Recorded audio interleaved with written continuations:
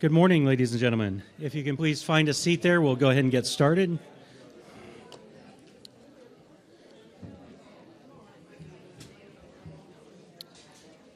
Okay, it's 9 o'clock, so we're going to go ahead and get started this morning.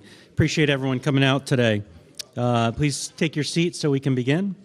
I hereby call this deliberative session meeting to order at 9 a.m. Just a couple of safety announcements. Smoking's strictly prohibited anywhere in a building, and please take a moment to locate the nearest exits in the case of an emergency. Okay. All right. So in recognition of the dedication and sacrifice of those who established, defended, and upheld our democratic government, we begin the session by honoring our nation. Please rise and join me in the Pledge of Allegiance. And following the pledge, please remain standing for a brief moment of reflection, a tradition passed down in Deerfield history from Joe Brown. I pledge allegiance to the flag of the United States of America and to the republic for which it stands, one nation, under God, indivisible, with liberty and justice for all. Please remain standing. Again, this is a tradition passed down in Deerfield history from Joe Brown. Let us commence this meeting with silent meditation, seeking wisdom in our deliberations so that our governance may serve the best interests of all. May our votes reflect purpose and understanding, and may we extend fairness to all participants, regardless of their experience. Let us communicate with respect and dignity, working together for the prosperity and harmony of our town in the coming year. So let it be. Please be seated. Welcome to the first session of the 2025 Deerfield Town Meeting. My name is Dan Holdridge, and I'll serve as your town moderator. This deliberative session functions as a legislative body, determining the final form of warrant articles that will appear on the March 11th ballot. We aim to foster an environment where all attendees feel welcomed and respected. If everyone can kind of keep your voices low there so we can get through this, appreciate it. As your moderator, I'm committed to ensuring a fair, structured, and efficient meeting. A Deerfield voter card was issued to you upon check-in. Eric, you want to hold yours up? There you go, just like that. Thank you. This card will be used for voting purposes. Please keep it secure, as replacements cannot be issued.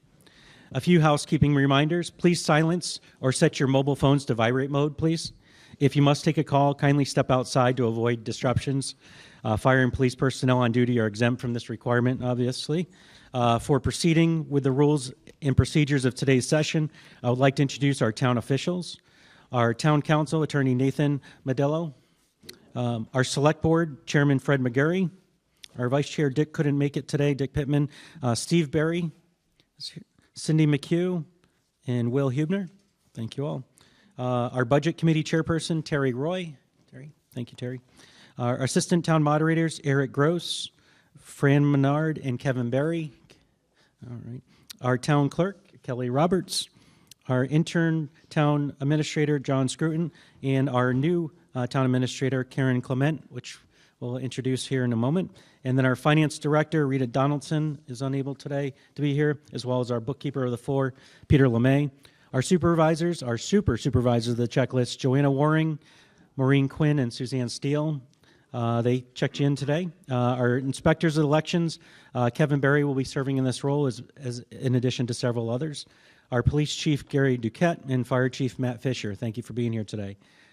Let us now review the purpose of today's session, the procedural rules, and expectations for decorum to ensure an orderly and productive meeting.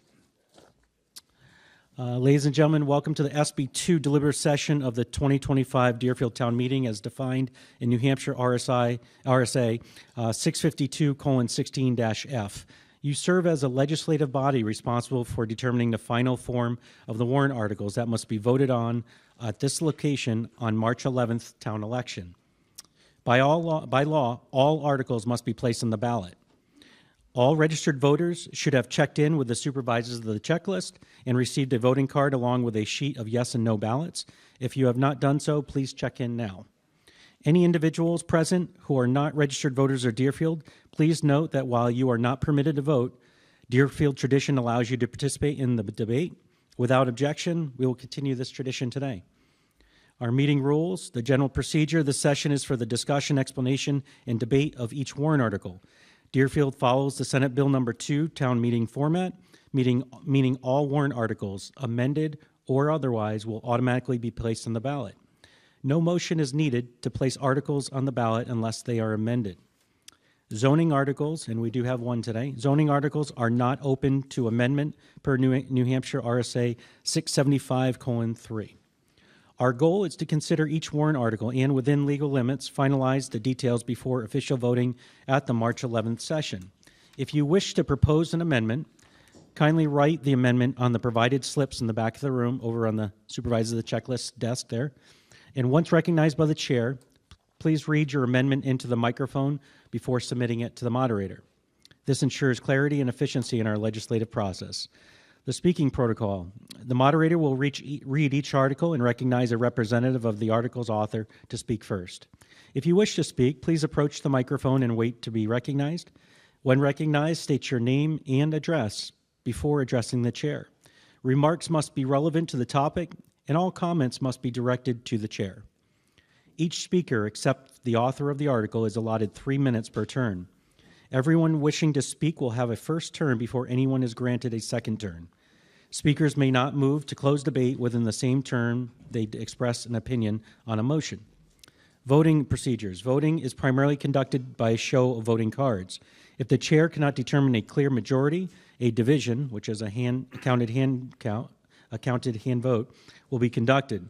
A secret ballot will be conducted if requested by 5 members in writing before a hand vote. Please use the slips in the back of the room, also on the supervisor's desk there. 7 members may request a written ballot vote immediately after a non-ballot vote is announced. A recount of a written ballot vote may be requested by 5 voters in the vote margin if the vote margin is within 10% of the total votes cast. A recount will take place immediately. Meeting conduct. Respectful discussion is expected. Applause, cheering, booing, or groaning are not permitted. Use respectful terms such as the previous speaker, selectman, or budget committee member rather than personal names. Questions and comments must be directed to the moderator. There is no obligation for anyone to yield to answer a question directed at them. The moderator's role. The moderator ensures the meeting is conducted fairly and in accordance with agreed rules. The rulings of the moderator are subject to immediate appeal. An appeal requires a second, after which the assembly will vote to sustain or reverse the ruling. Breaks may be taken after lengthy articles to maintain efficiency. This session is being recorded for future viewing on the town website, as well as I believe we're live streaming here on the town clerk's Facebook page. Acknowledgements and just closing remarks. As today marks my final town deliberative session as your town moderator, I extend my heartfelt gratitude to our assistant moderator, Eric Gross, Fran Menard, Kevin Berry, and Dwight Barnes, our town clerk, Kelly Roberts, and her assistants, our town superintendent, Ray Ellis, the supervisors of the checklist, led by Joanna Waring, our town's many ballot clerks, our former town administrator, John Harrington, who's helped me so many years, as well as our intern town administrator, John Scruton, the Honorable Board of Selectmen, our Deerfield Women's Club, who do so much good work for our community, and most importantly, all of you in the community. It's been an honor to serve you as your moderator, and I'm confident that the next moderator will continue to uphold the integrity and professionalism of our annual town meetings. I encourage you all to thank you. Thanks. Thank you.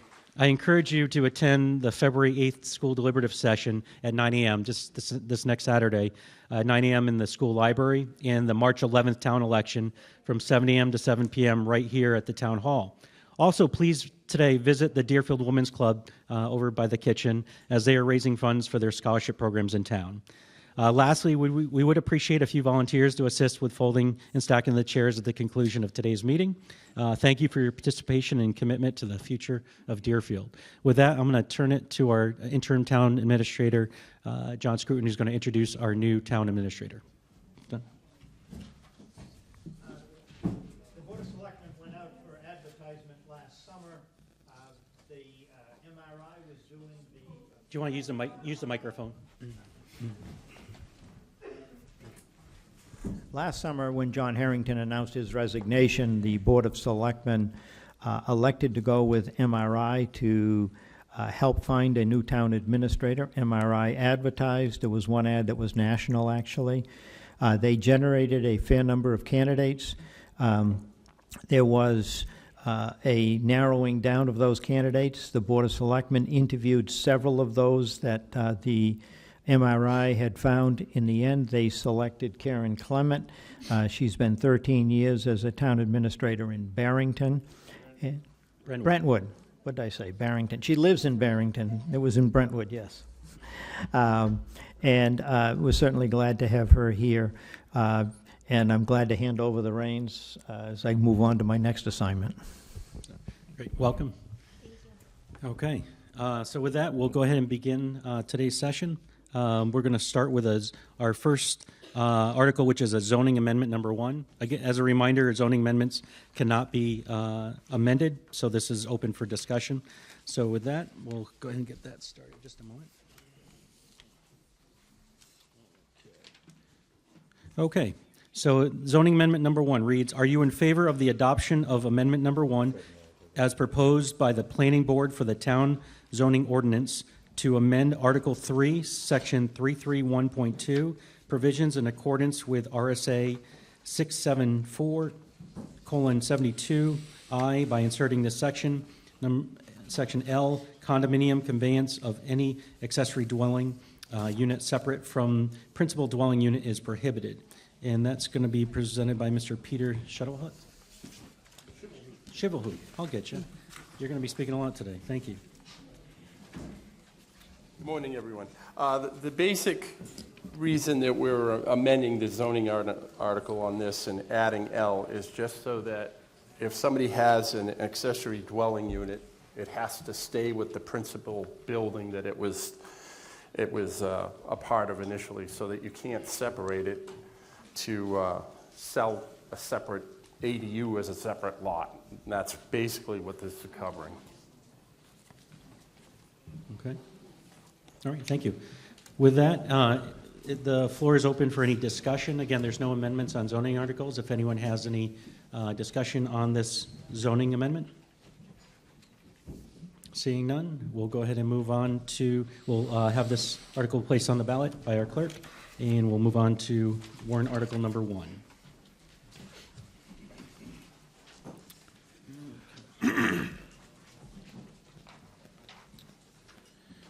Okay, warrant article number 1. This is a petition to bond for the transfer station improvements by petition.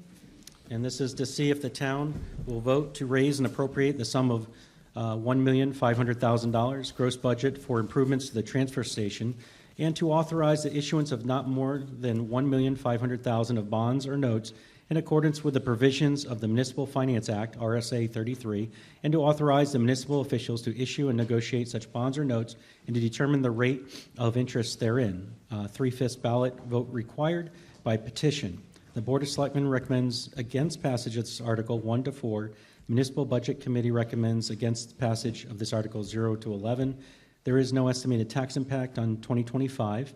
The repayment begins in 2026 with an estimated annual impact per thousand assessment of property value of a 10-year bond, about around 22 cents annually for 10 years. So Harriet Cady, is Harriet here? Okay, so Harriet was our petitioner for this warrant article, and she must be having an issue with the weather. So would anyone from the Board of Selectmen like to speak on this? Okay, Fred? Yes, thank you, Mr. Moderator. There's no question that the transfer station needs to have additional work. In fact, it probably needs a total revamp of the operation itself. The $1.5 million that Mrs. Cady came up with here may be related to what Candier had spent 15 years ago to update their transfer station. And we do have the recycling committee, and basically the Board of Selectmen is waiting for a recommendation from the recycling committee as to how best to proceed. But I think once we get the report from the recycling committee, we'll probably be coming back to the voters to get approval to have plans, engineering plans prepared for a revamping of the recycling, with revamping of the transfer station. Thank you. Okay, so this warrant article is open for discussion.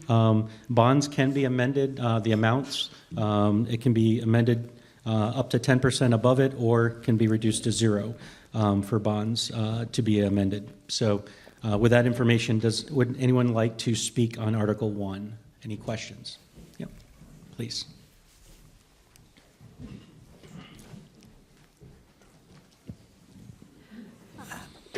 Suzanne Steele, 8 Harvey Road, chairperson of the Recycling Committee. Based on, I want to just continue with what Fred just shared. We do know we need help at the transfer station. It's just not the right time. We don't have all of the numbers as to how much goes in and out of our facility. We're working with our hauler, Casella, and we once we get a transfer station supervisor, and now with the new town administrator, we are just not at that place yet. But what I am here to do is to ask that we add at the beginning of this warrant article for advisory only. Okay, then okay? Okay. You can't change the bond articles. You can change the number Change to the, zero. change the dollar number, but you can't change the Okay. wording of it. I would like to change the bond to $0 then. Okay, okay, is there a second? Seconded? Okay, that's, the second, can you say your name? Just Tom Dillon. Okay, thank you. So now it's open for discussion. Miss Katie just arrived, so we'll go ahead and, when she gets checked in, we'll have her visit as well. But this is open for discussion now. Is there any other further comments or from you? No.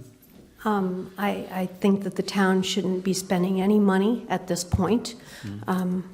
And so whatever way we can get that to happen, that would be helpful. Okay, thank you. Do I need to? Others, we're speaking on discussion. Miss Katie, we're just starting with Article 1, your petition. Would you mind speaking on behalf? Is that okay?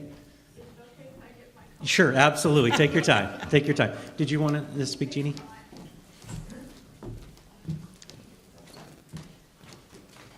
Jeannie Menard, Mountain Road. So just to pick up on one thing that Fred mentioned is that if we're anticipating needing monies next year to do engineering work, I realize typically we wouldn't be bonding to take that step, but is there any way to advance that step so that we're not then waiting for another year to implement what possibly would be very realistic opportunities to get something done? So I don't know if that's possible, or just because of the nature of this being a bond article, if that is even possible to work with. Again, we're waiting for recommendations from the recycling committee itself, and on top of that, I don't have a good number as to what engineering costs would end up being to prepare a design, and the engineering firm that would be working with us ultimately would be probably looking for recommendations from the recycling committee as to how they would like to see things set up. So that, again, I think it's just a little bit premature. All right, that makes sense. Thank you. Thank you. Okay. Good morning. Good morning, Kevin Verville, Middle Road. Just to pick up on what the previous speaker was asking, let me ask it a little bit differently. Can this article be amended to include engineering work and then the actual project so that you could start the bond to cover both, or is that part of the language immutable? So we're dealing with a bond. Can everybody hear me? Yes. We're dealing with a bond article, which by RSA has very specific requirements, so it's not just a clear raise and appropriate article. And what you're talking about, I think, would also change the subject matter of this warrant article. Mm-hmm. So my answer to that is no, you can't do that on this bond article. I'm not even sure you could do it on a raise and appropriate article. You can add or reduce the amount of what you're bonding. John? I believe if your intent is to have additional funds available to the Board of Selectmen to do engineering, the way to do that is to amend the operating budget. Thank you, Mr. Moderator. Okay, sure, thank you.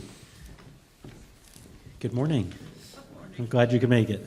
It only takes an hour to clean off everything. It sure does. No, glad you're here. So if you want to just discuss, tell us about your Article 1. What I basically have done is move some things into perspective for thought. The town hasn't bonded for years. We've bonded for the school, but we don't take care of our roads, our dump or waste treatment. And I finally said, okay, I'll do a couple of petitioned articles and get the town thinking about what the town needs, what we need to do. I moved here in 1984. About 1990, 95, they paved Old Center Road. Old Center Road is starting to fall apart. Not as bad as other roads, but because we have not kept up with the road work in our town, the paving, we're behind, way behind. I don't know why we shouldn't think about bonding some work to be done. That is something that our selectmen should be putting forth many years ago. But for their reasons, whatever they're doing, working on the town, So the infrastructure hasn't been taken care of. just real quick, so this bond is for the transfer station. So can you speak specifically to that? Your thoughts So on that? basically, I know that in Candia, they spent $1.5 million to redo their transfer station.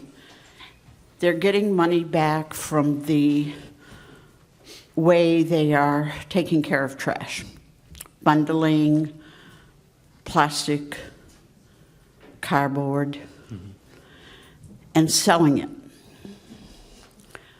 I think we should be doing the same.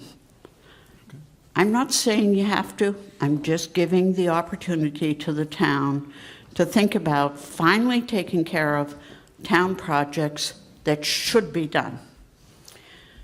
If we do a little here and a little there, we're never going to get caught up with about 104 miles of road to be maintained. Thank you. Thank you. Okay, so we do have a motion on the floor for the amendment that changed the dollar value from 1.5 million to 0. Do we have that slip? Sue, you got that? Okay, great. Okay, thank you. Okay, great. So, the proposed amendment would read now to see if the town will vote and appraise the sum of $0 gross budget for improvements to the transfer station, and they authorize the issuance of not more than $0 of bonds or notes in accordance with the provisions in the Municipal Finance Act, RSA 33, and to authorize the municipal officials to issue and negotiate such bonds or notes and determine the rate of interest therein. 3/5 vote ballot, 3/5 ballot vote required. So, any further discussion? Yes. Point of order. A petitioned article cannot change what it's intended to do. Correct. It can change dramatically, it can change things, but it can't change that sum. Yes, I can. Not Per law. according to the law that was passed. It is. It is the law. We verified it. Well, I think that he's wrong, so I'll tell you, I know what I put in the legislature and what we voted. Okay. Anyways, the point is, it can't change to nothing. You can. Thank you. Any? I can comment on that. I mean, Go we've ahead. had this discussion here over the years. You can change the intent of a warrant article, you can't change the subject matter. Correct. So people may remember in years past, there was a warrant article that changed from an appointed road agent to an elected, and that warrant article was amended to become advisory. And the Supreme Court said that that was a valid amendment. Here, we're not even, for my bonding, argument it's would just be the here, dollars, right. we're not even changing the intent, we're changing the dollar value. Correct. Okay, any further discussion? Otherwise, we'll take a hand vote. Okay, all those in favor of the amendment which changes the sum of this Article 1 warrant article from 1.5 million to 0, please signify with your voting card by raising it up. Okay. Thank you. Dean Lorem. Those opposed? Okay, this passes. So the warrant article petition is now changed as amended, and it will read for the $0. Is there any additional amendments for the Article 1 petition for the bond? Seeing none, we'll have the clerk place this amended petition article on the ballot. We'll move on to Article number 2.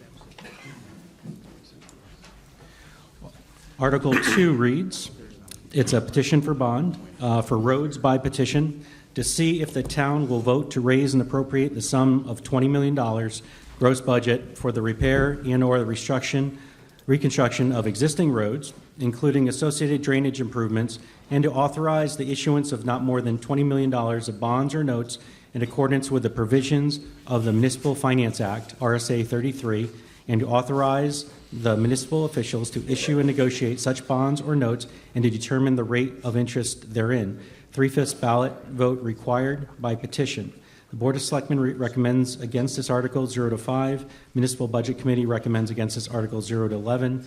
There is no estimated tax impact in 2025. Repayment begins in 2026 with an estimated annual tax impact per thousand assessment property value for the 20-year bond averaging $1.81 annually for 20 years. Ms. Katie, you had petitioned this one. Would you like to speak on behalf, please? As I said before, I petitioned two of the most important things to the town of Deerfield, having a transfer station and having roads that we can drive on. 20 million won't even begin to take care of all of the problems.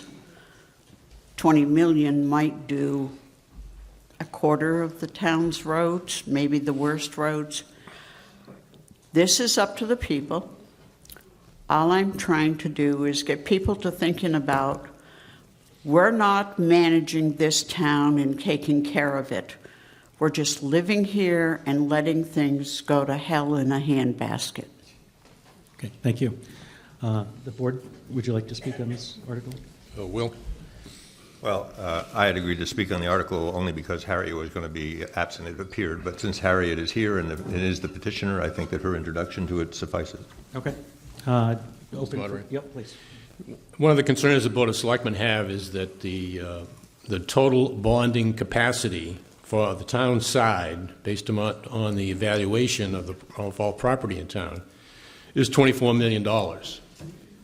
So if this warrant article passes, would only leave the town with a bonding capacity remaining of only $4 million. So that's certainly one reason why the Board of Selectmen was opposed to this warrant article. Okay. Mr. Berry?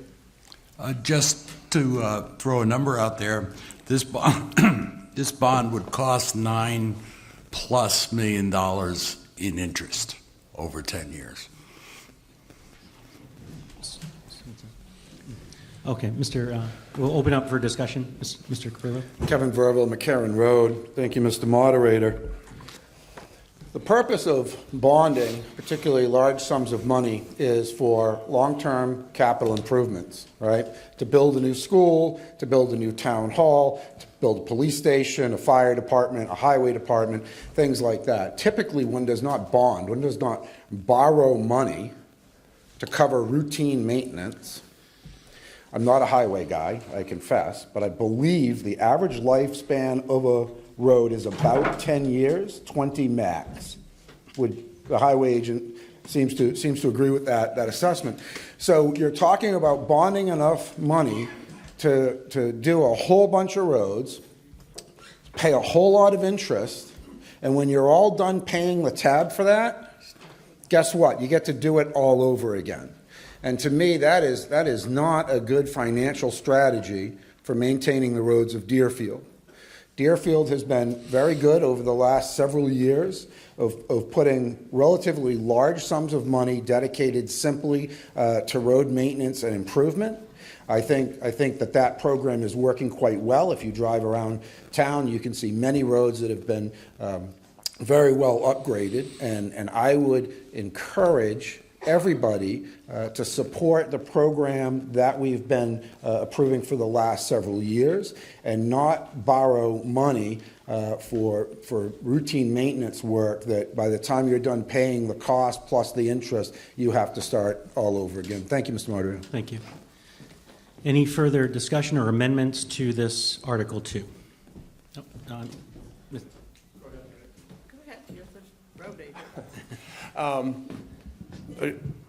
Back to what the previous speaker was talking about. When you bond $20 million, it's not for just fixing a little paving here and there. It's for major road reconstruction. And if you were to go with major road reconstruction, your life expectancy should go up to more like 30 to 35 years. Okay. But with the basically reclaim and repave in place, the 10 to 20 year number is a pretty good number. And whatever else you can do to help, like under drains and new ditches and stuff like that, will help that attain that 20-year lifespan. Thank you. Ms. Katie? I understand the selectmen saying that we'd only have $4 million left to be bonded. That's not quite correct because the town's being revalued. I expect the town, instead of being around $800 million, will be more like over $100 million in value, which will bring the cost of a bond down. This is something that is paid for by the residents that live in the town, and those who move out don't pay. I don't expect I'll be around to pay for 20 years, but I do expect that there are people who will be. The point is, rather than having it all come down in 1 year on us in a tax bill, it would be spread out all of the residents that use the roads over 20 years. I don't know that the selectmen have discussed anything, and I attend their meetings, that they want to spend money on. They haven't said what they're going to bond. The only thing that I know of in recent history is to build a police station, and that's going back 4 or 5 years. There are things that are safety considered, and the roads need to be safe. There are places where you go down in a pothole, you have broken side roads.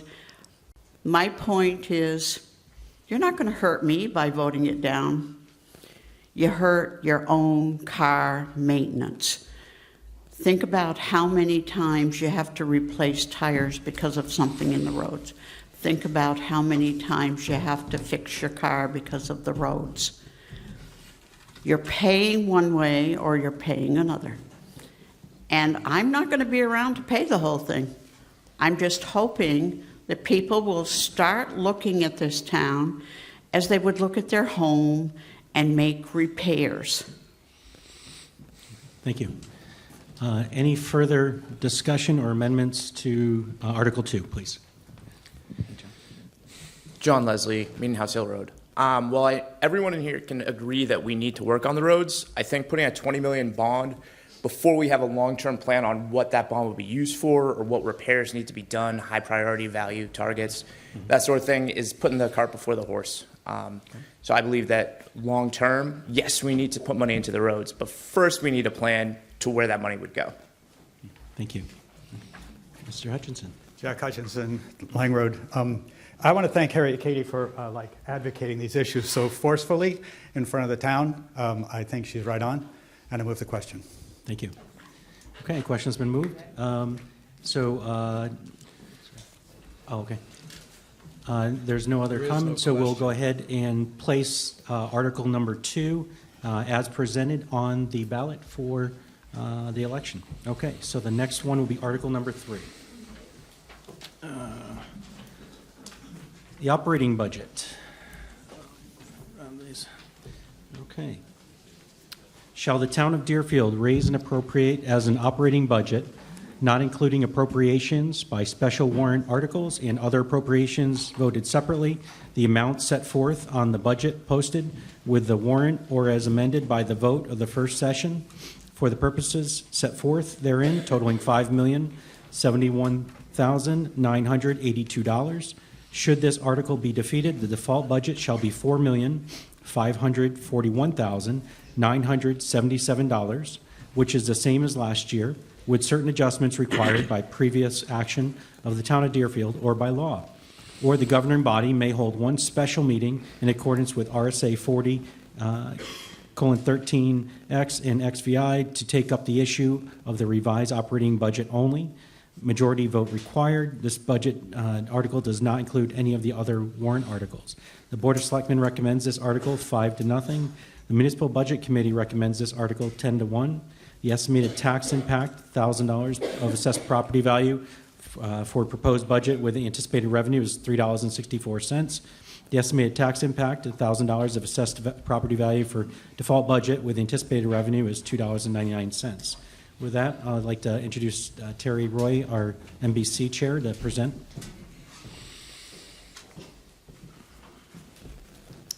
Thank you, Mr. Moderator. The Budget Committee, as you said, has come up with a budget of $5,071,982. I'm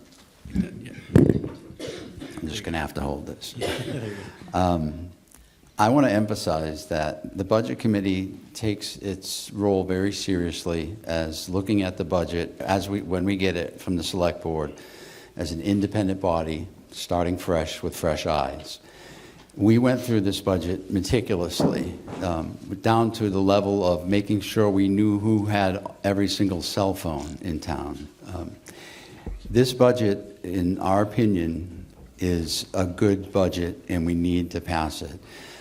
We understand the reticence of people to increase taxes, but we have gone so long without a budget that this budget, if it passes, is still several $1 million short of what we think the town needs just to operate and function effectively. It is so imperative that we pass this budget to keep ourselves. This budget won't fix it. It'll keep us from falling further in the hole. I believe that, as I said, it is imperative that this budget be passed just to stop the bleeding, and after that we can look at what we need to do. But our police, our fire, everyone is operating at a bare bones budget, and there's nowhere left to cut. Believe me, we looked. So I would encourage that this budget pass. Thank you. Okay, Will, would you like to speak on behalf? Yeah, I was the selectman assigned to help prepare the budget and kind of spearhead it for the select board, and as well as assigned to the MBC committee as the representative to the MBC for the select board. So in the process, we tried a very different approach this year to what we did typically. We basically looked at the previous 2 years. We looked at what we spent in those years, not what we had budgeted in those years, but what we actually spent, which, as Terry points out, was very bare bones kind of spending because we didn't have the money approved by the voters.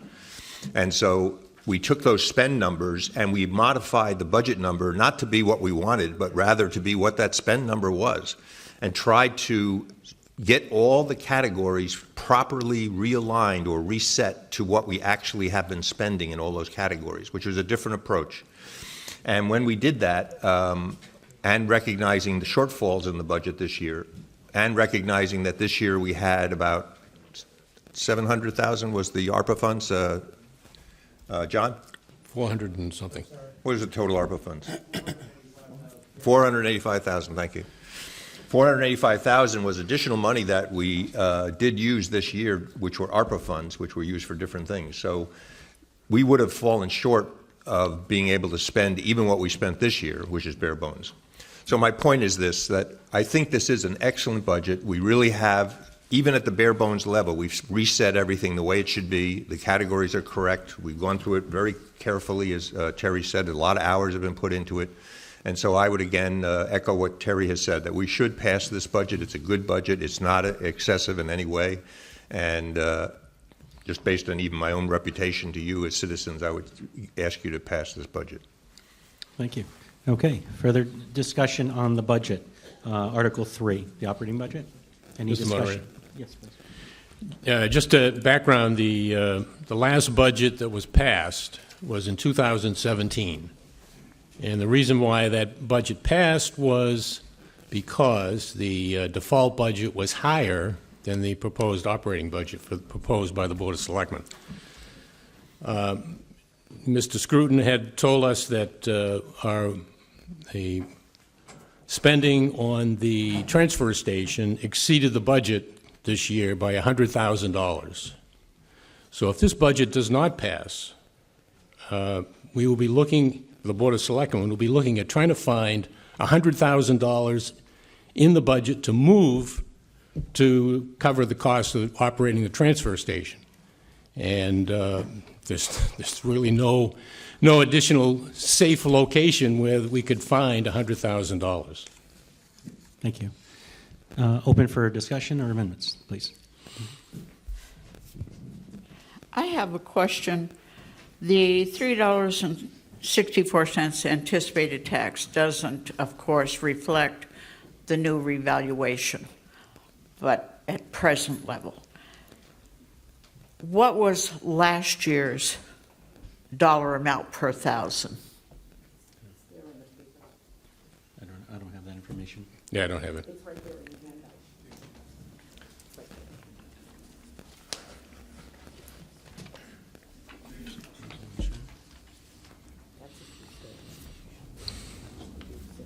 No, that doesn't say that's last year's. Dan, John has a. Oh, John? Just, can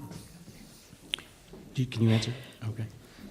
John, did you want to respond? I don't have that answer, but I Oh. want to speak after Oh, Harriet okay, sure, to go ahead. respond to her question as to how we calculated this. Okay, sure.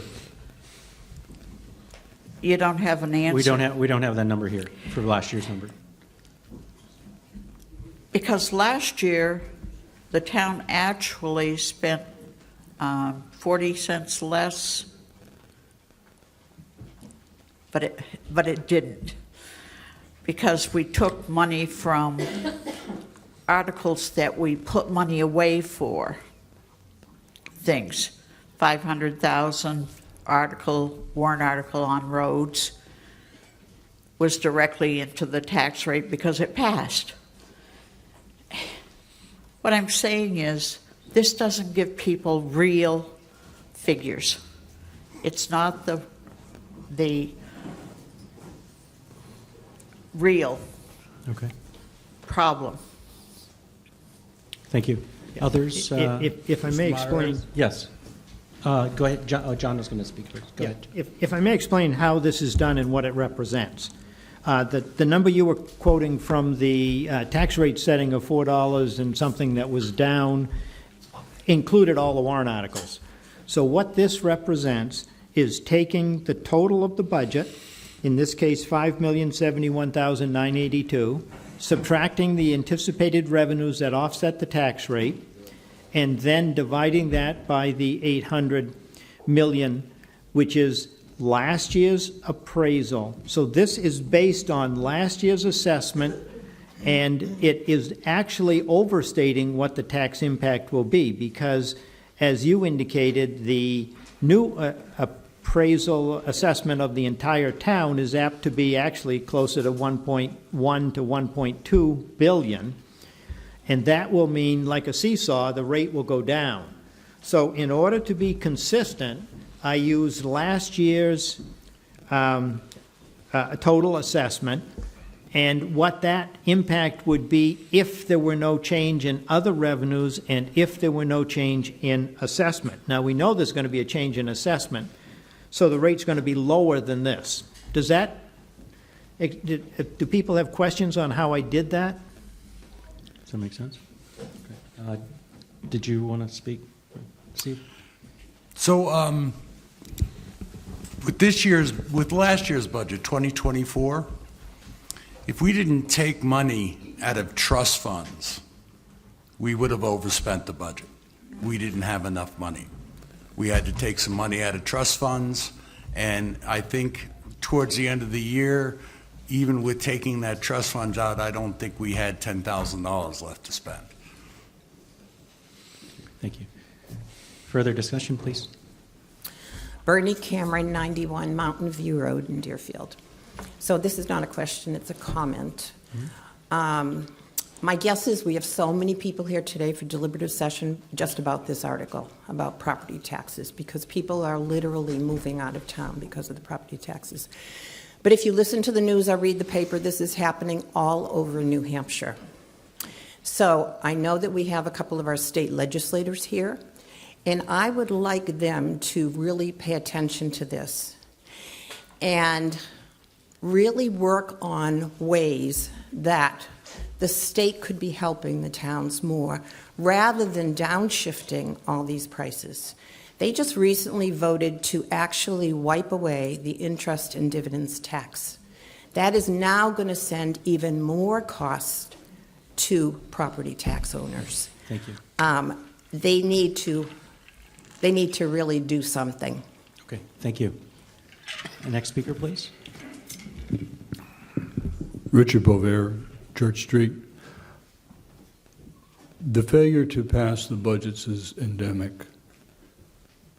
Is the Board of Selectmen allowed to openly advocate to the public support for this budget and reasons why it has gone up? I think we sitting here have got a good idea, but there are so many more people out there who are not here, who are not watching the streaming. There needs to be a vigorous campaign to support this budget. Is that allowed? First question. And if it's allowed, will the selectmen embark upon a campaign to support this budget? Thank you. Mr. Moderator? Yes, please. Want to respond? The selectmen cannot spend town money to advocate for the budget. We would have to do it separately. We can advocate personally, we can advocate as a group, but we can't put it in a town-sponsored paperwork to send out to the people. All we can do is advocate for it outside of that, or put together another publication separately away from town, the town money to do something. Is there a cost for putting information out on social media? No. So you could use social media to explain to the public why this is a good budget. That does not have a cost according to what you've just responded. So you could take advantage of social media, as I understand it. Thank you. Next speaker, please. Yeah, Jack Hutchinson, Lang Road. I just want to thank the selectmen and the NBC and Terry for speaking today. I know, I've been around a few years. I know they work really hard on this, that it is incredibly difficult for them to try to manage through the challenges of keeping the town operating as well as they can on default budgets year after year. I hope that everyone here hears their passion and their commitment and understands that they are doing their damnedest, and that we will spread the word to the folks who aren't here that we know that it's time for Deerfield to step up to being an SB2 town that works. Thank you. Thank Mr. Moderator? Yes, sir. Please. I just want to put a bigger focus on how we've gotten through the last 7 years. It is not because of the five of us. It is because the employees who work for this town give 150%. And they can't say, I don't want to do it. They need to get it done. People have been going out of their way to get jobs done around here, either without getting paid or something along those lines. It's the employees who work for the town of Deerfield that have gotten us through the last 7 years. Thank you. Next speaker, please. Greg Whitmore, North Road. So a question came up concerning the estimated tax impact for last year. It was $3.81 for proposed budget and $3.06 for the default budget. Okay, thank you. Thanks, Greg. Okay, appreciate it. Any other further comments on Article 3 operating budget? Mr. Moderator? Yes, please. So I just want to say in general that the budgets, of course, are in the hands of the people, right? We, the Select Board, have no authorization to spend a penny without the approval of the people. So we are, not responsible in the sense for spending. Some citizens will say, we're spending inappropriately, but remember that the way the system works, and I'm glad the way it works in the SB2, is we all get a vote at the ballot in this building in March, and we can say yea or nay to all the spending. All of these warrant articles have, many of them have cost impacts, and we are responsible as citizens to vote to do that, and we will then try to use the money as intended, but it's up to you to decide to use it. Thank you. Mr. Verville, please. Kevin Verville, McCarran Road. Just to add a little flesh to the bone, it is against New Hampshire RSA for government entities to use public money for electioneering. So the select board, the school board, the budget committee cannot use town monies to electioneer, to advocate. What they can do is put out factual information, but you have to be very careful not to electioneer. And so if you truly support the budget, if you really want to get a proposed budget passed, then the way to do it is for the people in this room, for the people watching the stream, for those that follow along in other ways, to talk to your friends, talk to your neighbors, talk to people that you don't know from town and explain to them why you believe the proposed budget is in the best interest of the town of Deerfield. I personally don't believe that people vote against proposed budgets because they're uninformed, and I don't believe that the vast majority of them vote against proposed budgets simply to reduce expenditures. I believe that people vote down proposed budgets because they do not believe that the proposed spending represents their primary interests and priorities. And if you can talk to your friends and neighbors and explain to them why you believe it is in their best interest, why it represents their priorities to support a proposed budget, then that proposed budget should be able to get passed. Thank you, Mr. Moderator. Thank you. Any further comments on Article number 3, operating budget? Yes, ma'am. I also believe people vote what they can afford. So many of us vote for the lowest figure.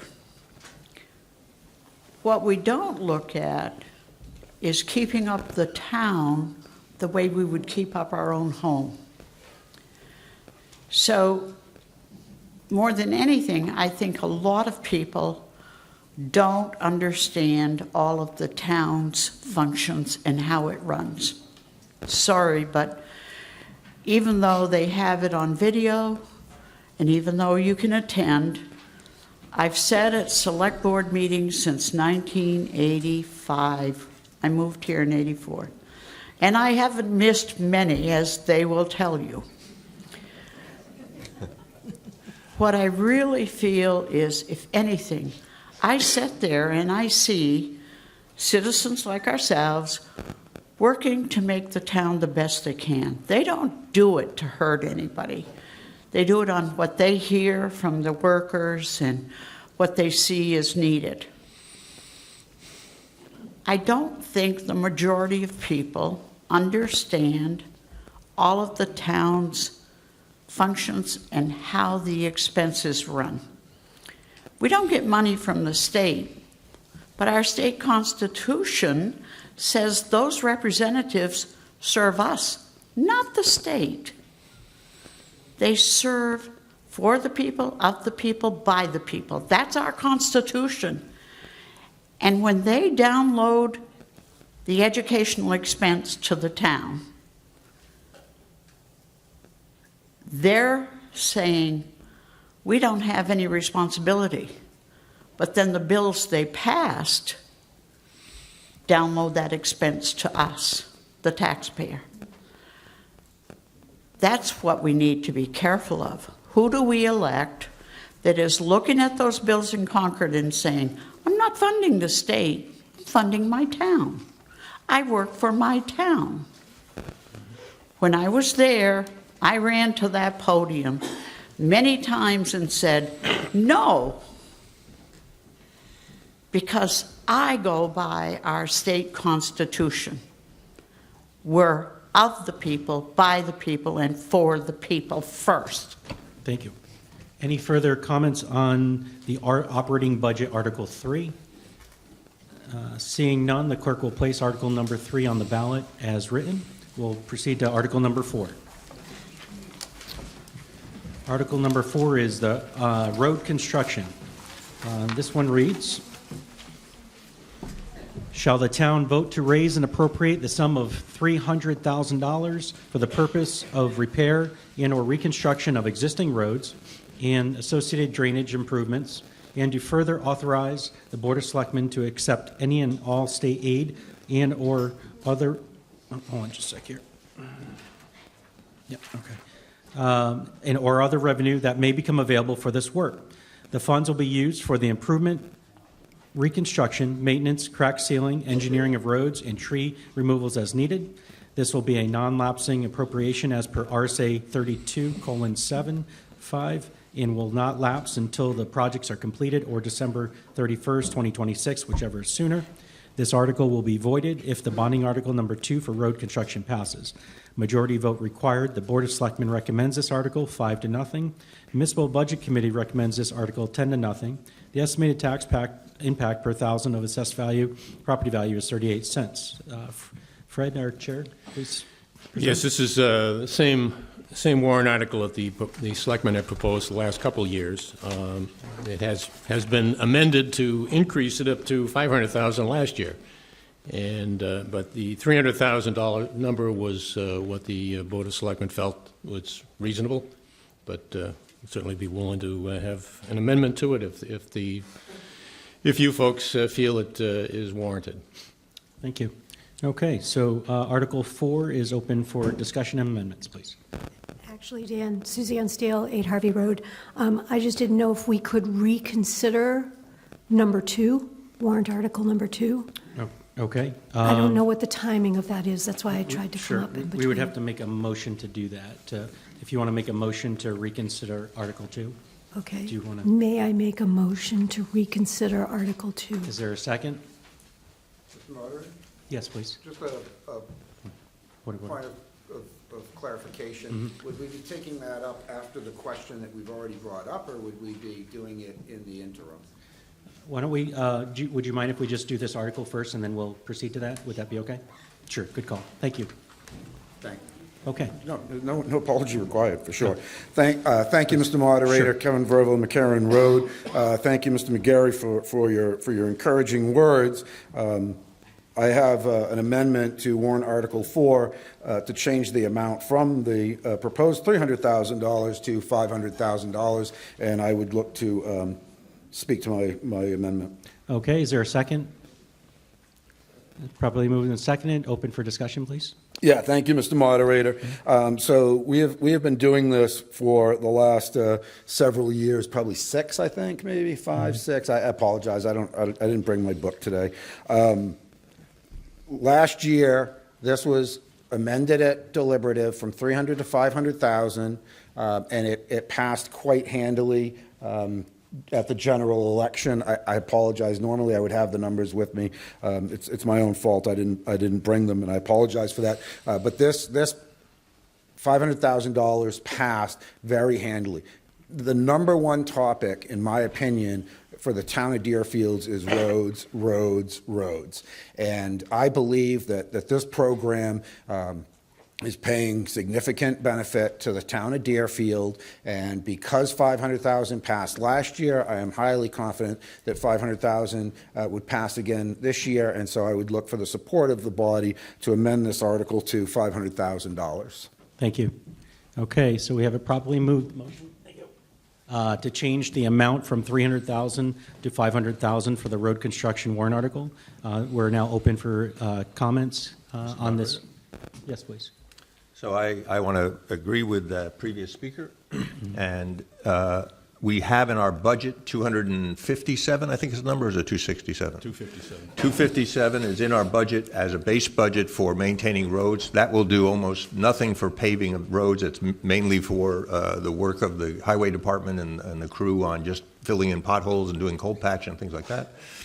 And so we sorely need extra money, as we all know, to maintain our roads. I believe this is the correct way to maintain roads, not the bonding that's been suggested where we borrow money into the future and pay interest on it. Rather, I think this is the way that the citizens say we want to spend some extra money on our roads. We want it to be targeted to paving and reconstruction of roads. And so I heartily would support the amendment made by Mr. Verville, excuse me, by the previous speaker. And that's the end of my Thank you. comment. Okay, further discussion on this amendment? I would like to ask the road agent to tell us the $500,000 that we raised last year, how many feet of road did we pave? Thank you.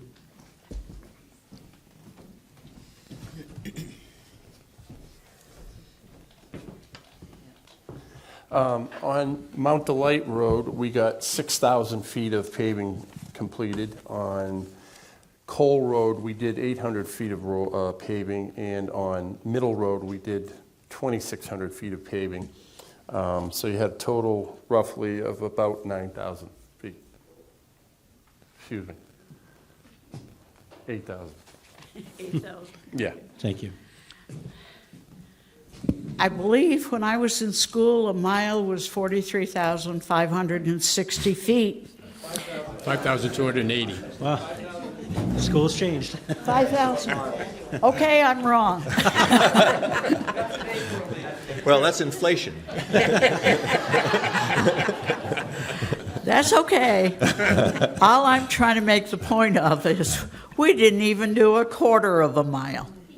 No, we did well over a mile. Almost 2 miles. About 2 miles.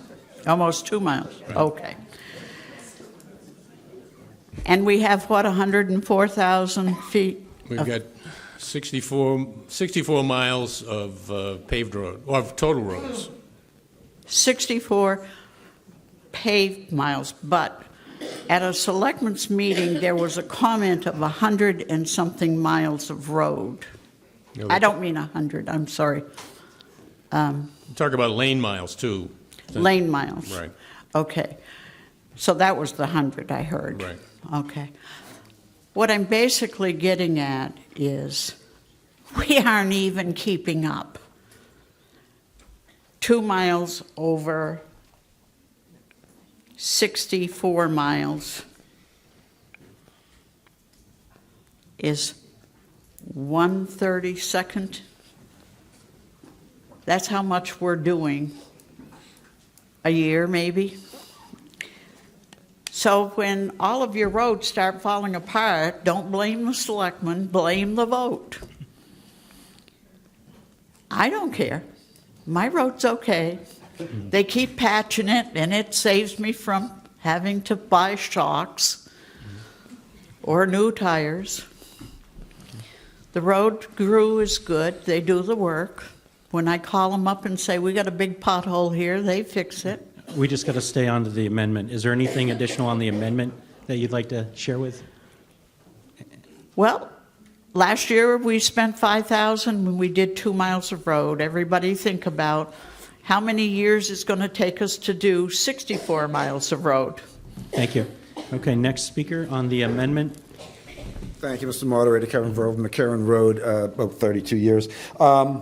I'd like to thank my friend and colleague, Mr. Rhodes, for providing me the information that I should have had at hand. Last year, this article at $500,000 passed 855 to 458. So it passed by an almost 2-to-1 margin. So it obviously has very broad support in the community, especially given it only needs a majority vote to pass. And so again, I would encourage everyone to support the amendment and then to support the article in March. Thank you, Mr. Moderator. Thank you. Any further comments on the amendment?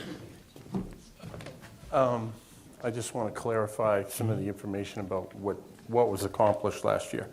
The paving that we put down was a 3-inch base paving. So, and the reason I went with a 3-inch base paving is to make it last a little longer, because I know it's going to take a while to get top put on the roads.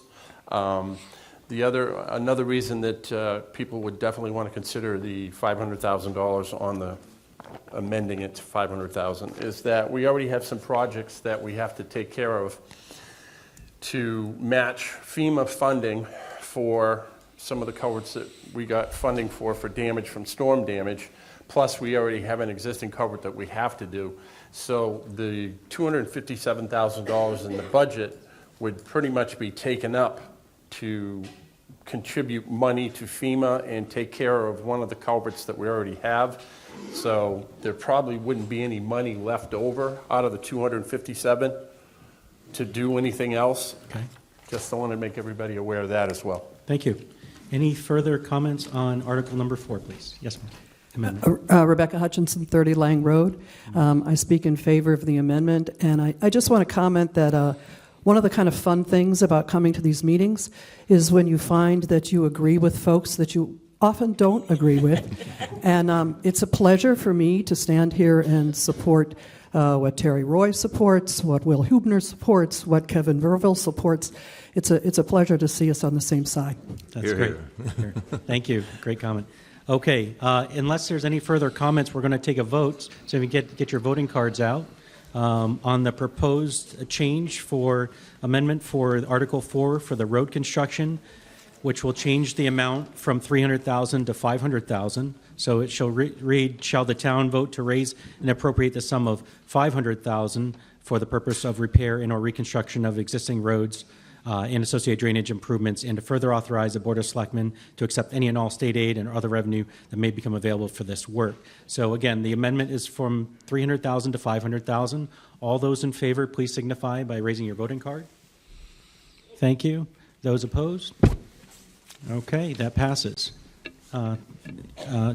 So Article number 4 will be placed on the ballot unless there's any additional amendments to Article 4. I have a Yep, question. okay, just a moment. Oh, go ahead.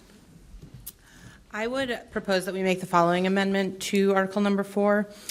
It says at the very end that this article will be voided if the bonding article for number 2 for road construction passes. Since we amended that amount to 0, I think that would be very bad. So my proposal would be to remove that sentence. No, the road wasn't amended to 0. It was just the transfer station was 0. Oh, The road never was- mind then. Okay. Okay. Okay. However, I may not be able to read Suzanne's mind, but I suspect it's going to happen with the next motion to try to amend that to 0. And therefore, I think the article that was being proposed amendment that was being proposed is appropriate to remove it in anticipation of that, or to revisit it after we revisit Article 2. Okay, thank you. Okay, so further discussion on road construction articles as amended.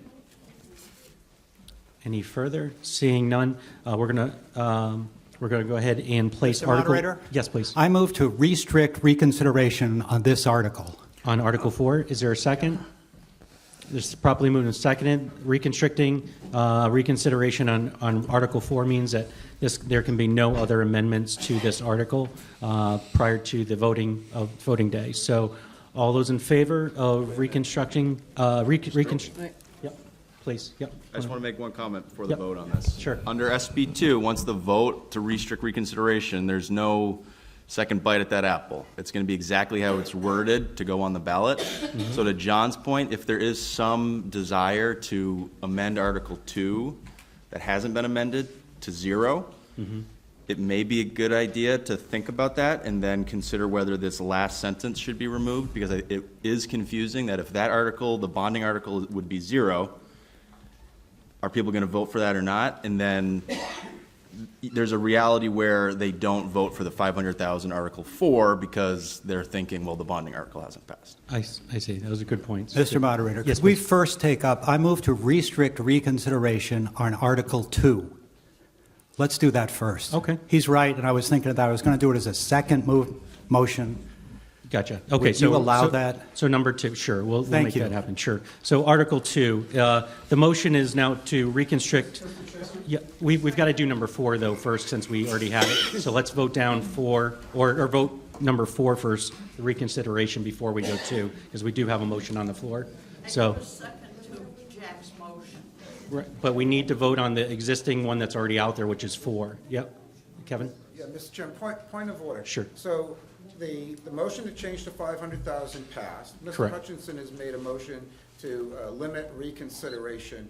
Mr. Hutchinson, are you still making that motion at this time, or are we going to allow 4 to be finished and then perhaps take it up after the next speaker makes an amendment? Yeah, I think once I make a motion, it belongs to the meeting, not to Yeah, me. right. So I think we still need to consider 4 because it's out there. Then I'd like to speak. There's a way to do it when you can table it, you know. But It's I'd like just. to speak. Thank you, Mr. Moderator. So given that there seems to be some uncertainty on which article? Number 4 is the road construction. No, what's the? Number 2 is the big money. the bond. So I would encourage the body to vote against closing reconsideration of 4 pending changes to number 2. If number 2 is run to 0 and then the 0 number passes and this becomes dead because it passed at 0, that would be a mistake. So please vote no to limit reconsideration, so that if 2 goes to 0, then we can rewrite 4 so that when it passes, because it's going to, we can actually spend that money. Thank you, That Mr. makes a lot of Moderator. sense. Okay. Mr. Moderator? Yes, please. I'd like to also speak to that amendment, which is to speak against the restricting of it, because for the same reasons as the previous speaker, I think that the sentiment is to take that other one to 0, and I think once we pass that, we will want to amend number 4 to remove the language of the last sentence. Okay, thank you. Okay, so if you can get your voting cards out. So Article 4 now, there was a vote to reconsideration, which would limit the voting or limit any amendments on number 4. So as explained here, we need to vote to either approve that reconsideration or not. So all those in favor of approving to restricting reconsideration, which means you can't make any changes to it, signify by raising your card. All those opposed, raise your card. Okay, so that motion's defeated. So number 4 can be amended still. So we had a motion from Mrs. Steele. Were you or Mr. Hutchinson? Did you want to go back to number 2? I think Jack Hutchinson, Langroad, I think there is no chance that Article 2 passes. It's opposed by the board. It's opposed by the MBC. I think we can just restrict reconsideration of that, and then it's all clean. Okay, thank you. I don't think we need to change anything at this point. We got a lot of work to do. I just want to keep the meeting moving. I'm sorry I made that interruption. Oh, no worries at all. Is there a second? Is there a second to restricting reconsideration for Article 2? Point of order, Mr. Moderator. Please. Spencer Tate, South Road. I believe, I think her name is Ms. Seal, but she made a motion previously, and that was never fulfilled. So I believe that motion is still on the floor, and we cannot. She withdrew it. Okay. Thank you. And there was no second. I object to people reading a potential petitioner's mind and influencing a decision before that person has even had a chance to speak. Okay. And Thank you. if Ms. Steele chooses to withdraw, I accept that. She had mentioned it down here that she would, but if she Well, wants we to need to be change- careful. Okay, sure. Ms. Steele, would you like to proceed with it? It's up to you.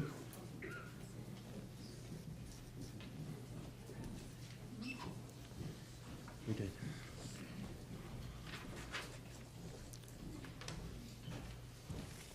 Hi. Hi. Yeah, everyone knows who I am now. Okay, Suzanne Steele, 8 Harvey Road. I agree with all the comments that have been made that this second warrant article as Mrs. Katie is expressing the need to make improvements to the roads, the bond does not seem to be in the best interest of the town because the amount of interest that the town will pay over the 20 years. It would be much more effective if the town continued on the path that we're on with the $500,000 or X number of dollars based on information from the road agent, so that the town, as we can see, is in support of improving the roads, but in a way that supports every person in the town. While I totally understand where Mrs. Katie is coming from about starting the conversations, there's a group of us, about 100 here, hearing this. But the majority of the voters are not here. They may not understand all the things that we're learning today. So based on that, I don't want to just think that people will know not to vote for number 2, warrant article number 2. So I am going to request that that gets reconsidered and to change the amount to 0. Okay, is there a second? Second. Okay, so the motion, can I have that, please? Thank you. So we're back on number. Don't we have to reconsider it and then? She had reconsidered it prior, and then we need to vote on that. So we need to vote. So first of all, before we take this, we need to take a vote on reconsidering article number 2. All in favor, please raise your voting card. Thank you. Any opposed? Okay, that passes. So we are able to reconsider article number 2. A motion is made on the table to change the dollar amount to 0. Is there a second on the 0? Second. Is it properly moved and seconded? Open for discussion on changing the bond article number 2 to 0 for the amount. Open for discussion, please. Why discuss it? Let's just vote. I see the way the town is going. I also find us very short-sighted. At 2 miles a year, we've got 32 years fixing up roads, and by then, if a road only lasts 20 years, we'll have the ones we fixed bad again. So we're never going to catch up. Is that what everybody wants? And I'm just appalled at people who are studying and studying and studying. I don't know how many years I've attended selectmen's meeting and we've had study committees, and nobody seems to take a step forward. If we don't do something about the roads, we can pay for our mufflers and our shocks and our tires, or we can pay towards getting the town in shape. Nobody lets their house go the way we've been letting this town go. Thank you. So discussion on the amendment to change the bonding amount to 0. Thank you, Mr. Moderator. First, I'd like to thank one of the previous speakers for the admonishment not to assume motives or future actions of others. That is always sage advice. I have to admit I was guilty of that this morning, and I apologize for that. When we look at Article 2, and I'm not a financial guy, but there's a sheet here that says on a 10-year bond, it's going to cost us approximately $2.5 million a year over 2 years. We're proposing an operating budget around $5 million.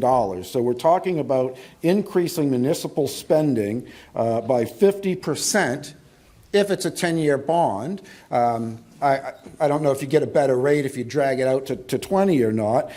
So for that reason, I'm simply going to divide the scheduled payment in half, maybe 20 years instead of 10, which is going to be about $1.25 million, which is a 25% increase in municipal spending on borrowed money for a purpose that I will argue that the previous speaker is incorrect. I believe that we are making positive headway on our roads. The worst of the roads, I believe, are being done first. And so as we move forward, I anticipate that we will get more mileage because the roads that we'll be working on will not be in as poor a shape as the roads that we're currently working on.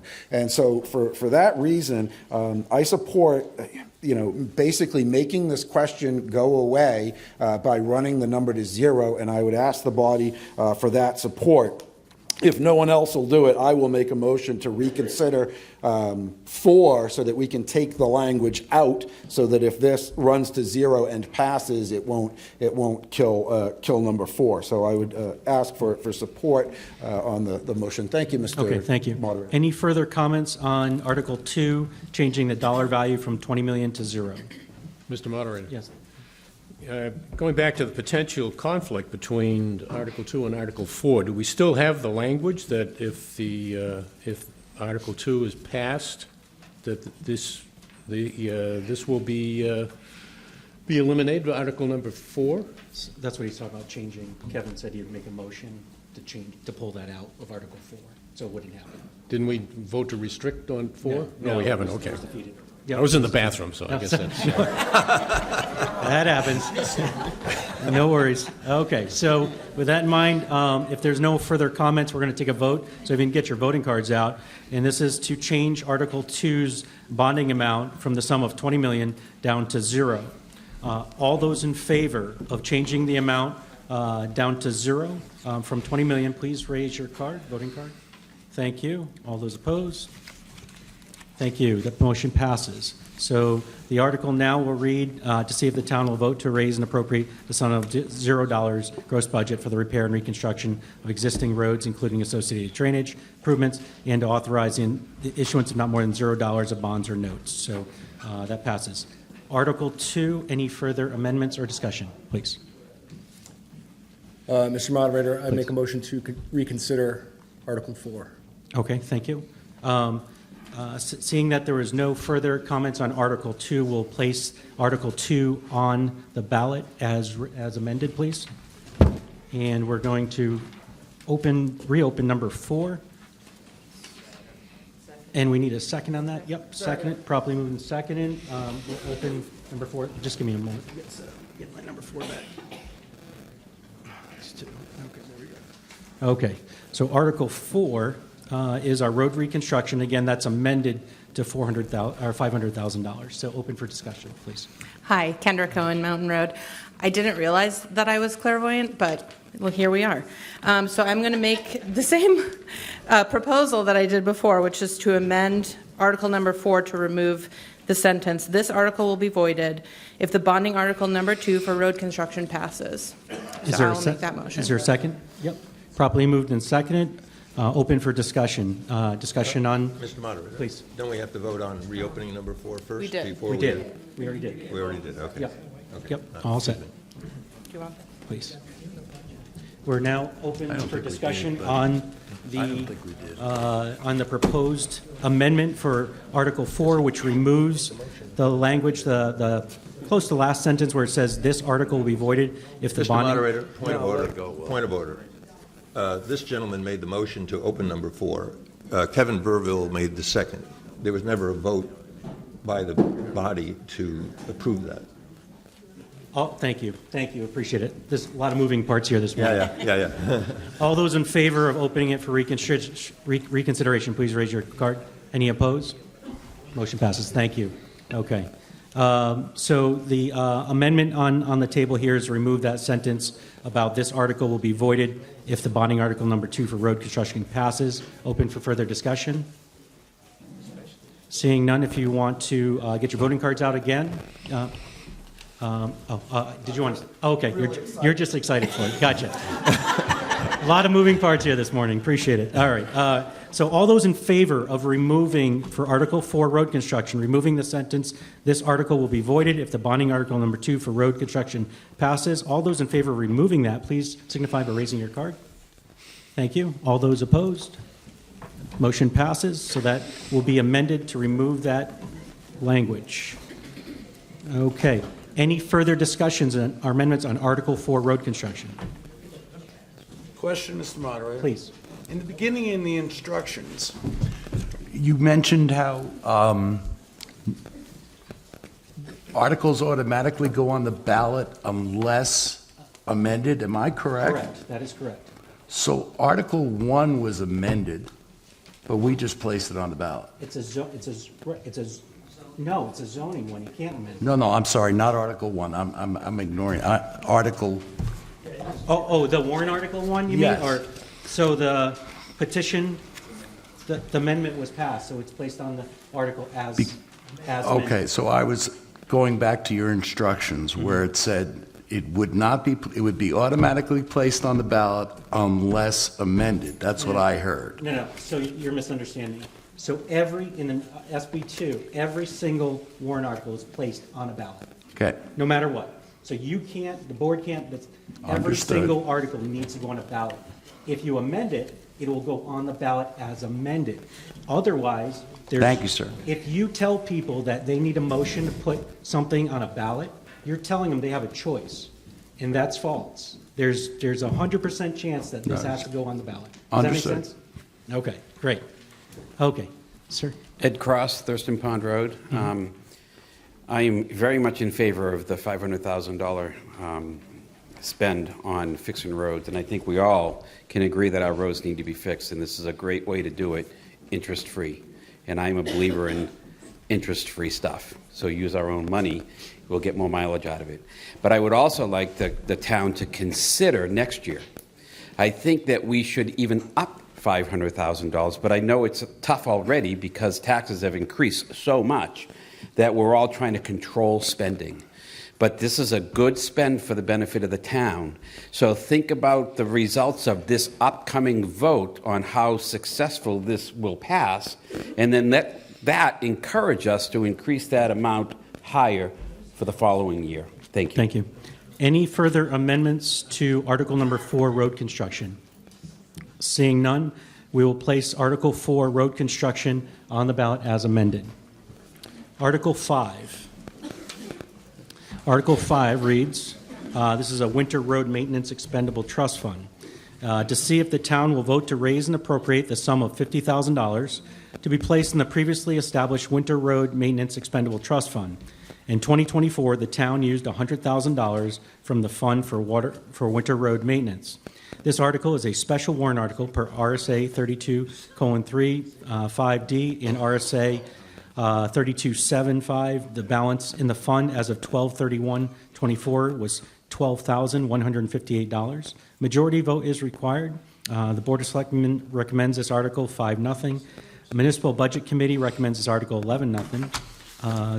The anticipated tax impact of $1,000 of property value assessment is 6 cents. So Article 5, we're going to have introduced. That one's Fred.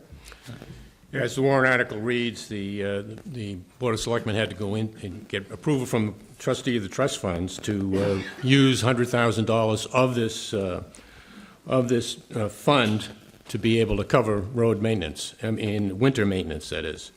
And this $50,000 would simply put in $50,000 into that fund to be used, hopefully not for a while, but it's totally possible. Thank you. So Article 5 is open for discussion and amendments. Article 5. Any discussion? Seeing none, we'll place Article 5 on, the clerk will place Article 5 on the ballot as written, please. Thank you. Article 6, Highway Vehicle and Equipment Expendable Trust Fund. This one reads, to see if the town will vote to raise and appropriate the sum of $40,000 to be placed in the previously established Highway Vehicle and Equipment Maintenance Expendable Trust Fund. The town used $40,000 from the fund in 2024. The fund will have a cap of $300,000 in principal. Balance in this fund as of 12/31/24 was $91,440. This article is a special warrant article per RSA 32:36D and RSA 32:75. Majority vote required. Board of Selectmen recommends this article 5-0. Municipal Budget Committee recommends this article 11-0. And estimated tax impact per thousand assessed property value is 5 cents per $1,000. So Article 6. we'll have Fred introduce. Thank you, Mr. Moderator. Yes, the Board of Selectmen just be adding additional $40,000 into this fund, and I can defer to the highway agent to discuss how much it costs to maintain town highway vehicles this year. This year, the highway department spent approximately $62,000 on equipment repairs. The trucks are getting older, and this is just a kind of a backup. You know, if we can't fix the trucks or a truck, this expendable trust fund would help in the purchase of a new vehicle. I think the previous wording on this was that if the truck could possibly be fixed, that money could come out of this fund. If not, it could also come out of this fund to purchase a new truck. Right now, our newest truck is 11 years old. The other one that's 31 years old was overheating last night. But Paul and Matt and Stan, they're doing a good job to keep the trucks running. But we're going to be coming to a point here pretty soon where they're not going to be able to be fixed. Thank you. Thank you. So Article number 6 for our Highway Vehicle and Expendable Trust Fund. Is there any amendments or discussions on Article 6? Seeing none, the clerk will place Article 6 on the ballot as written. Move on to Article 7. Employee COLA. All right. And this is to see if the town will vote to raise and appropriate the sum of $59,175, which includes additional wages and required benefits for the purpose of providing cost of living adjustment to the town employees in the amount of 2.5%. This article is a special warrant article per RSA 32:36D and RSA 32:75. Majority vote required. Board of Selectmen recommends this article 5-0. Municipal Budget Committee recommends this article 10-1. Estimated tax impact per $1,000 of assessed property value is 7 cents. So, Mr. McGarry, you want to speak on this? Yes, similar to last year, the Board of Selectmen proposing this year a cost of living adjustment for town employees. The amount here is equivalent to the same amount that Social Security is increasing the retirement benefits as well. And town employees, as Mr. Schibble had mentioned, had worked really hard, and this would just keep the wages up to date with the cost of living. Thank you. Any further comment on or amendments for Article 7, Employee COLA? Seeing none, the clerk will, did you please? Oh, okay, thank you. The clerk will place Article number 7 on the ballot as written. Yeah, did you want to say? I need to make one comment here. I just want to explain something. I'll try to make it as clear as I can. On the two bonding articles that we've been discussing, right? Articles 1 and 2. Who here, if anybody here is familiar with the no means no rule with appropriations, because those have been reduced to 0, I think there's a little bit of a concern that the DRA could say, well, you've reduced those purposes, the purposes being repairs to the transfer station and road, to 0. I understand there's a separate warrant article that covers the roads, so you have an argument that that was approved separately. We may want to consider changing that number from 0 to like $2 or $5, and then we won't be in the no means no situation. It won't have reduced to 0. Do you follow what I'm saying? Yeah. So is that's for DRA? You're saying? Just in terms of, it's really just a RSA procedural requirement that if you reduce a standalone appropriation, a special warrant article, to 0, then you can't transfer money around to that purpose because it has been reduced to 0. They're bonding articles, so it's somewhat of a novel question, but they have been reduced to 0. If we change that number to $2 instead of $0, I don't think it's a concern at that point. Okay. Mr. Moderator? You follow what I'm saying? Yeah, please. Kevin Verville, McCarran Road. So I understand the point that council is making. Because I have every faith in the $500,000, I don't think it's germane to the road section. As far as the transfer station, there is money in the budget for the transfer station, both proposed and default. I think it would be a bit of a stretch that the DRA would tell Deerfield that we couldn't spend money from our operating budget for the purposes of the transfer station because we chose not to fund a special bond. I'm not a lawyer, so I don't know that for sure, but I don't see where those two are in conflict, because one of the budgets has to pass and it will have funding for the purposes of the transfer station. I don't necessarily disagree. My point in raising this is that I think there's a little bit of a risk that it could get questionable because there is this no means no requirement. 3210IE talks about it, and because they're bonding articles, I definitely get the argument and agree with the argument that it isn't the same purpose. Mm-hmm. But if we were concerned about that risk, the way to address it would be to, instead of having them at $0, have Articles 1 and 2 be $2 or $5, which essentially does the same thing, but instead of... Just hypothetically thinking this out here, this is all new territory for all of us. If it was $5 or $2 or what have you, would the select board still have to go through the process of, with that small dollar of processing bonds, and if that was passed? I mean, obviously, it would be.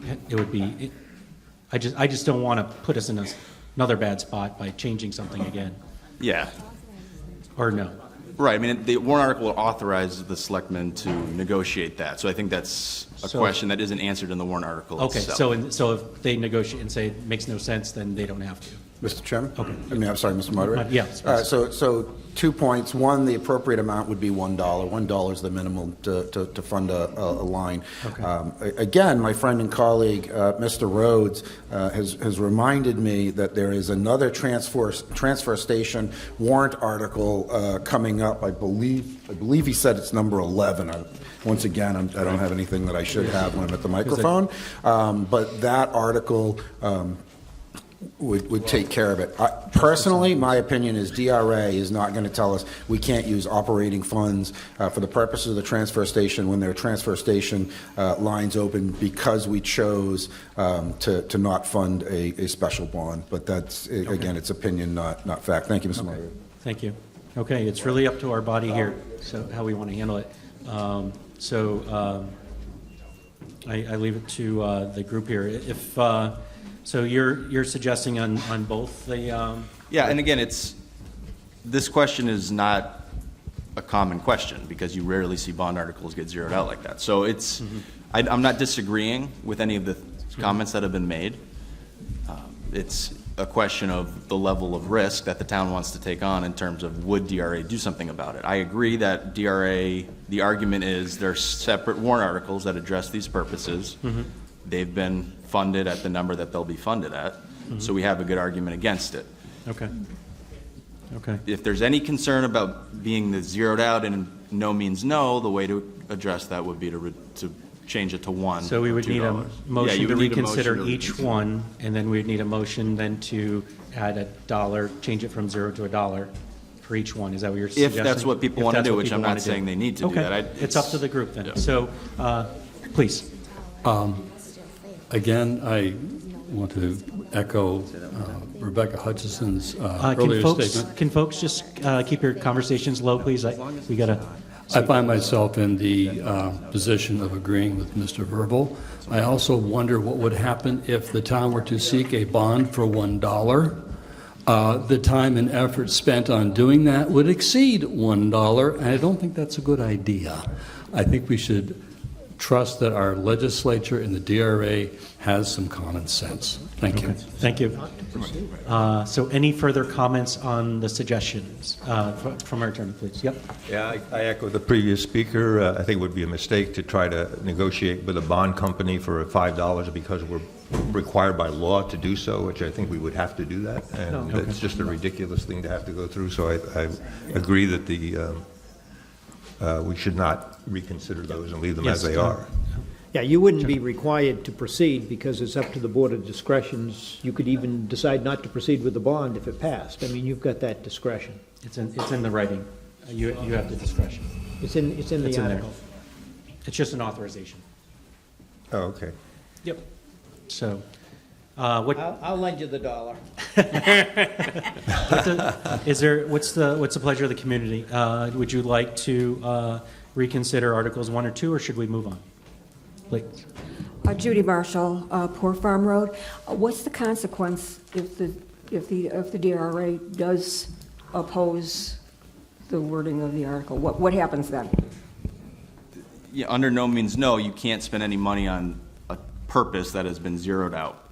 And if the default or the operating budget doesn't pass, you're in the default budget. I'm not sure what the numbers say on these specific purposes, the purposes being improvements to the transfer station, but you wouldn't be able to spend any more money beyond that if the DRA sides with what I'm telling you could potentially happen. The DRA may ignore it, may say it's not an issue at all, may say there's separate warrant articles that address this, and so nothing happens. But if they were to go on the negative side of it, they'd say, well, the other special warrant articles that passed for the $500,000 and whatever passes for the transfer station are canceled out by the no means no on the bonding articles. Okay, thank you. Mr. Yep, Moderator. please. That I'm almost certainly is incorrect. So the order of operations is critically important. So if the question comes early and it's rejected, and another question that's similar but different comes later is accepted, that is the one that rides. If you have a question that comes early that is accepted, and a question that comes later that actually does the inverse of what you just voted for, the second question that passed takes the precedence and overrides the first question. Yeah, I'm not concerned really about the order of the question. I'm talking about what the warrant articles say and how DRA will affect them. And again, I don't know what DRA will say. This is a very specific issue in terms of zeroing out a bond article. I'm telling you that this no means no rule exists, and it's everybody's decision here what they want to do with it. And again, nothing may happen. Okay, thank you. Mr. Rose? Errol Rose, Church Street. I'm trying to figure out whether the DRA's practice is to look at the warrants as a total, or whether they only look at item per item. Because if you look at the warrant as a whole, there's clearly a choice being made of one versus the other. It's not to do something, it's not to bond, certainly, but it's certainly on a subject matter. If their practice is only to consider the narrow issue, then we may have a problem. But if they look at the overall issue, it would seem to be, what's the practice? Yeah, and again, I completely understand that argument. I think it's a good argument, and that may be what DRA does, where they say the intent of these amendments are we don't want to bond, and the fact that we put 0 on the bond articles doesn't affect in any way the classic raise and appropriate articles that come later in the warrant. Well, my question is, what is DRA going to do? What is the practice? Right, and DRA will cancel articles out for things that you can't necessarily predict exactly what DRA will do. I think that my opinion is that they will likely see what we've done if they stay at 0 and say, okay, we've appropriated separate warrant articles, assuming it all passes, and it won't be an issue. The reason this is even being raised is to just notify everybody that there is this, no means no, zeroing out oddity in the law, and just make sure everybody's aware of it. Okay. Thank you very much. So, thank you. Other comments on this, please? Yeah, Spencer Tate, South Road. I'd like to make a motion to restrict reconsideration of warrant article 1 and 2. Yeah, do one at a time. Let's do 1. So a motion's made. Is there a second to reconsideration for Article 1? Is there a second? Properly moved and second. Open for discussion for Article 1 to be restricted from reconsideration. Mr. Moderator, Kevin Verville, McCarran Road. I would encourage the body to not support the close of reconsideration.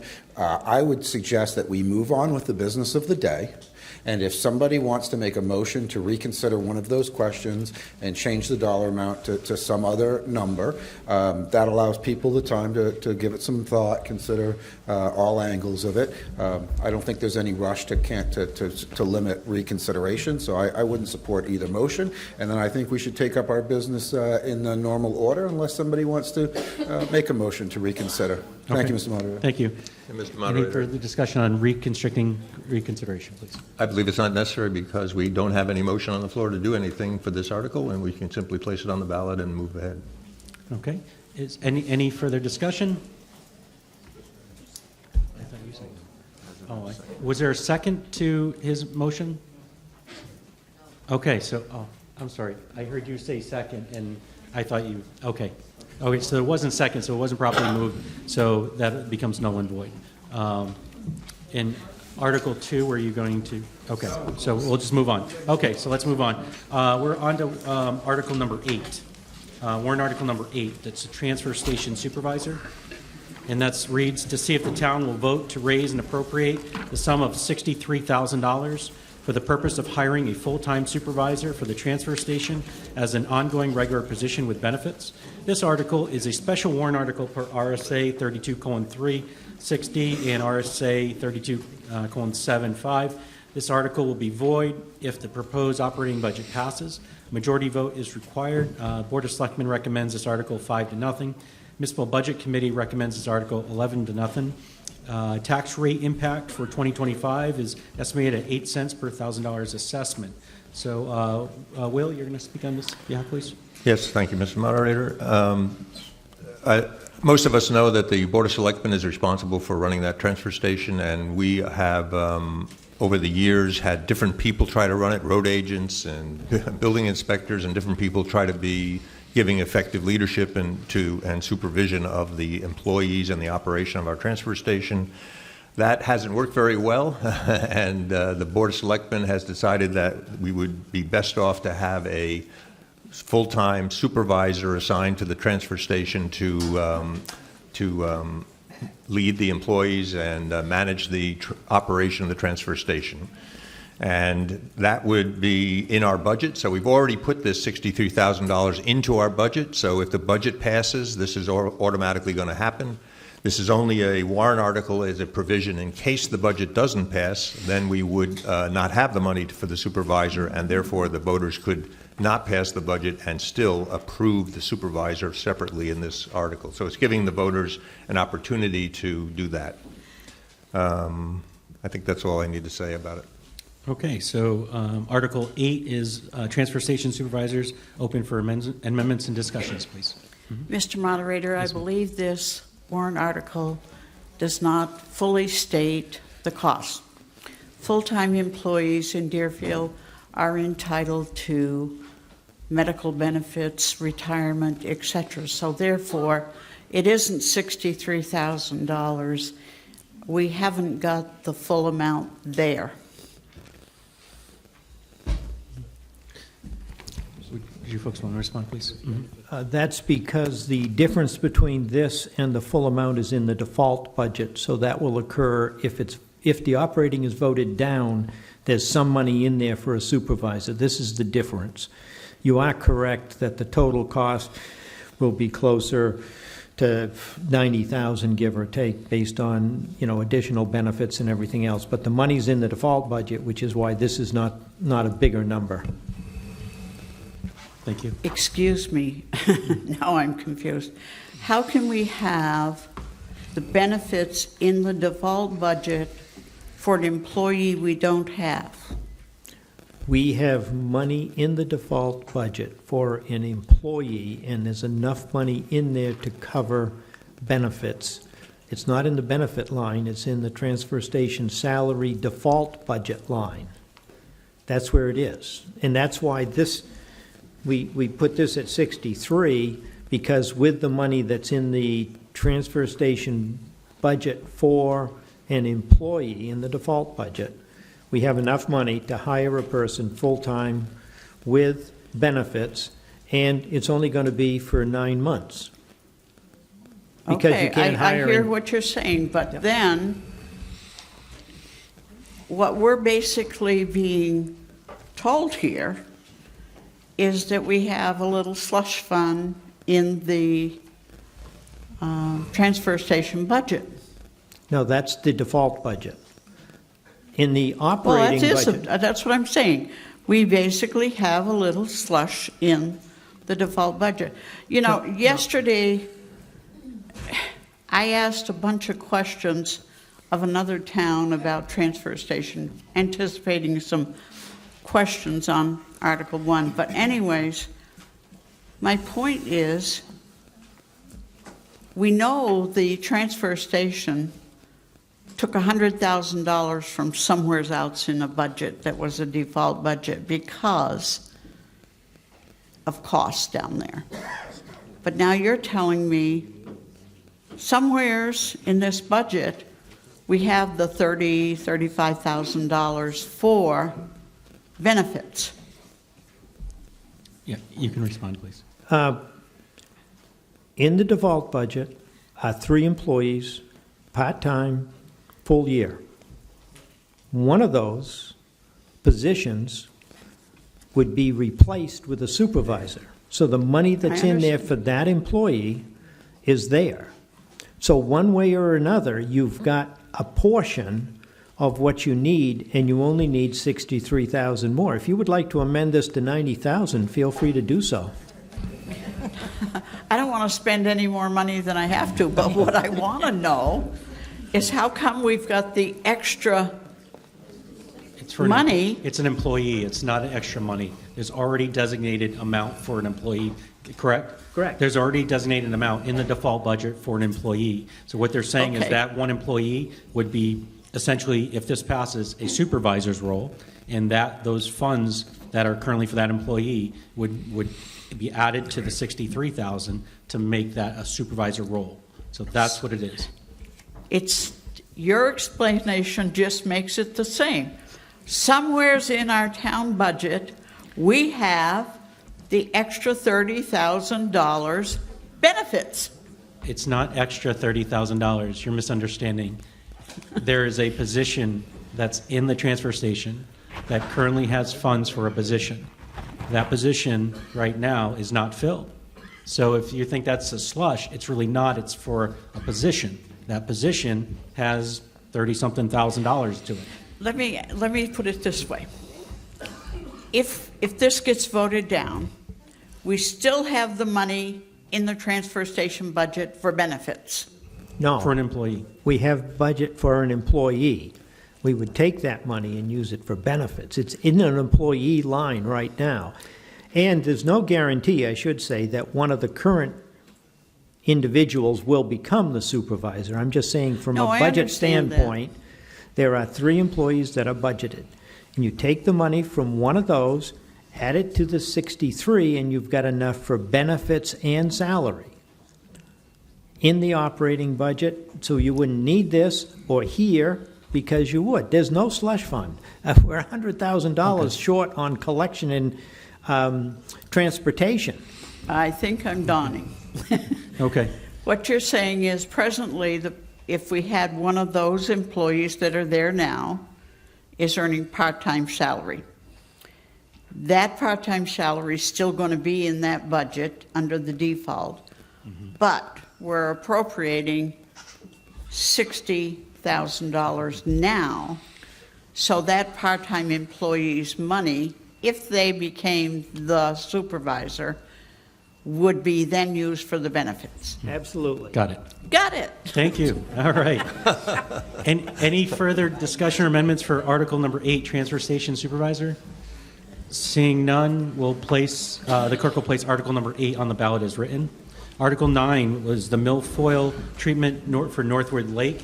To see if the town will vote to raise and appropriate the sum of $3,200 to be used by Northwood Lake Watershed Association for aquatic invasive species, aquatic bacteria education, prevention, treatment, and control in Northwood Lake. This article is a special article, warrant article per RSA 32:360 and RSA 32:75, majority vote required. Board of Selectmen unanimously recommends this article, 5-0. Municipal Budget Committee recommends this article, 11-0. Estimated tax impact per $1,000 assessed property value is less than 1 cent. Will, you're going to... Right, so citizens will recall that for over a decade now, Northwood Lake has had a milfoil problem, where milfoil got into the lake and it started to propagate and become an invasive species and clog up the lake. Since that time, the town of Deerfield contributed faithfully $8,000 each year, contributing to Northwoods Lakes Association budget to remove and remediate the milfoil. It cost about $50,000 a year at the height when they were using divers and other methods, chemical treatments, to fight the milfoil. Since that time, the milfoil has indeed responded, and the milfoil is much, much less in Pleasant Lake, in Northwood Lake, and they believe that they have the situation under control. There's still work to be done, but not as expensive as it was before. And so I challenged the association at Northwood Lake to make a reassessment of how much money they needed from the town of Deerfield to help contribute to their efforts. And they came back with this number of $3,200 as opposed to $8,000 in all the previous years. So they are suggesting that we contribute $3,200, which is a reduction in tax from the previous year. Thank you. Okay. So Article 9 for milfoil treatment is open for amendments and discussion, please. Article 9. Mm-hmm. Greg Whitmore, North Road. So I like to speak to the importance of this article each year. I mean, $3,200, even $8,000 is a drop in the bucket. We consider the overall budget. But when we look at the long-term effects of any sort of invasive species, particularly in waters that are utilized or shared by Deerfield, a full-blown milfoil infestation would be devastating. Something we should avoid at all costs. And I would certainly like to see the amount of money, increased over the next couple of years as needed, to control this. Thanks. Thank you. Any additional comments on milfoil treatment for Northwood Lake, Article 9? Mr. Moderator. Yeah, please. Just a reminder that there are quite a few properties in Deerfield that front on Northwood Lake. So it's not something we're giving money to Northwood Lake without any Deerfield properties there. There are quite a few properties there that generate quite a bit of taxes, and we feel that this is certainly a reasonable contribution to fight milfoil in that lake. And I want to further point out that the two lakes are connected by a stream, and the stream does not run very vigorously many times of the year, so it's kind of stagnant. So there is a connection between Pleasant Lake and Northwood Lake. So we have a lot of residents' interest in this at heart. And then secondly, I was going to say that we have a program for Pleasant Lake to prevent the introduction of the milfoil into the lake so that we don't get it, as Mr. Whitmore expressed concern. Thank you. Any further comments or potential amendments for milfoil treatment Northwood Lake? Seeing none, the clerk will place Article number 9 on the ballot as written. Article 10, please. Pleasant Lake Preservation, to see if the town will vote to raise and appropriate the sum of $3,200 to be used by the Pleasant Lake Preservation Association to increase the number of hours for trained attendants to provide courtesy boat inspection at the public access ramp on Gulf Road to prevent the introduction and spread of exotic aquatic plants like variable milfoil and aquatic nuisance animals like zebra mussels from entering Pleasant Lake. Majority vote is required. Board of Selectmen recommends this unanimously, 5-0. Same with the Municipal Budget Committee, recommends this article 11-0. Estimated tax impact per $1,000 assessed property value is less than a half a cent. So Article 10, Will, did you want to guide us on that? Yeah, so this is a completely different situation than the Northwood one that we just discussed. In Pleasant Lake, we don't have the invasive species, and we use this money for boat inspection. So each boat that comes from any lake, whether it be Northwood Lake or Bow Lake or wherever it might come from, or out of state, is inspected before it's put into the water at our public boat launch at Pleasant Lake, so that we can remove milfoil from the boat or the trailer that's bringing the boat into the water. We also look for other mussels or eggs or things that are sometimes laid on the hulls of boats and things like that. So it's basically a preventative measure, and we've been doing it for many, many years. The Pleasant Lake Preservation Association is the people who get the money. They use that money to fund the lake host program, where we have lake hosts standing by and working every day in the summertime between Memorial Day and Labor Day. And so we have for many years approved $2,500 for Pleasant Lake for that purpose. And it has been quite effective as I participate in that program. However, this year, what we'd like to do is extend another 2 weeks, which we have traditionally been doing ourselves. We extend another 2 weeks of lake host coverage beyond Labor Day because there are a lot of boats that are still coming in. So I suppose, and it also seems a little bit a matter of fairness that we have 3,200 for Northwood and 3,200 for Pleasant, so we're contributing to each group the same. But the real reason for the increase from 2,500 is the extra 2 weeks of coverage of paid lake hosts. We have a balance of paid lake hosts and volunteer lake hosts, and the state also contributes. So there's several organizations that are contributing to the total. $3,200 is only about a third of the total cost of the program. Thank you. Any comments or potential amendments for Pleasant Lake Preservation Article 10, please? Yes, sir. Greg Whitmore, North Road. So I'd like to see, you mentioned there's a 2-week extension. I'd say go even further, a couple of weeks earlier in May, and even maybe a month later in, after in the fall. Milfoil is going to be viable until the lake water really starts to cool down, and this is the sort of money that keeps Pleasant Lake from turning into the next Northwood Lake. So really important. Thank you. Thank you. Okay. Any additional comments or potential amendments for Article 10? Seeing none, the clerk will place Article 10 on the ballot as written. Article 11, please. The expendable trust for solid waste. To see if the town will vote to establish a solid waste expendable trust fund per RSA 31:19A for the collection and disposal of solid waste and recyclable material, and to raise and appropriate $75,000 to put in the fund, with this amount to come from unrestricted fund balance. To further, to name the Board of Selectmen as agents to expend from said fund. Due to increases in costs in 2024, the town overexpended the solid waste operating budget lines by over $100,000 and had to reduce expenditures elsewhere in the budget. This article is a special warrant article per RSA 32:360 and RSA 32:75. Majority vote required. The Board of Selectmen recommends this article 5-0. Municipal Budget Committee recommends this article 10-1. There is no tax rate impact in 2025 as the money comes from unrestricted fund balance. So, Fred, our board chair, you want to speak to this behalf? Yes, this would establish the Solid Waste Expendable Trust Fund, similar to some of the other funds that we end up having, and would end up covering unexpected costs associated with the collection and disposal of of solid waste.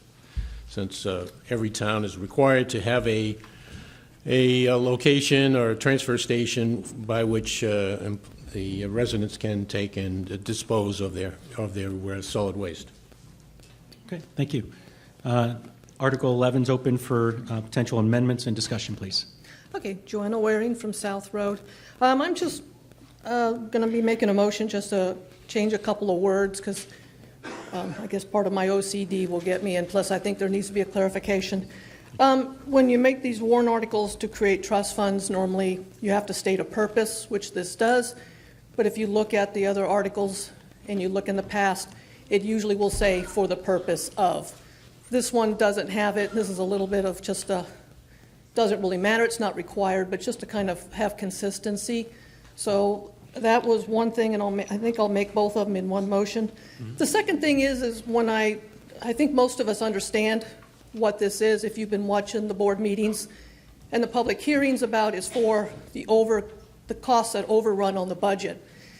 If you didn't see any meetings and you read this cold turkey, somebody could read this to think that you're going to do curbside pickup because you're creating a trust fund for the collection and disposal with nothing else.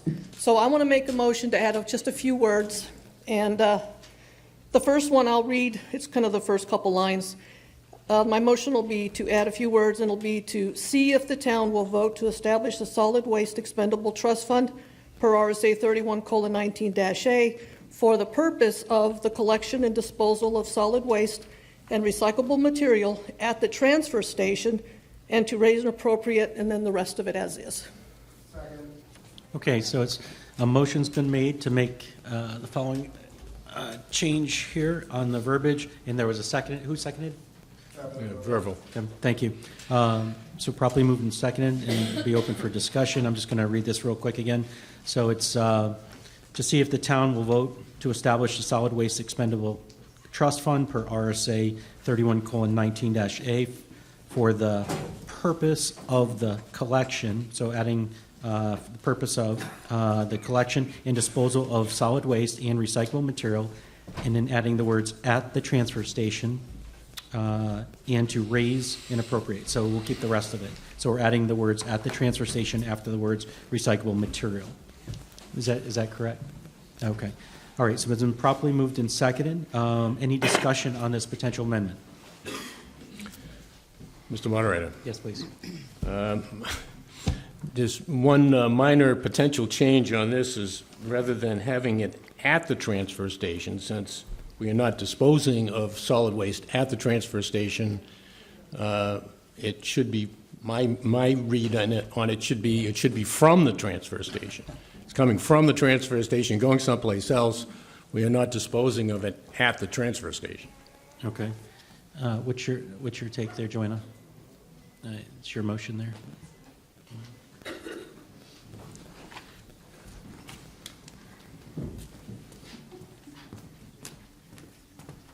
Yes, I can concur with that. I just wanted to make sure it was clear it's transfer station disposal and not curbside, Right. which could be misunderstood if nobody has any background information. So we're going to get a motion to change this amendment here, but you're proposing now to take the words at the transfer station, and you're saying from the transfer station? Yeah, take at out and put from in. From. Yeah. Okay. There's a motion to Disposal change the from it. amendment to read from the transfer station instead of at. All those in favor of this amendment, please. Yeah, I need a second. Is there a second to that? Thank you. All those in favor, please signify by saying aye. Any opposed? Okay. So the amendment that we'll vote on will read, for the purpose of the collection and disposal of solid waste and recyclable material from the transfer station, and to raise and appropriate, as it says. Okay. Any further discussion on this amendment? Please. So this is discussion on the amendment for those word changes only, please. This would appear to be a very feel-good amendment because we haven't had any extra money for quite a while in the budget. And while I agree with the amendment, there's a real statement that this is not going to do anything. Because until we have a budget that produces leftover funds, we're taking funds that we've been putting aside and using them up. Okay. So if you really want to do something, you've got to make this an appropriation. Okay. Thank you. Any further comments on the verbiage change presented? Seeing none, if you can get your voting cards out. All those in favor of changing the verbiage in Article 11 to read, to see if the town will vote to establish a solid waste expendable trust fund per RSA 31:19A for the purpose of the collection and disposal of solid waste and recyclable material from the transfer station, and to raise and appropriate $75,000 to put in the fund, with this amount to come from the unrestricted fund balance. Nothing else will change in the warrant article. All those in favor signify by saying aye. Aye. Any opposed? Thank you. That passes. So warrant article number 11 is amended and approved as amended. Is there any other amendments to Article 11 for the expendable trust fund for waste, solid waste? Seeing none, the clerk will place Article 11 as amended on the ballot, please. Thank you. Article 12. Mr. Moderator, Yes, please. may I suggest a 5-minute bio break for the crowd and myself? It's up to the body. Would you folks care for a 5-minute break? All those in favor? All right. Any opposed? All right. We'll return at 11:15. Restarted. Appreciate it, everyone. Grabbing a seat.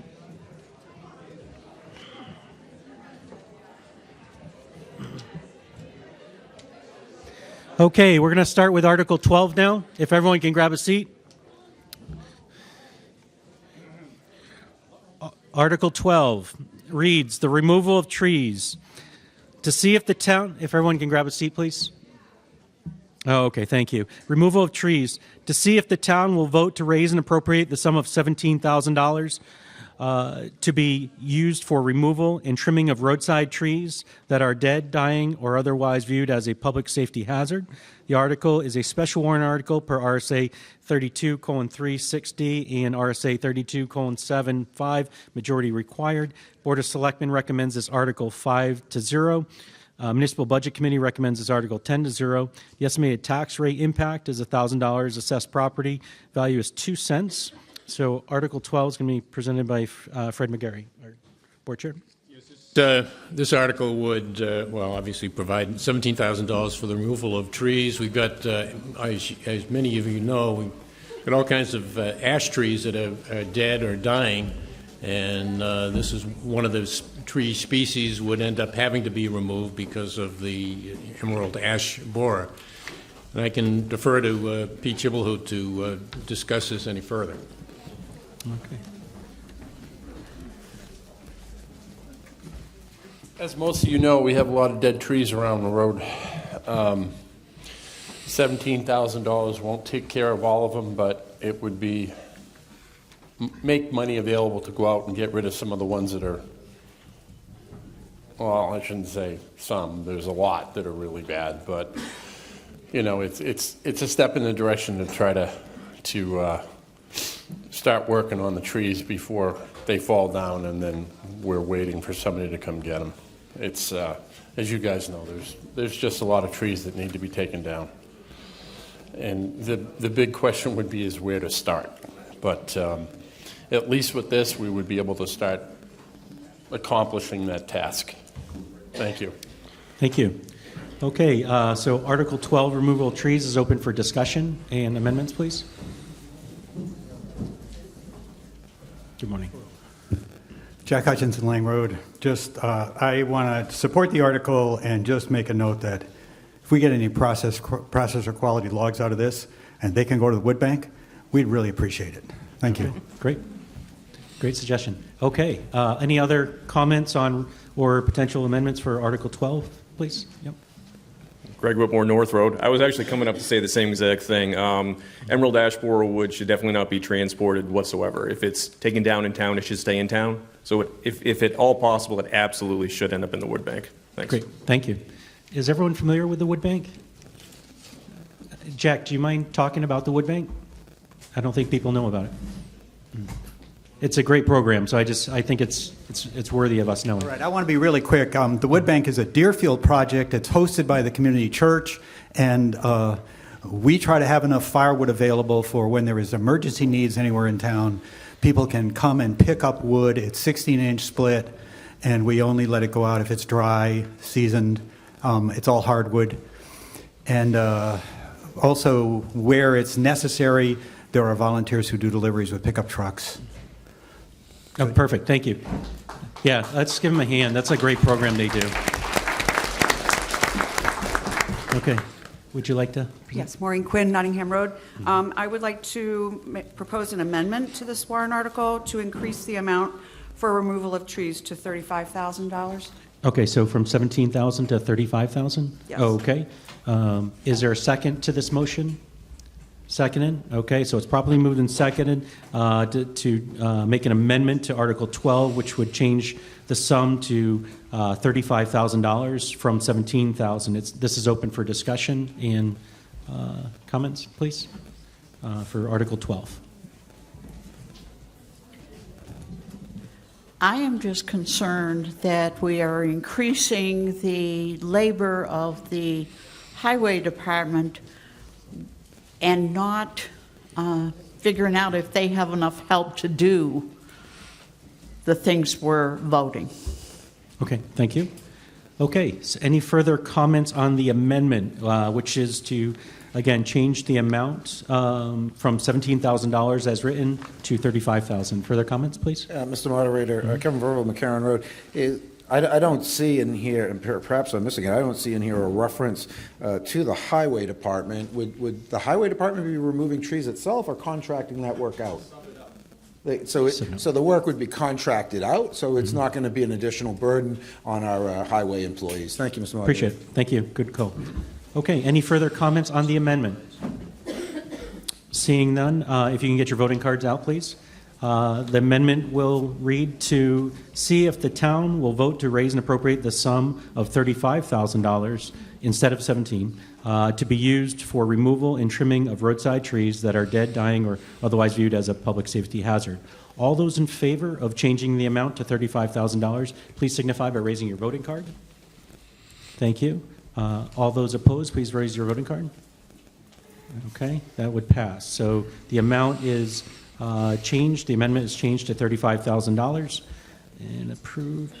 Okay, so now Article 12 is amended to read $35,000. Any additional amendments or comments for Article 12? Seeing none, Clerk will place Article number 12 as amended on the ballot, please. Article 13. This is for the purchase of a 6-wheel plow truck. All right. Okay, and it reads, to see if the town will vote to raise and appropriate the sum of $350,000 for the purpose of purchasing highway department plow truck. Last year, the town spent $60,000 repairing highway department vehicles. A majority vote required. Board of Selectmen recommended against this article 2-3. Municipal Budget Committee recommends this article 10-0. The estimated tax rate impact per $1,000 assessed property value is 44 cents. And Fred McGarry, if you want to speak on behalf of this. Yes, the intent of this article would be to replace the, how many, 30-year-old? 31-year-old town truck that we currently have. And as you can see, the price of replacing a fully fitted vehicle which would be able to plow is fairly expensive, but that's what the costs are currently. Pete, do you want to address that further?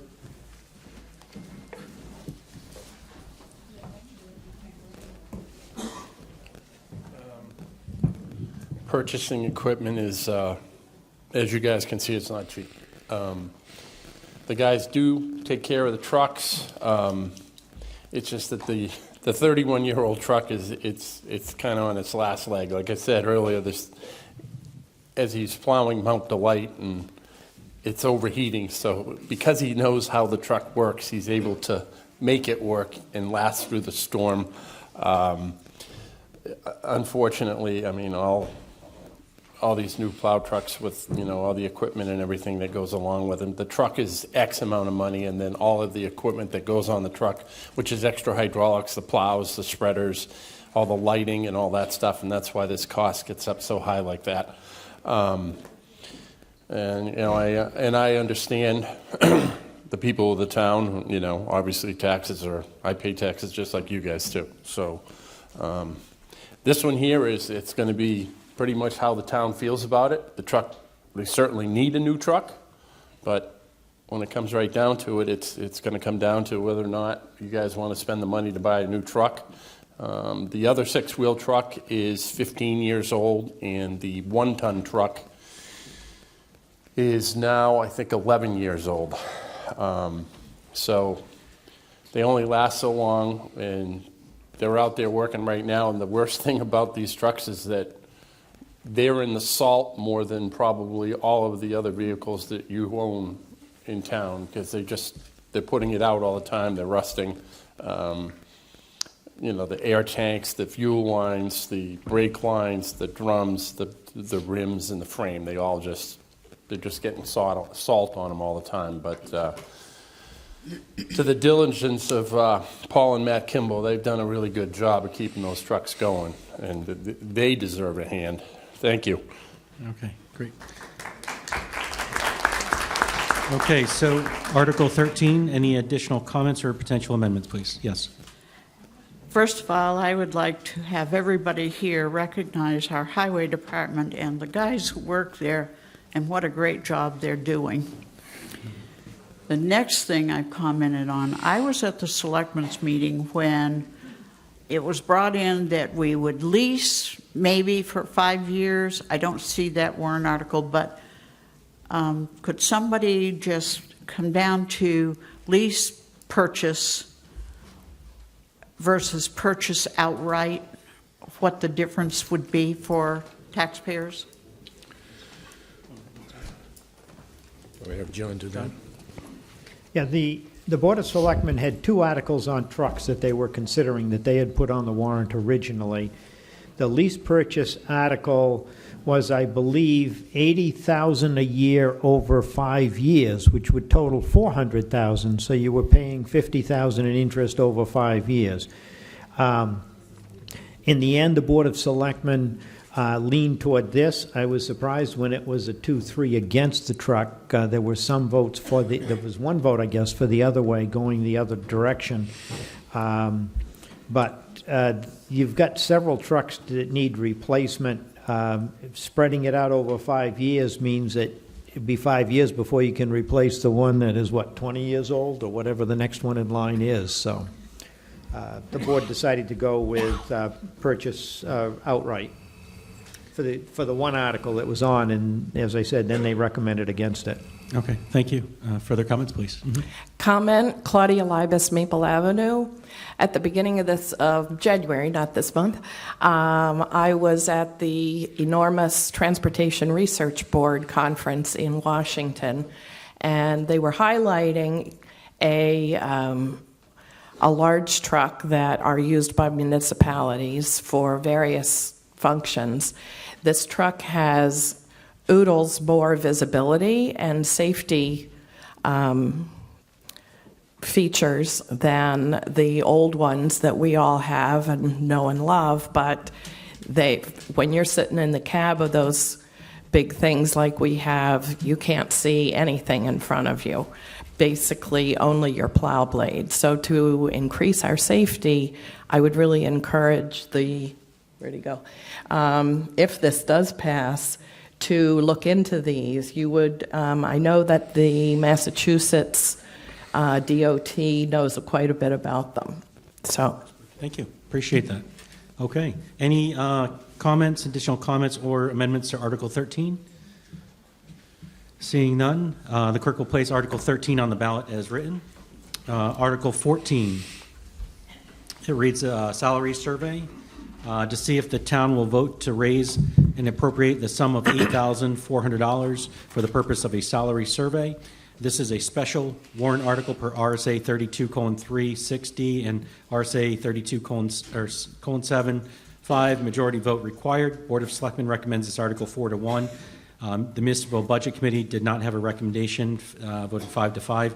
The estimated tax impact per $1,000 assessed property value is 1 cent. Will Hubner, present on this, please. Yeah, as you can see from the split votes of the 2 committees recommending these things, it is the responsibility of the Board of Selectmen to administer the salary to the employees and to do performance appraisals each year and to consider any adjustments to salary as a board. Having that authority, some of the board members who are split on this, who believe that we should do a salary survey, are saying that the existing database that we have in place, which is the New Hampshire Municipal Association, which is a state-run organization that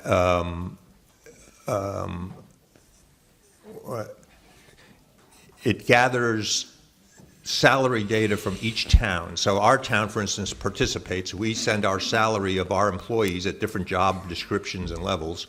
We send that into the state. The state then tries to collate all those different towns and the different, some of them have slightly different structures and slightly different job descriptions or titles, but they try to collate it into a database, and then they share that back out with the members of the association, of which Deerfield is a member.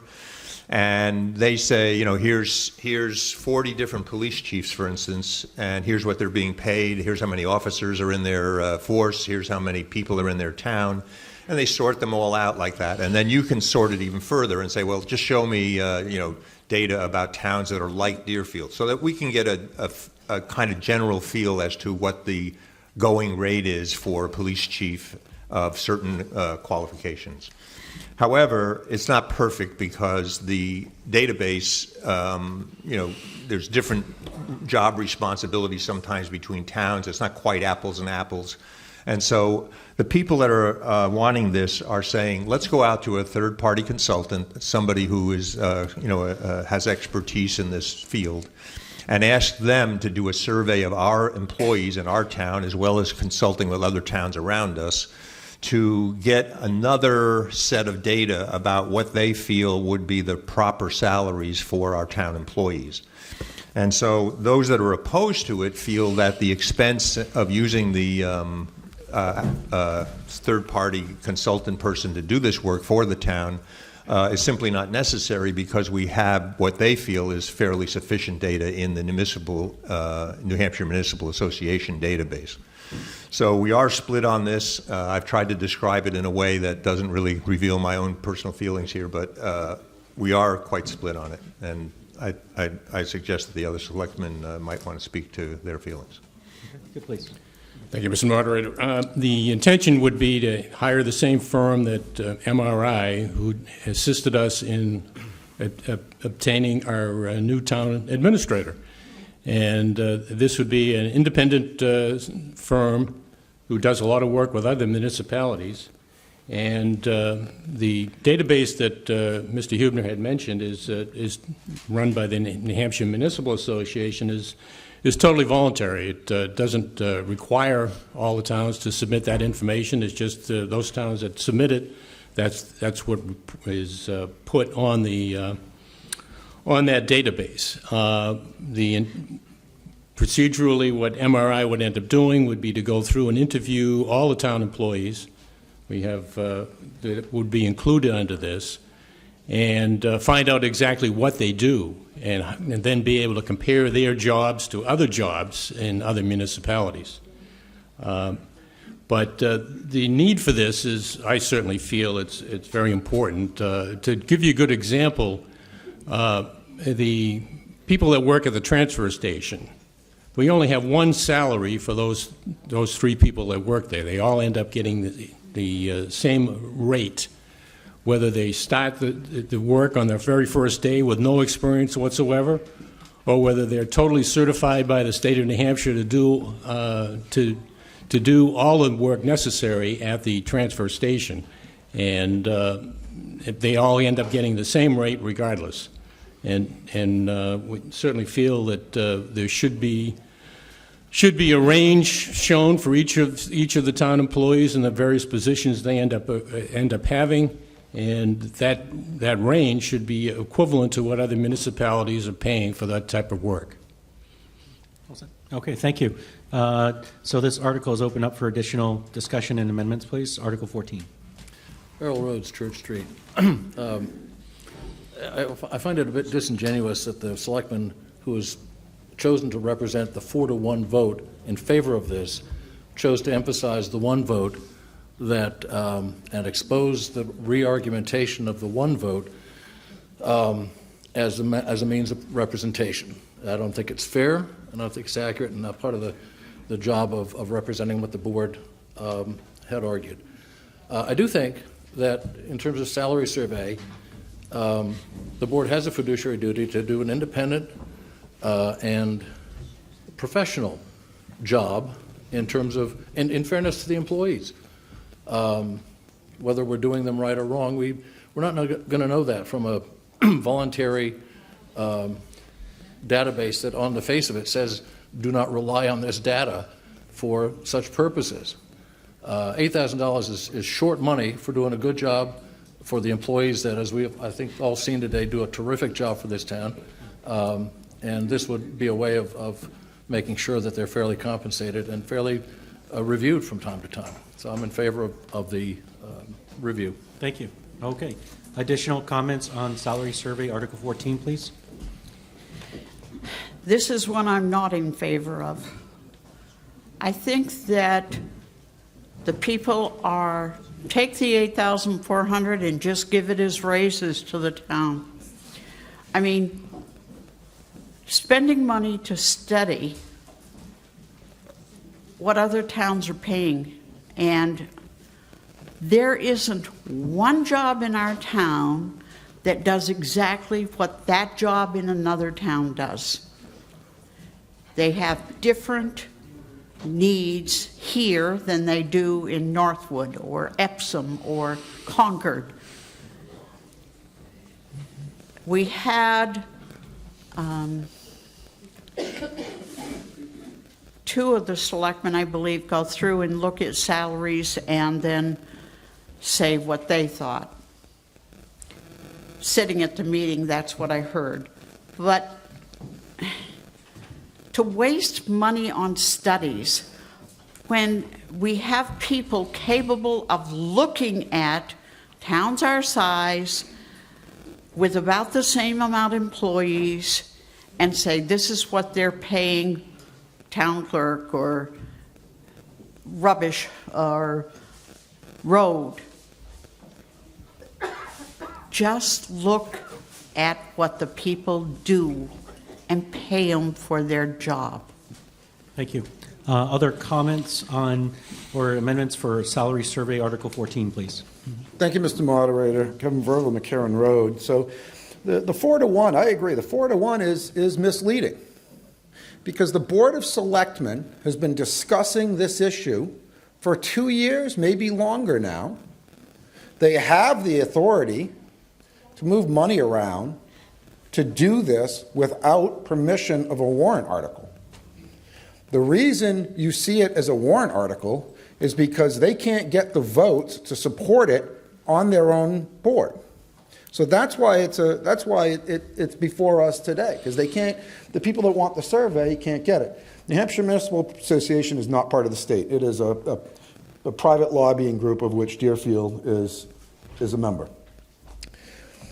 I hear lamentations that all transfer station employees are paid the same amount, despite differences in educational background towards the job, years of service, etc. But again, the Board of Selectmen has the authority to alter those salaries. The challenge is the Board of Selectmen can agree as a group as to what those things would be. Paying $8,400 for a salary survey is unlikely to resolve that question amongst the boards. And I have more data, but if you still can't agree that there should be a range or what the range should be, you're not going to get that. It's funny because we heard that it's short money for a quality job. So maybe I can agree with the first half. Maybe it's short money. It's all relative, but it's money for a job. Okay? I haven't seen any of their previous work relative to salary surveys be presented at public meetings to show the quality of the work that they do. And then there's a lot of moving objects on salaries, not the least of which is where is the job located? So with my particular background, I could choose to work in Greater Boston or down in industrial parts of New Jersey and make significantly more money. But I either have to relocate or I have a much longer commute, and so I make the choice not to take those jobs. And so it's more than just salary. You've got to find people willing to travel into Deerfield to take it. The last thing I'll bring up is what happens if we do a salary survey and we learn that we are, quote, overpaying some employees. Would it be the will of the select board? Would it be the intent to realign those salaries to match the survey? Or are we simply trying to find numbers that are going to make it easier for you to approve salary adjustments without pushback from the electorate? there's still too many unanswered questions for me You just want to wrap up. to waste the quote-unquote short money, and I would agree with the previous speaker, put the short money to the employees that you believe are being underpaid. It would be a better use of taxpayer dollars, in my opinion. Thank you, Mr. Moderator. Thank you. Next speaker, please, on the salary survey. Debbie Bovair, Church Street. Yes, I would say that on a default budget, there is not money, even short money, to move around, and that may be part of the reason this is a separate warrant. I would also say that someone today said that the employees worked 100%, 150% of their job. I would like to know that in a survey. I would like to know if we are expecting people to do more work than they're being paid for. And finally, we don't have a really great retention situation. We have a substitute road agent who's doing a great job, but is not a full-time road agent. We lost a town administrator. I mean, it's not apparent to me that we are paying a fair wage, and I would like to know that. And I would like to know it without having to take money out of support for roads or some other important thing to pay for it. Thank you. Further comments on salary survey, Article 14, please. Richard Bovair, Church Street. I see the discussion somewhat parallel to, do you go to purchase drugstore eyeglasses because you're not seeing very well, or do you go to an ophthalmologist, and have a proper eye exam done? And everything that I hear from the select board is that we're beyond the level where the drugstore eyeglasses are going to suit the needs.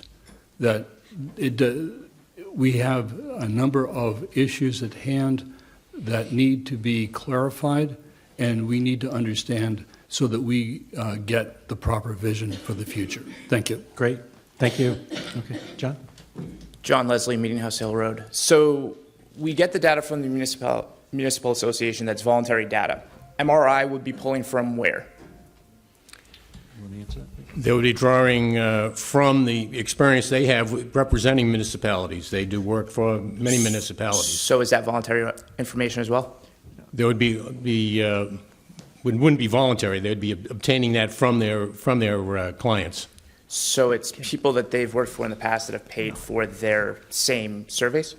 John wants to come. And John could address that further. What they do is they identify a number of towns which are good comparisons, regionally, size-wise, form of government. They then, actually what they usually do is make you an offer that you get a copy of the survey if you participate. Now what you get is raw data, not the detailed out, and they've got good luck recruiting different towns. It doesn't have to be somebody that did MRI work.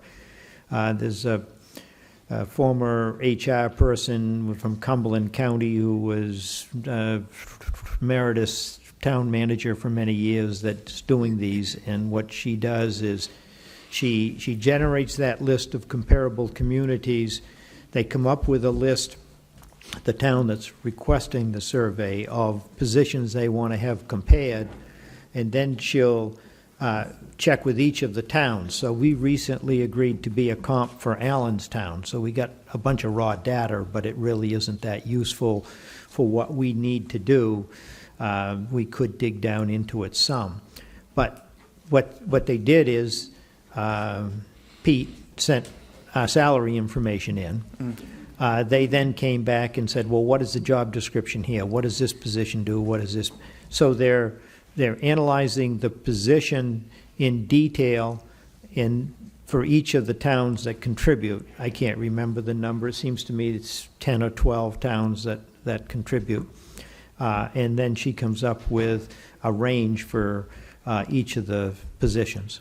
So how does that differ from the municipal association data? Is that the same range, same idea? It's just a little more granular. Two things: the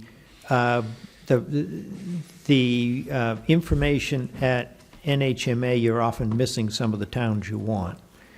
Some of the towns you have, the data is a year old or based on the prior year's budget, and you don't have the detail as to what the position really involved. So was the building inspector also code enforcement? Did the building inspector also have building supervision as far as maintenance? Some positions are fairly straightforward, firemen, police patrol. Some positions are much more complex. We have a position that doesn't even exist in a lot of other towns. So what is comparable to what Pete LeMay does in finance? So you need to, when you do an analysis, you need to analyze the detail of the position and try to find comparable positions across towns. Okay. So my concern with this is we'll be paying money for other towns to volunteer the same data that they could volunteer with the NHMA. It's more granular, I get that, but we might be paying money and at the end of the day not get the data that we really need. And there's no way to tell that until we've hired the company to pay this money to do the survey, and we might just get data that doesn't help us to get that survey. So that's my concern on this. Thank you. Other comments on Article 14, salary survey? Comments or amendments, please? Ed Cross, Thurston Pond Road. I understand that sometimes having extra data makes things easier to compare stuff, okay? In the end, will this data pigeonhole us into certain salary ranges? And the answer is no, because it still is up to the board to vote. So no matter how much money you spend to collect different data, the end result is they can do nothing with it. And so we could be spending money on nothing, except for the fact that we know that we're either overpaying somebody, underpaying somebody, or paying them adequately. That's the best you can guarantee getting out of different data that we already have, that we can already get a feel for what we already can get for free.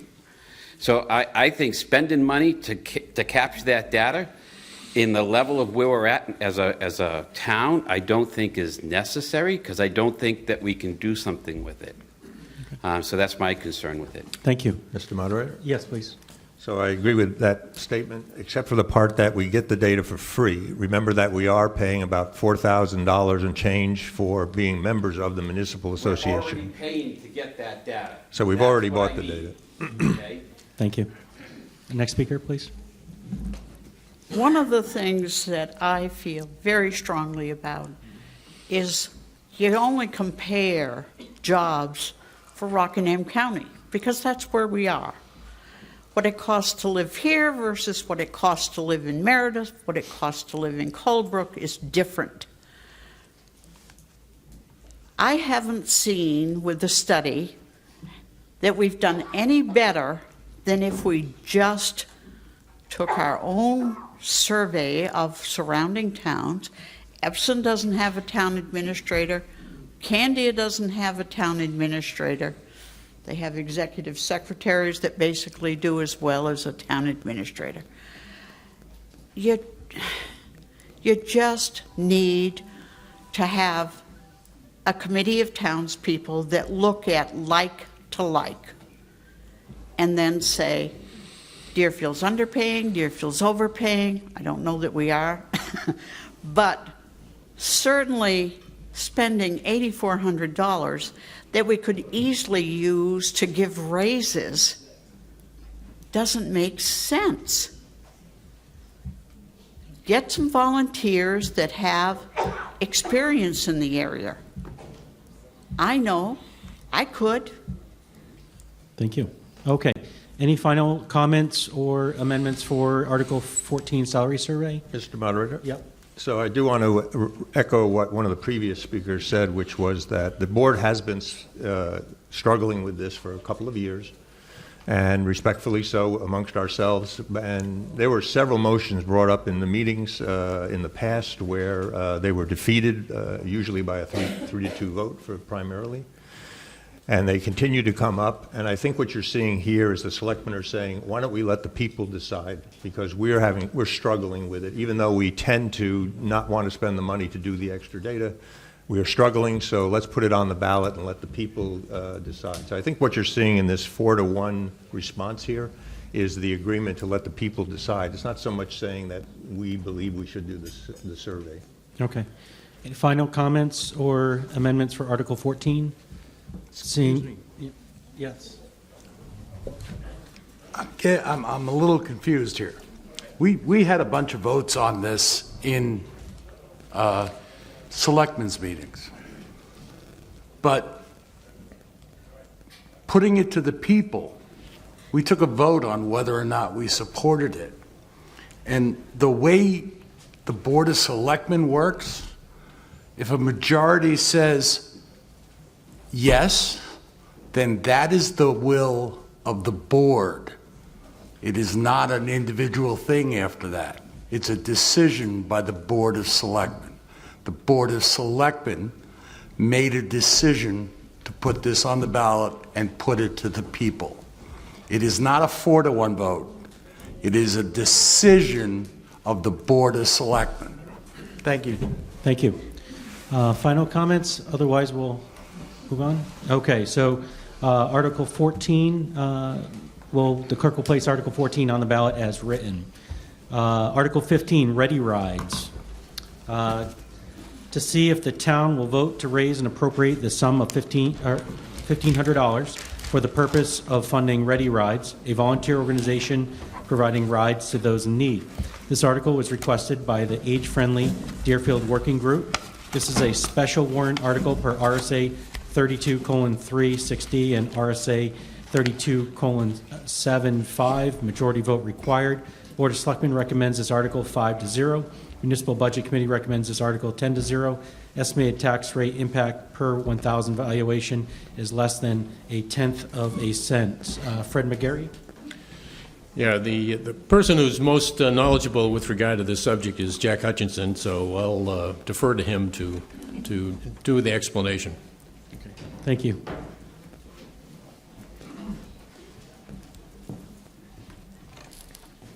So when we got together to generate Age-Friendly Deerfield, one of our principles was, in every case possible, to integrate ourselves into regional activities and not invent anew in Deerfield, bringing in their administrative structures and practices and experience.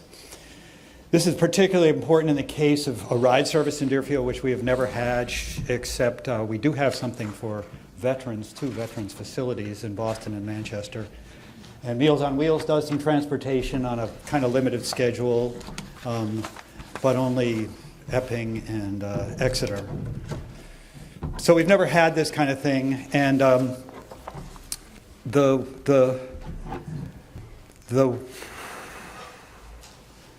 so on that integration thing, the other integrations that we've accomplished, granted VNA with a Matter of Balance and Habitat for Humanity for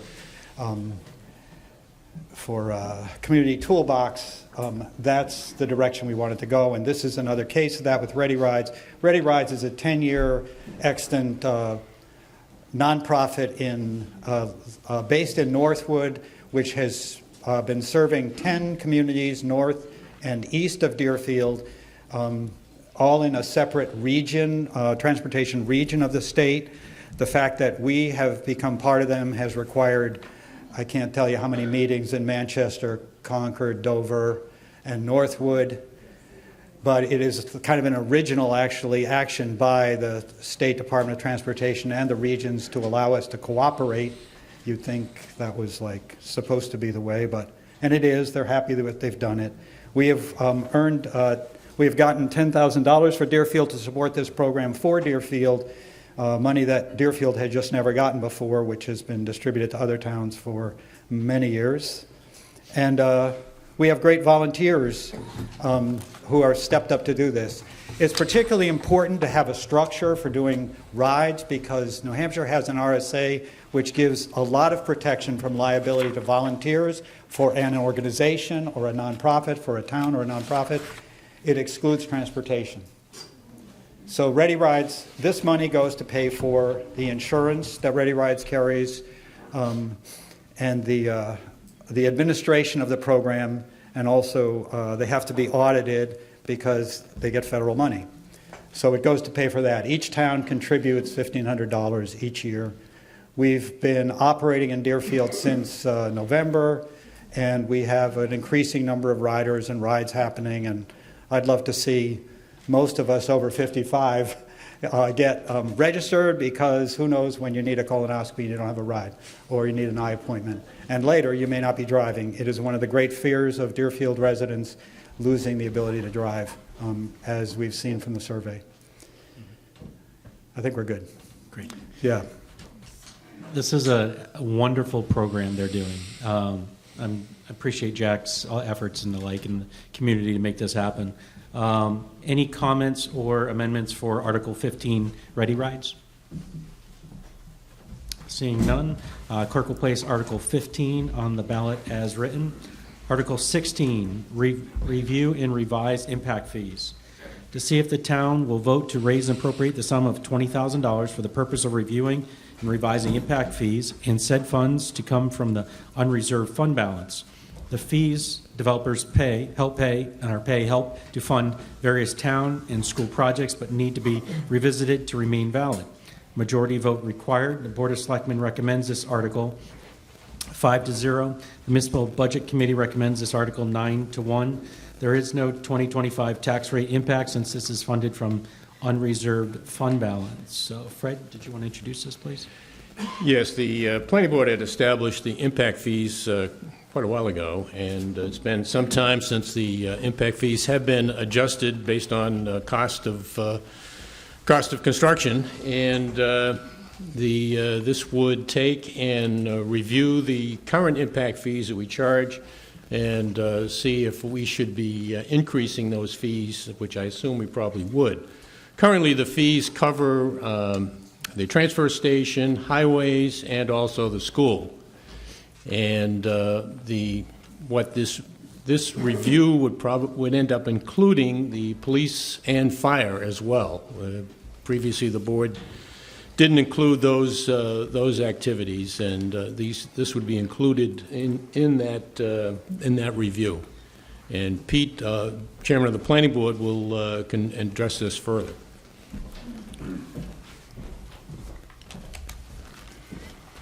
I promise this is the last time that I'll be up here. If I remember right, it's been 13 or 14 years since Jack Meddy did it. Yeah.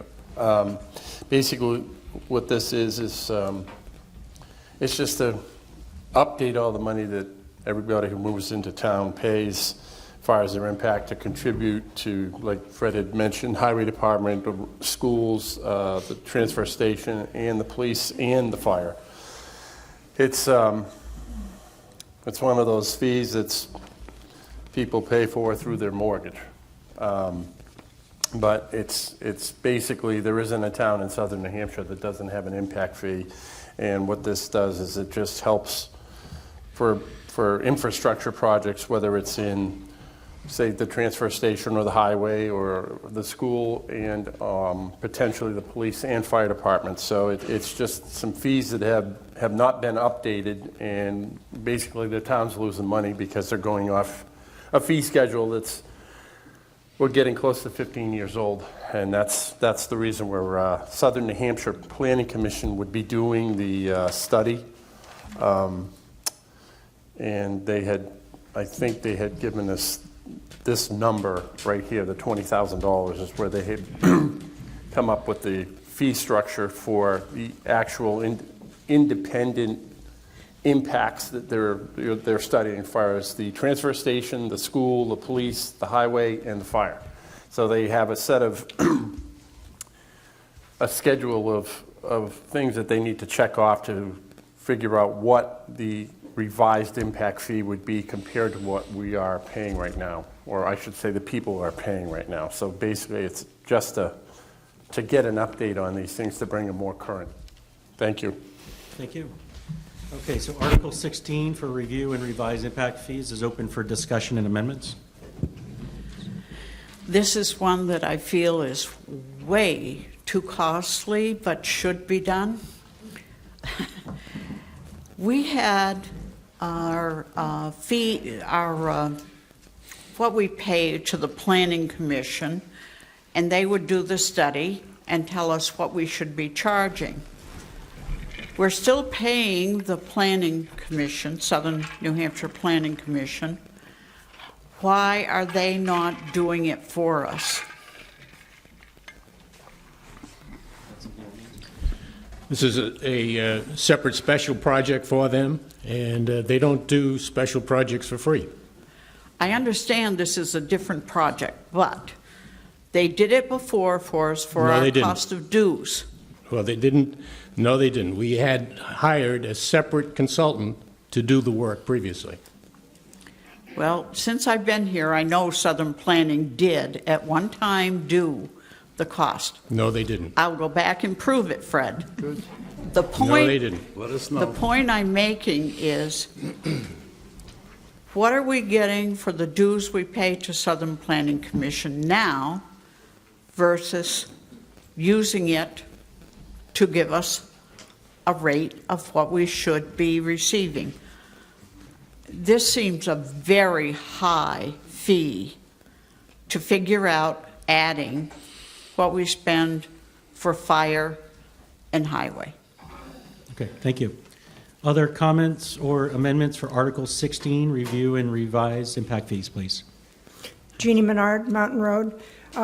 Just for clarification, I think it was my understanding that the reading of this is saying that the fees developers pay, but isn't it the case that if I'm having a new house build, I'm a would-be homeowner, and I'm having a new house build, when I go to apply for my building permit, I would be paying the impact fee. So the developers aren't paying these fees. And if that's true, then we probably ought to change that word, unless it doesn't matter. But it's, I don't think we should be giving the impression that developers are paying our impact fees, if that's not true. Please. Yeah, you're correct. It's collected at the time of obtaining a building permit, and yeah, the wording is incorrect here with regard to the developers paying. Okay. Okay. If you're welcome to. Well, if it's important to be correct in that Yeah. impression, then I'll leave it to you to suggest how this should be corrected. Please. I'd like to make a motion to strike that last sentence. Okay, so a motion to strike the fees developers help pay to fund various town and school projects but need to be revisited to remain valid. So take that, your motion is to remove that sentence? It covers a couple of things here, so let me think about it. John has a point. John Scruton. Please, yes. Perhaps if you just change the word developer to owner or builder, Okay. Yeah. whichever you. Yeah, that would fine. Okay, Jeannie, do you think that, where's Jeannie go? Would that, If it's correct, yes. yeah, owner or developer? Or builder. Or builder? So I'll make that motion. So we're going to amend the motion to state that it'll be the fees that builders or developers? No. Or owners, I'm sorry, owners. Owner or builder. Owner or builder. Paid help to fund various town and school projects but need to be revisited to remain valid. Is there a second on this? Second. Okay, so it's been properly moved and seconded to amend Article 16 to include on the line where it says the fees developers pay, to change the word developers to owners or builders. And we're open for discussion on this amendment, please. Judy. Just a point of clarification, I'm in favor of the change. Okay. It is whoever is building that property, whether it's a homeowner / self-builder or the builder. But it is a fee that's collected, and it's not collected at the time of permitting. It can be collected, it has to be collected before occupancy permit. Right. Yes. Okay. So you don't have to pay it until the very end, but you can't get your occupancy permit until you pay it. That's good information. Thank you. Okay. Any further discussion on this amendment to Article 16? And this is. I'll make one comment while she's coming up. Just want to let her go first, and then we'll have you go. And this is on the amendment for changing the word owners or builders. Can I ask a question? Is it on regards to the developing words? Yeah. Yep. This means that whoever is buying the house is paying the cost. Whatever the costs are, it comes down to buying what we're going to own. That would be the fee, correct? It's an impact fee. So if it's Again, an owner or builder, they're paying an impact fee. Right, and it's for new construction, it's not for, New construction. Do we pay it if we build an addition? no. Okay, so this is only for new construction, and the homeowner buying is going to pay it. Thank you. What did you have? Yeah, I just wanted to say that let's not kid ourselves. Builders don't pay impact fees. They pass that cost on to the owners. So I wonder whether we should strike the word builders and just say owners, because it's the owner who eventually pays the fees, not any builder or developer. So- They simply pass it along in their price. Actually, frequently, it is the builder who brings the check in as part of his getting the occupancy permit, and then the owner pays a higher price because of it, but the builder often is the one who directly pays. Yeah, that makes sense. Yeah. Arrow Roads, Church Street. Looking at this just as an investment in, I want to know what the payback is going to be. Any idea? I mean, what do we collect in impact fees right now? Believe it's somewhere in the vicinity of 4,000 or 5,000 Per house. house. So it's four houses would pay it back. Yeah, 4 houses would pay it back, and if you're expanding the base to include police and fire to collect on that, isn't this a pretty good investment for a town that's sort of short on money? Just wondering about that. Thank you. Thank you. Any further comments on the amendment that's present? Seeing none, if you can take your voting cards out, please. Okay, the proposed amendment is for Article 16 to review and revise impact fees. And the warrant article will read to see if the town will vote to raise and appropriate the sum of $20,000 for the purpose of reviewing and revising impact fees. Said funds to come from the unreserved fund balance. This is where the change happens. The fees, owners or builders pay, instead of the word developers, taking that out, adding owners or builders pay, help to fund various town and school projects, but need to be revisited to remain valid. All those in favor of that amendment, please signify by raising your card. Thank you. All those opposed, raise your card. Motion passes. So Article 16 is amended. So any additional comments on Article 16, or amendments to the amended Article 16? Thank you, Mr. Moderator. Kevin Verville. It's my understanding that you have to have an updated master plan to be able to access those funds for the purposes that are allowed under New Hampshire RSA. Is that a correct fact? Or is that correct? Yeah, we're in the process of having Southern New Hampshire update the master plan as well. But my question is, to access those funds, you have to have a current master plan. Is that correct? It's a yes or no question. Right, to be able to take and assess those funds.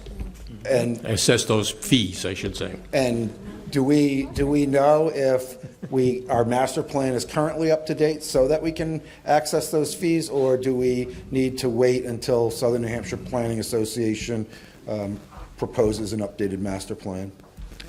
Well, they're updating portions of the master plan. That's what the intent is. Can we access those funds today Yes. if we wanted to? We can, thank Yes. you. Does anybody know, and the same rules apply to the school district side, is that correct? School district doesn't have to do anything. It's the planning board that does the work. The school district can't access impact fees for school district purposes? No.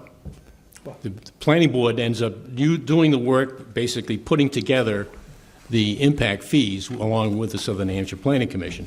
And then those fees are charged out, and the money comes into an escrow account, and then it is then sent to the school district for purposes as a result of the additional people coming into the community.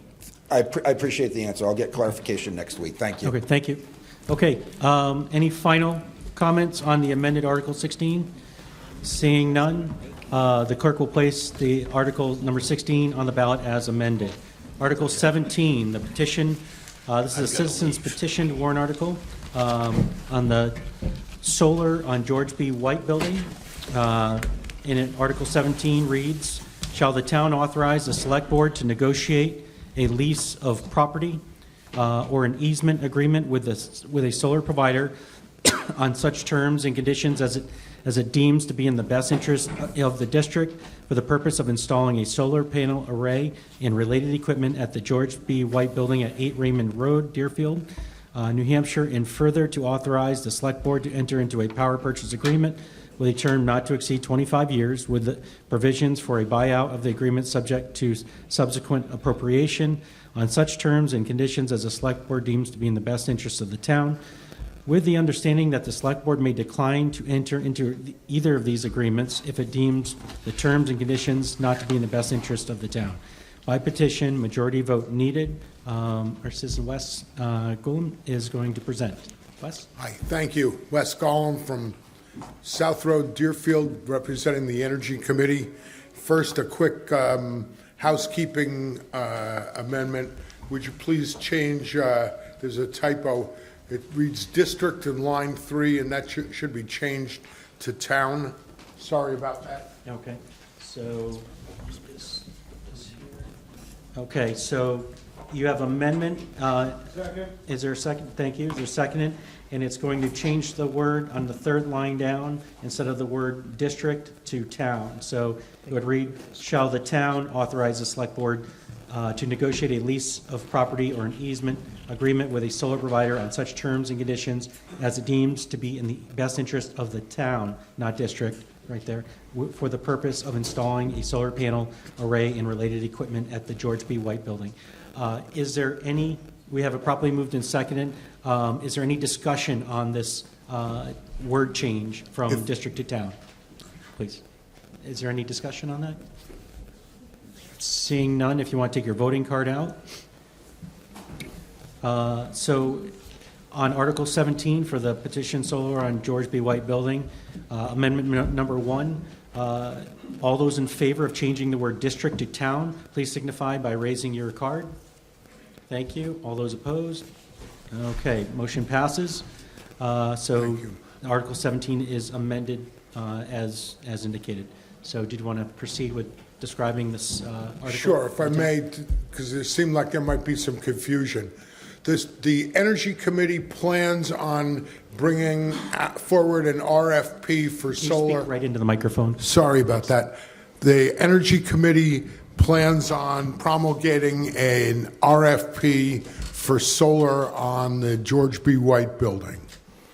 This warrant article would allow the Select Board, if they like a proposal that we get, to accept it. Our expectation is that that will be a power purchase agreement similar to what the school has done. It will not cost the town anything. That there will be no risk to the town.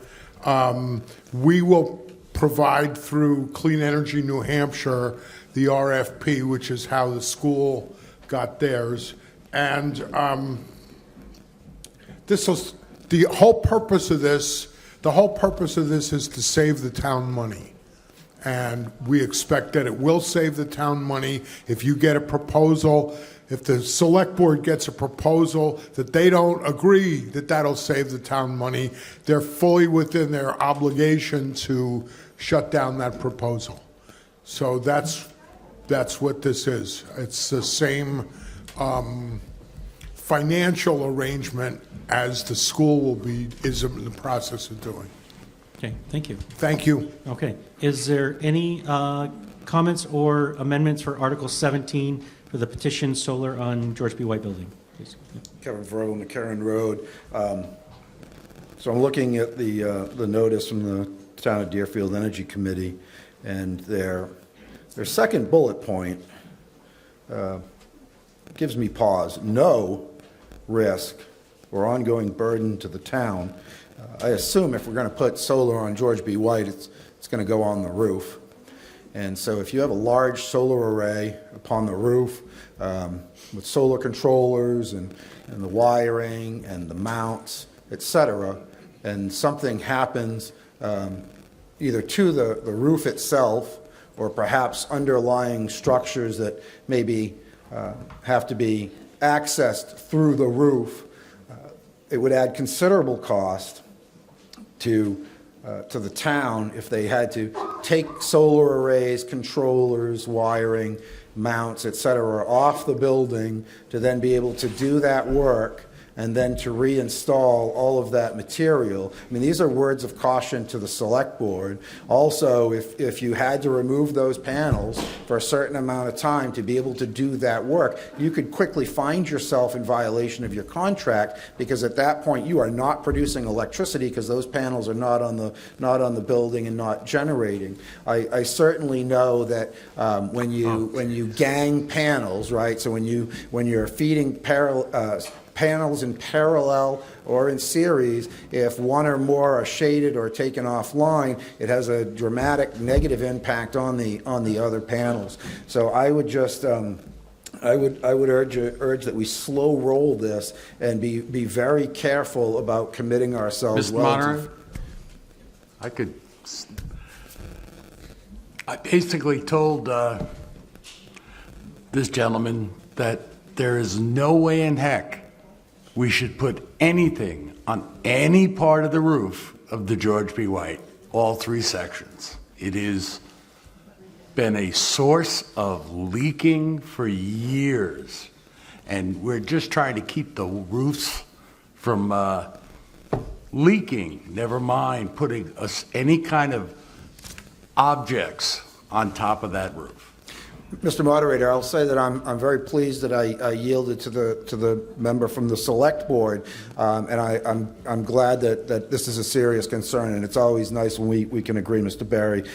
So just please keep that in mind. I'm not against solar. There's some pretty bold claims on this yellow piece of paper that I want to make sure we're dotting I's, crossing T's to make sure it's not an oops, well, we sort of missed it and too late now. Thank you, Mr. Moderator. Okay. Additional comments on the petition solar, Article 17, please.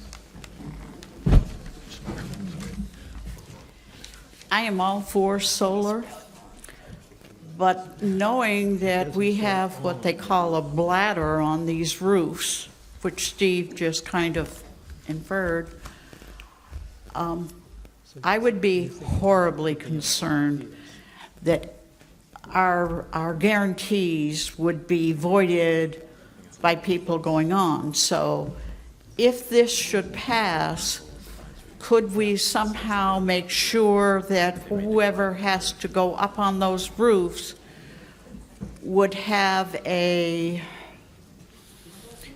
bond to pay for any damage they might do? Can we make sure that is something in this that has to be in place? Okay. Is that a Mr. Moderator? Yes, please.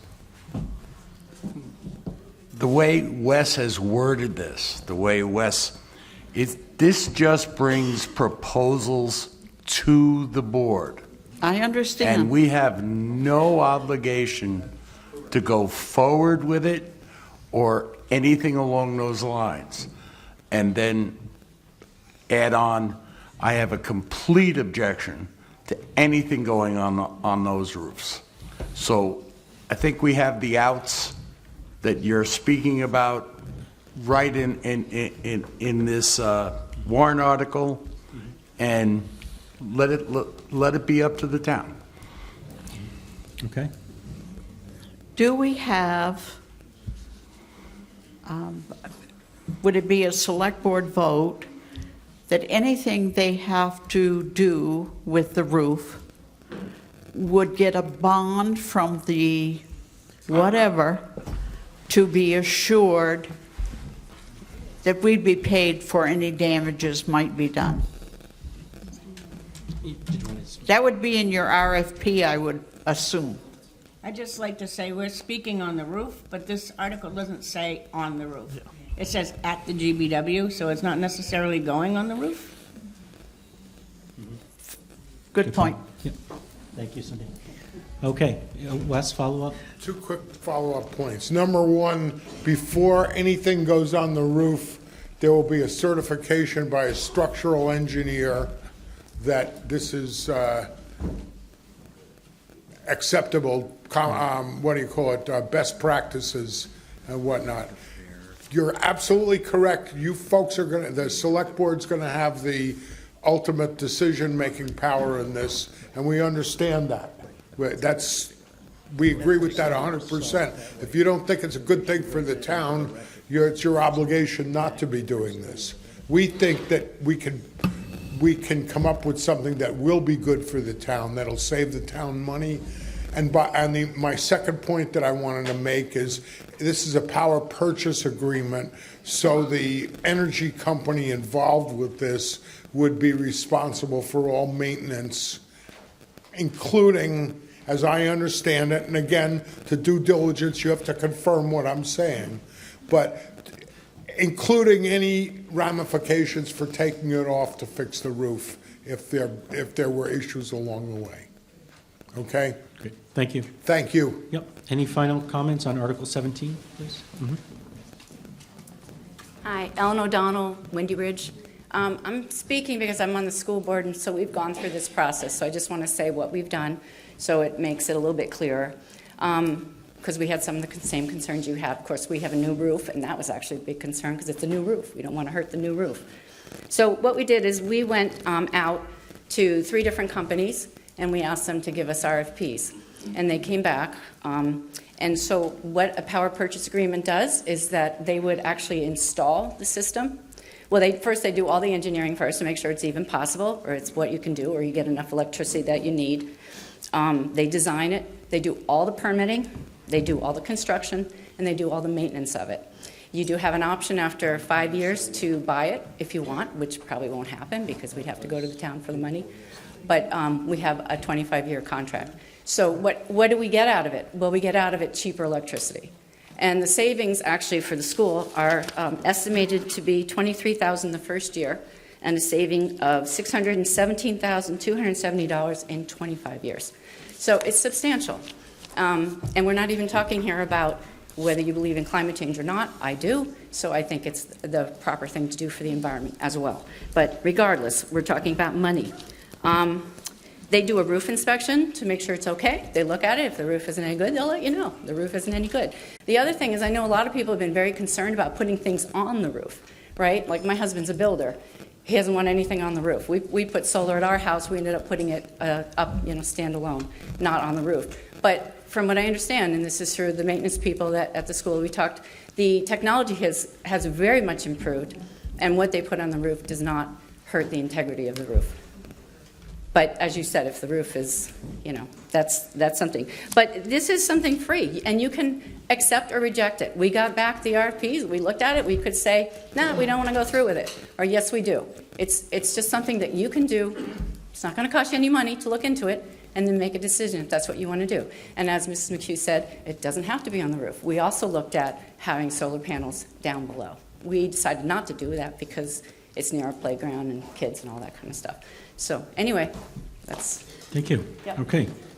Further comments on Article 17? Thank you, Mr. Moderator, Kevin Verville. So the select board member brings up a very good detail because it does say at the George B. White building. I'm not sure about the acreage there, I have to confess. But I know that the land around that building is multi-use land for parks and recs, after-school program, etc. So if we're going to be putting solar on the ground, I would certainly hope that it wouldn't be at the expense of recreational activities for children and adults of Deerfield alike, as the previous speaker said relative to the school side. If you really want to bait your RFP people, you tell them that you want it however many feet off the ground over the parking lot, so it provides shade in the summer and generates the power and doesn't reduce our green spaces around George B. White. I would hate to see us lose significant green space that our children, families, and adults alike enjoy. Thank you, Mr. Moderator. Thank you. Okay, Article 17, final comments, petition solar. Mm-hmm. Debbie Beauvais, Church Street. I believe the Energy Commission has saved the town $500,000. Is that correct? About $500,000 in their previous proposals and implementation. And I would say, give them a chance to do it here. Like, we don't know. Maybe we'll like it. Maybe we won't like it.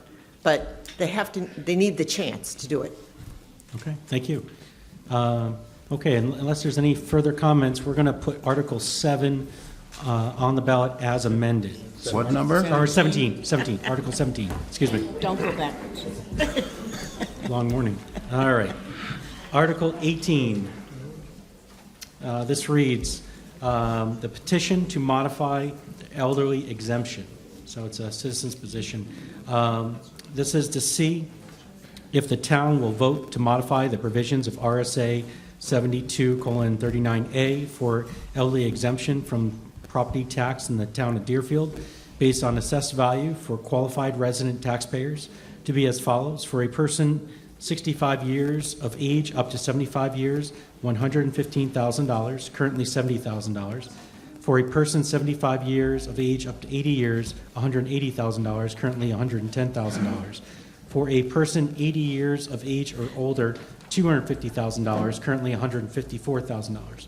To qualify, the person must have been a New Hampshire resident for at least 3 consecutive years, own the real estate individually or jointly, or if the real estate is owned by such person's spouse, they must have been married to each other for at least 5 consecutive years.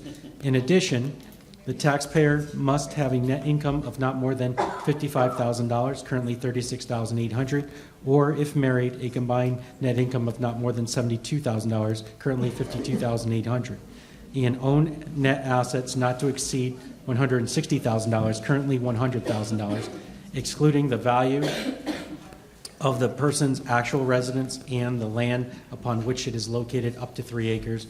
By petition, majority vote needed. Whew.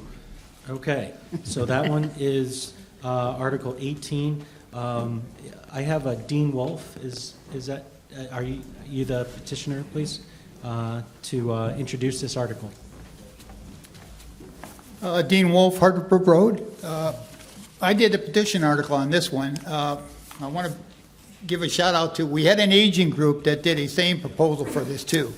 And the only difference between their proposal and the one I did to the petition is that we didn't agree on the raising the income levels for married senior citizens. So basically this one, we haven't changed this article since 2006, so 18 years ago. And if you look at the cost of living since 2006 to the present day, cost of living has gone up a little over 56% for the senior citizens. Excuse me. So basically, that's how we arrived at the rates for the income levels. So now we want to raise it to $55,000 for a single individual. And if you take the old rate, that was $36,800.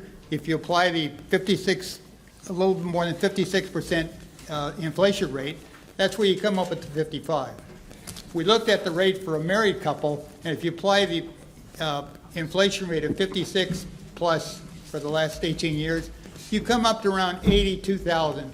And most people I talked to, we agreed that will be too high for a married couple.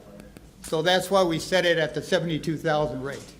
And if you look at the old rate, 36.2 and 52, the difference between the single and the married rate between them is around 16,000 difference. So we tried to keep that exact spread with these new rates. So it comes out to about 17,000 for the new rates. Now people might say, well, why are we doing this? Okay, I think we have a responsibility and a compassionate sense to keep our senior citizens. Just talk right in the microphone. So they qualify for these exemptions, so we keep them in their homes. You know, should you be kicked out of your home if you're over 80, if you can't pay your property taxes? And we all know the property taxes have gone up tremendously in the last few years. Okay, and then people think, oh, what is it going to cost us? Okay, at the current rate of $24.61 per $1,000 in town, if you look at the total amount of money that's set aside for the exemptions, it only comes to about 5.5 cents per thousand that we pay. Okay, my house is assessed at $360,000. This last year, it cost me $18. I think that's a bargain to keep our senior citizens in their homes. They lived in their town all their lives. Why should we force them to sell, move in with their children, or move into an apartment? Let's try and keep them in their homes. Thank you. Okay. Wait, not done. Can I keep okay. going? I thought you were finished. If you Okay. read the article, there's also the amount of money you get for being 65 and older. Okay, we raised that. The aging group, they agree with the rates that we set in there. We agreed with them. So some people may qualify under the income limits for their income, but they may not qualify because of their assets. So if you have assets other than your home, rental property, stocks and bonds, IRA funds, you may not qualify because you have too much in your asset limitations. So there's a check and balance there. So when people say, well, how do we know how many people are going to qualify? Well, this year, we only had, as far as I can tell, 18 people in town qualified for the elderly exemptions. That's not a lot of people, out of what, almost 5,000 people in town.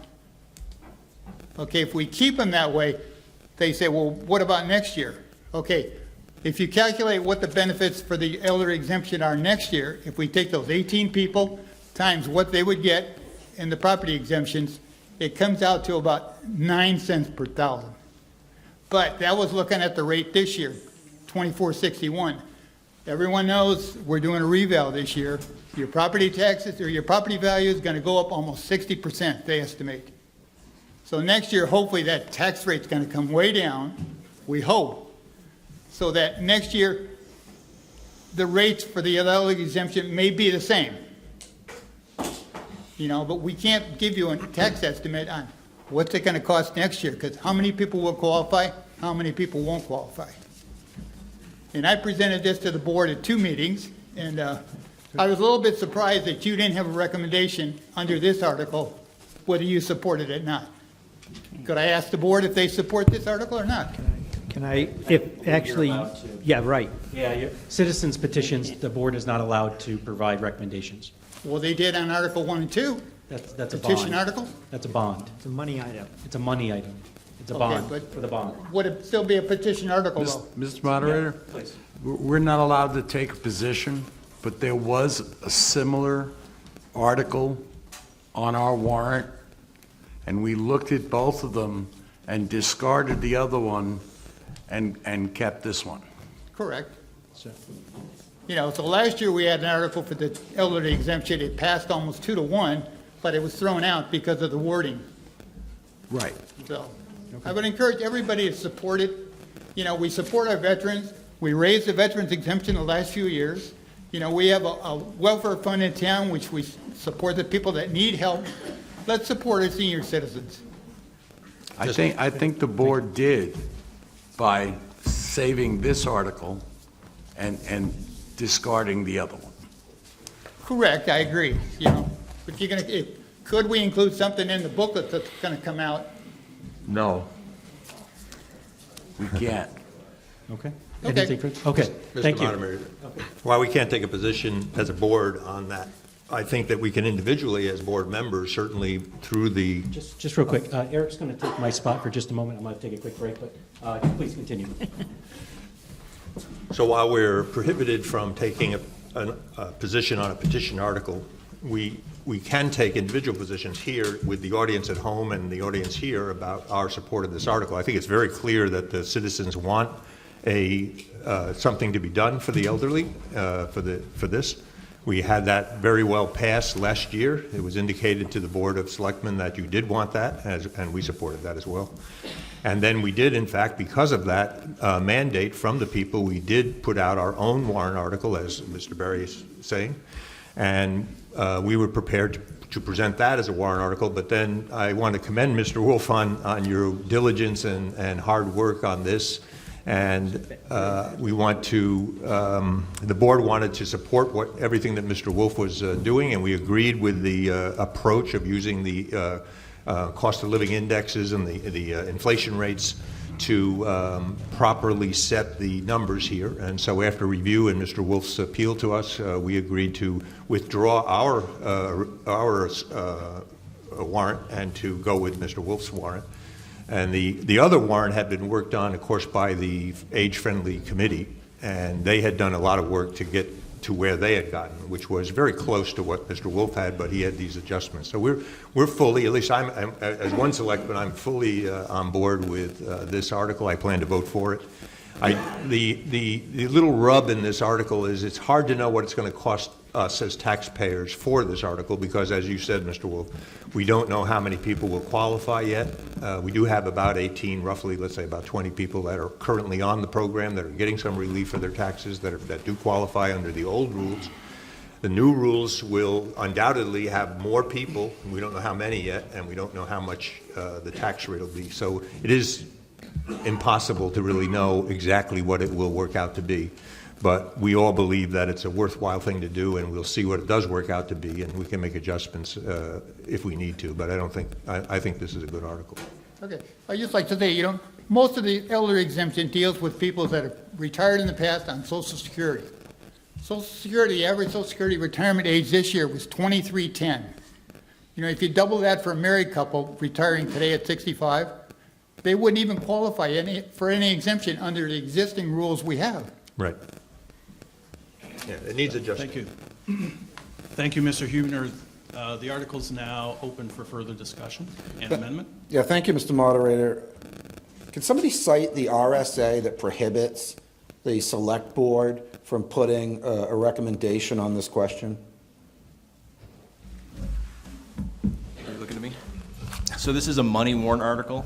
I'm not sure what you mean by select the RSA. So we have the bonding articles were the first two, and those are prescribed by statute that require the recommendations and the budget committee, and it goes through that process. This article doesn't follow that same process, so that's why the articles 1 and 2 have those recommendations. So I understand that. Okay. And we have recommendations on the operating budget. We have recommendations on other articles. The testimony that I've heard from the select board is that they are saying they are not allowed to take a vote and put a recommendation on this question on the warrant. So that means there must be a legal prohibition for them to do so. And I'm asking somebody to cite the RSA that prohibits them from putting their recommendation on this question. So, it's a home rule town, and you can't do something that's not authorized by statute or authorized in law. And there are processes for requiring recommendations of the Board of Selectmen on money articles, which is what we've seen. This isn't one of those.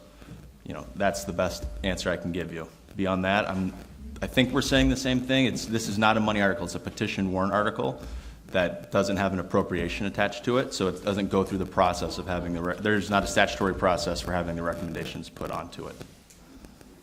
Can I break in with a comment, which is it that we're not allowed or that we're not required? There's a requirement to do it on all the money articles, which we've done. Yep. And the best advice is not to do them on non-money articles.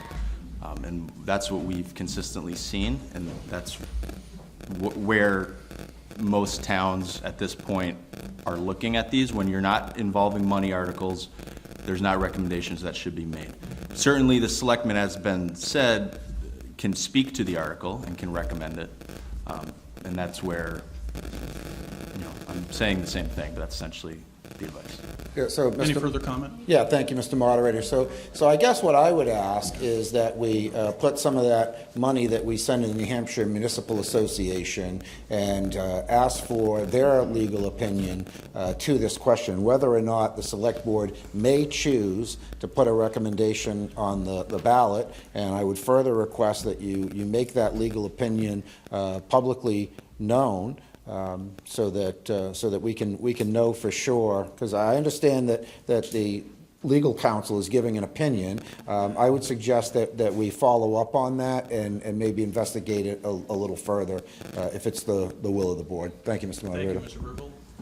Further comments? Ms. Katie? I have two questions. One is, will the present elderly on this exemption have to reapply? Do we have an answer on that? A definitive answer, no. We don't know. Okay. I have an answer too. Mrs. Hotel. Andrea Hoteling, 1 Lakeview Lane. I've worked on the age-friendly group that was putting together our version of this warrant article, and I've spoken with Evan Roberge, and because we are doing the revaluation, we as a town require people to reapply every time there's a revaluation. Some towns require reapplication every year. I guess Deerfield's policy has been at the revaluation date, so all the existing 18 will have to reapply, and then new people under the new qualifications if this is passed. Thank you for that clarification. Good, now I know. The second thing I have is basically how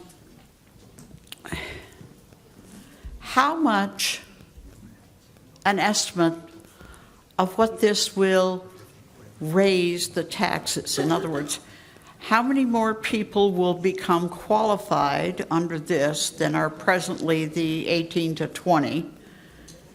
Would we go to 30 or 40? And I know this is a guess, but I think that's been answered already in the discussion, that it was not determinate at this point. maybe Andrea can tell us if her committee had an estimate of that. Mrs. Hotel? Andrea Hoteling, 1 Lakeview Lane. Our committee, discussed this issue and came to the same conclusion by increasing income levels and asset levels. There is no way of knowing how many new applicants will be out there. Looking at other towns, when they've done similar increases, there's been as much as like a 200% increase. In other words, somebody going from like 30 in their town up to 60, again, with similar increases in income levels.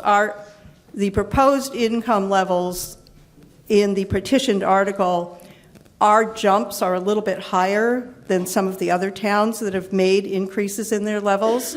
And so it is completely unknown how many new people will apply. I think, perhaps it could be 3 times as many. That would be an upside that I'm guessing. And then you get back to, well, what is the cost to the town? And as was previously stated, right now it is costing the taxpayers in Deerfield about a little over 5 or 5.5 cents, per thousand. That it's costing us. Average household, it's costing $18 to $20. So if you say, well, perhaps the worst that would happen is maybe 3 times that, well, 3 times that might be 15 cents per thousand. So again, looking at the average household, we're talking maybe it'll go from $20 maybe up to $60 per household. Again, to benefit the elderly that are having trouble staying in their home, I don't think that's a big cost. So again, after having worked on this and looking at related amounts in different communities, I think this is a fair proposal. I think we should support our seniors, and I'm in favor of the article. Just to be clear, your estimates are your estimates, correct? 3 times. Oh, yes, anything that I'm saying here, it's looking at some other towns that had also increases and saying, well, gee, some of them had a 200 or 300% increase in what was happening, so again, unknown what would happen here in Deerfield. Thank you. Are there any further comments, questions, amendments to the article? Okay. Hearing none, seeing none, the article will be placed by the clerk on the ballot.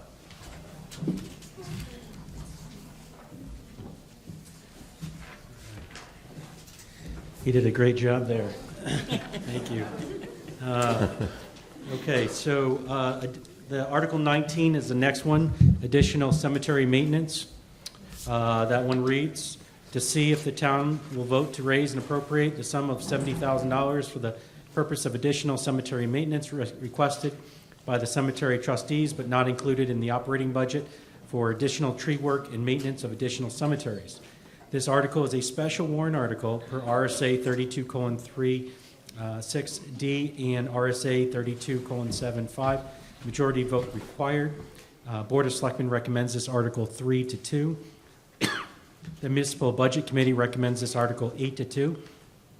The estimated tax impact per thousand of assessed property value is 9 cents. Mr. Moderator? Yes, please. If I may, the selectmen received a request from the cemetery supervisors to try and remove this article, but it had been too late.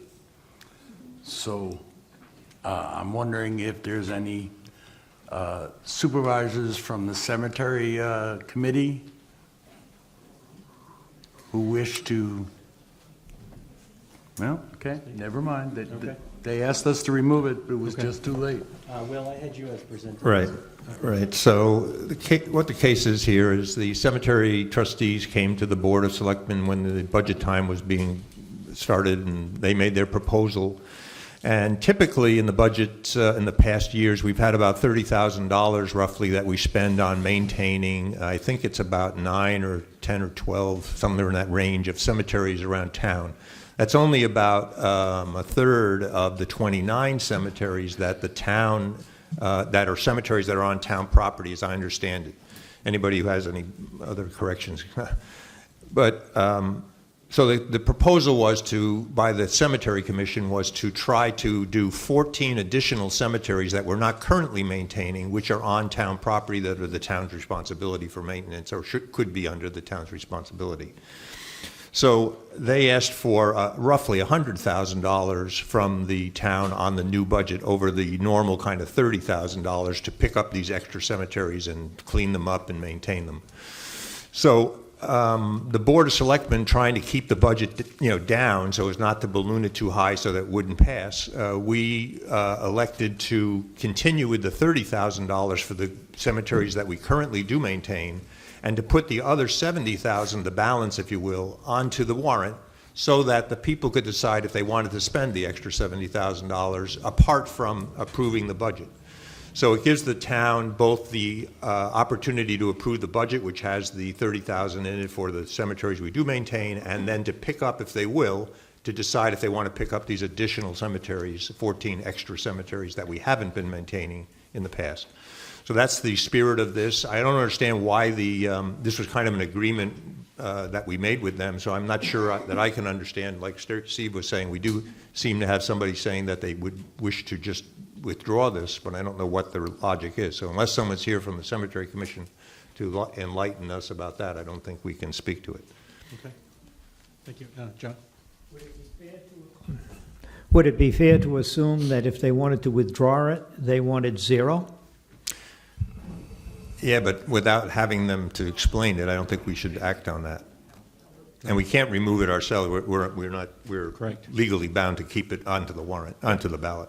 Right, so I'm just asking, I got that email as well. If they wanted it removed, it sounds to me like they didn't want the money, so zero would accomplish that. If somebody was to make an amendment to zero, is what you're saying? Yeah. Okay. Mr. Boyer? I think in the spirit of not trying to guess what's in someone else's mind, we should let that lie. I would like to have some additional information which may require an amendment, and that is, how many cemeteries are there that the town is responsible for? I see a number of 70,000 here, but I don't have a context of how many cemeteries that might apply to. If it were to apply to 2 cemeteries, that'd be one thing. If it were to apply to 50, it'd be another. And I think I would like to know proportionately how it might be spent. I think voters would like to know. I think we need to have a context. I don't know how many are under the responsibility of the town. If we have that number, I would like to say, just add a sentence saying the town, that there are X number of cemeteries on town-owned properties, and I don't know what X is. Could someone help me with this? Well, as I understand it, when the Board of Trustees presented this to us, they cited a number of 14 additional cemeteries. That's additional. I'd like to know the total number. Oh, okay. Do you know the total number? Well, as I said, I think it was 9, but somebody else said 12, so it's right in that range Of what this would support? of cemeteries that we currently, I'm not asking about the number that are currently, because this money could be spent on any of the town cemeteries that are owned, because there's no restriction here.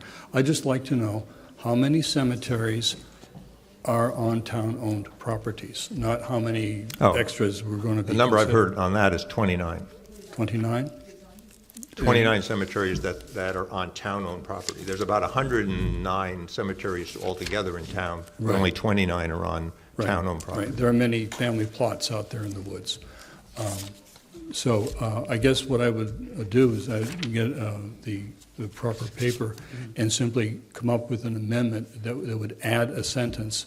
There are 29 cemeteries on town-owned property in Yeah, Deerfield. Cindy's just pulling out the presentation that was made to the select board by the cemetery trustees, and they were citing 14 as the town-owned but not maintained currently. Right, but that's a different number. That could be a different number than the number of cemeteries on town-owned property. Right, it is a different number. That we already are maintaining some of them, so they wanted to add 14 additional, Right. which would make a grand total of, I suppose, if I'm right, 9 plus 14, Right. or maybe 12 plus 14. Okay, so we don't have a definitive number? Could I? John? Yes, please. Yeah, one concern I have with citing a number is there is some dispute here, and by putting a number in, you may be accepting cemeteries that weren't previously accepted.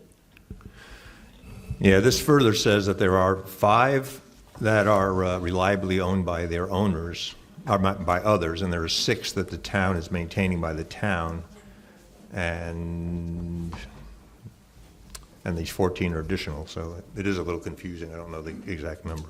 What do you think, Rich? I still feel that people who are voting on this would like to know how many cemeteries there are that this money could be expended on. Because like I said, if it was just 2, and many people know about the one on Meeting House Hill and one across from the post office, they may believe that those are the only 2 town-owned cemeteries. That would be a reasonable interpretation that a resident of the town might have, because that's the only 2 they know about, but there are more. And I think it's helpful for a context of, how much money would be spent on the best estimate for the number that are eligible. So And I would think that's an important information to add. Would an idea might be using the word approximately 30? Do you want to, would that meet in the middle, and then you're kind of, Yeah, you're not giving a set number? Okay, so I can put it on paper or just say, add a sentence, but before this article is, to say there are approximately 30 cemeteries. Approximately 30 cemeteries that are on town property. That are on town property. Okay. And according to the report, 14 of those are not being maintained. Did you want to put that additionally? I mean, At Mr. Huber's suggestion, and a separate sentence saying there are 14 that are not being maintained. Town-owned and not maintained. But are you then accepting those 14 by doing that? So the whole spirit of this article is to see if the town wants to start to maintain these additional cemeteries with additional tax dollars. Right. Right. One thing I think, though, is important to point out, which is the state requires that if you're not maintaining a cemetery plot, and you decide as a town to start to maintain this, you begin to maintain it, that you then become obligated to continue to maintain it year after year after year. But the town has to accept it. So we have to be aware that it's not a one-time thing of $70,000. It's going to be recurring year after year by state law, that once we start maintaining it, we have to continue with maintaining it. Right, but there's a process for declaring a cemetery abandoned and then being adopted by the town, and that's a completely separate process. I was just shooting for, if it's allowed, putting some context in here so that people understand the magnitude. So, Yeah, do you have the amendments, or Do you mind just taking a slip from the supervisor checklist desk there, just and write down Okay. exactly what you're hoping? Thank you. Kevin, did you want to? Yeah, thank you, Mr. Moderator. So the good news is, one of the joys is if you follow along select board meetings and municipal budget committee meetings, you would actually know all of that information. I, of course, am a delinquent and cannot recall it, nor do I have my paperwork with me. But these things have been discussed at great length at both select board and municipal budget committee meetings. Number of cemeteries, how many we're maintaining, how many we're not. There is a word of caution here that when a cemetery is not maintained for a certain period of time, it is considered abandoned.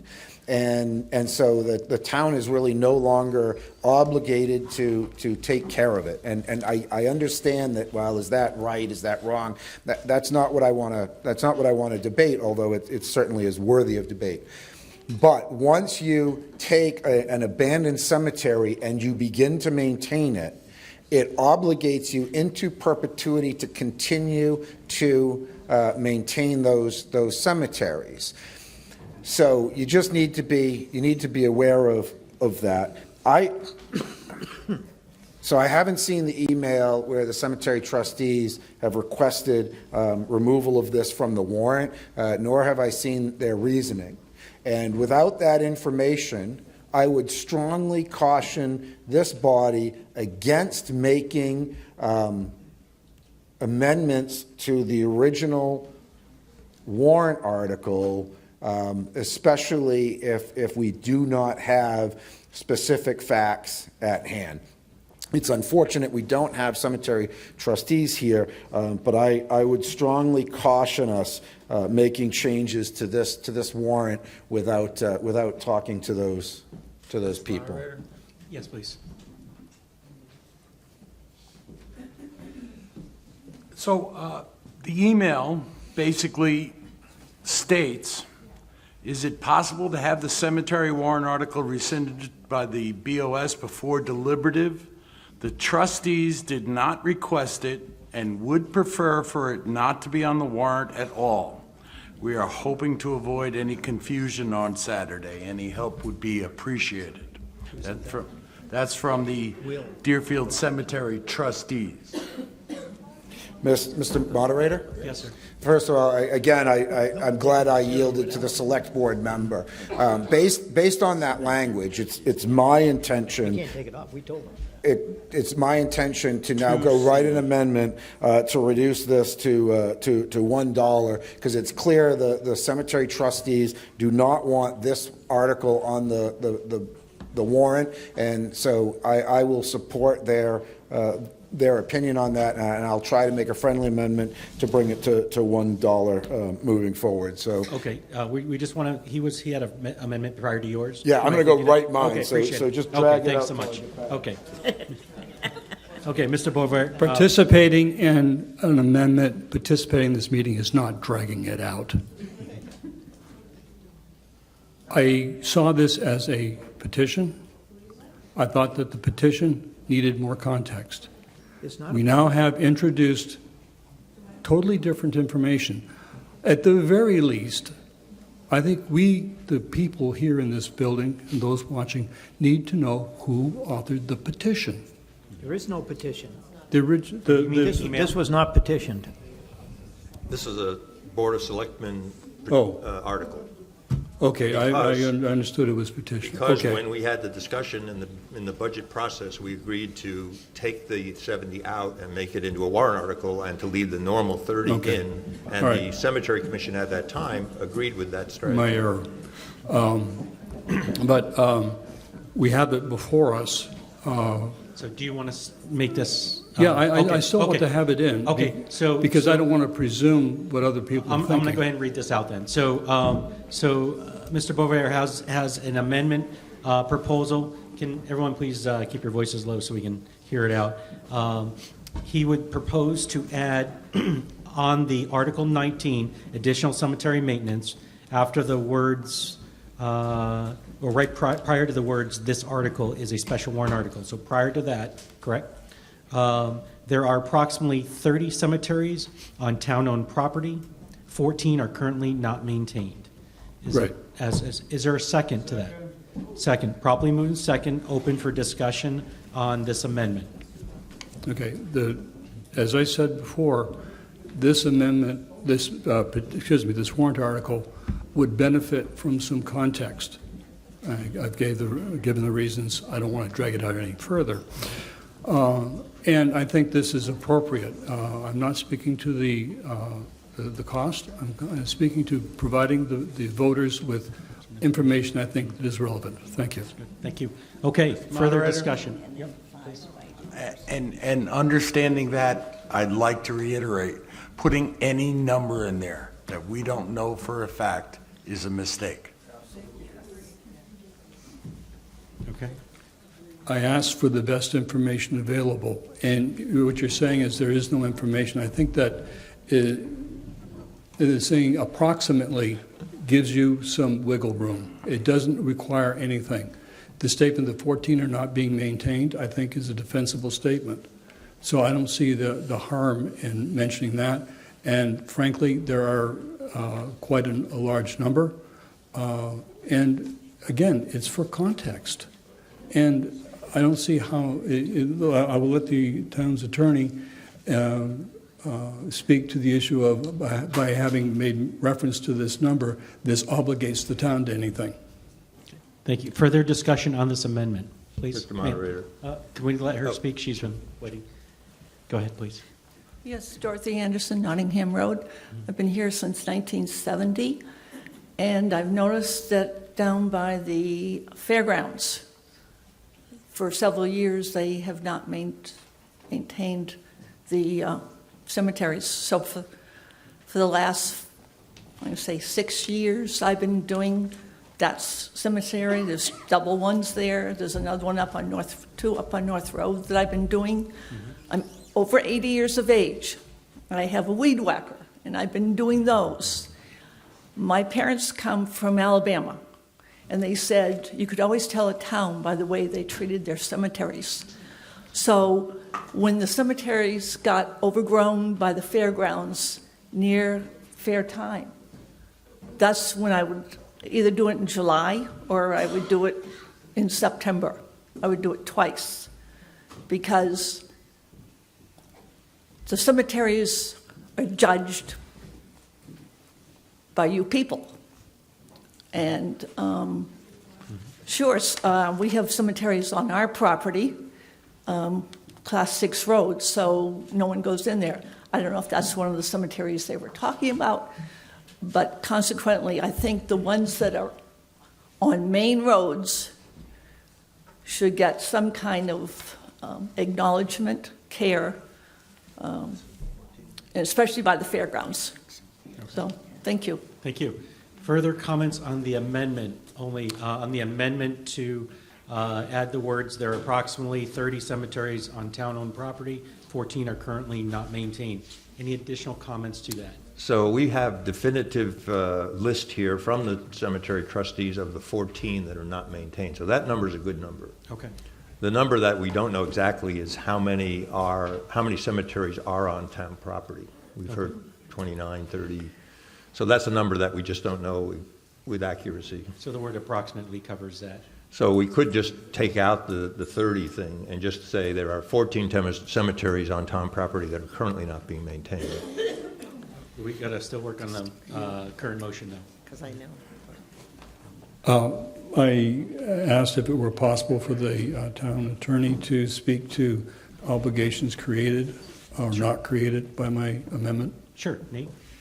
Yeah, I share the same concerns that have been raised a few speakers back about putting numbers in without knowing the specific number of cemeteries on town property. If we identify more than actually are, then you're potentially putting the town in a position where are we going to be considered responsible for those? The same for ones that have been abandoned. So I don't know what the numbers are. It sounds like the 14 people are pretty confident is accurate, but maybe the other number is not. Okay. So, So I would suggest that the amender either agree or disagree with my suggestion that we strike the 30 number and just maintain the 14 number. Mr. Barber, what's your position, sir? Okay, I will agree that we can take out the estimate.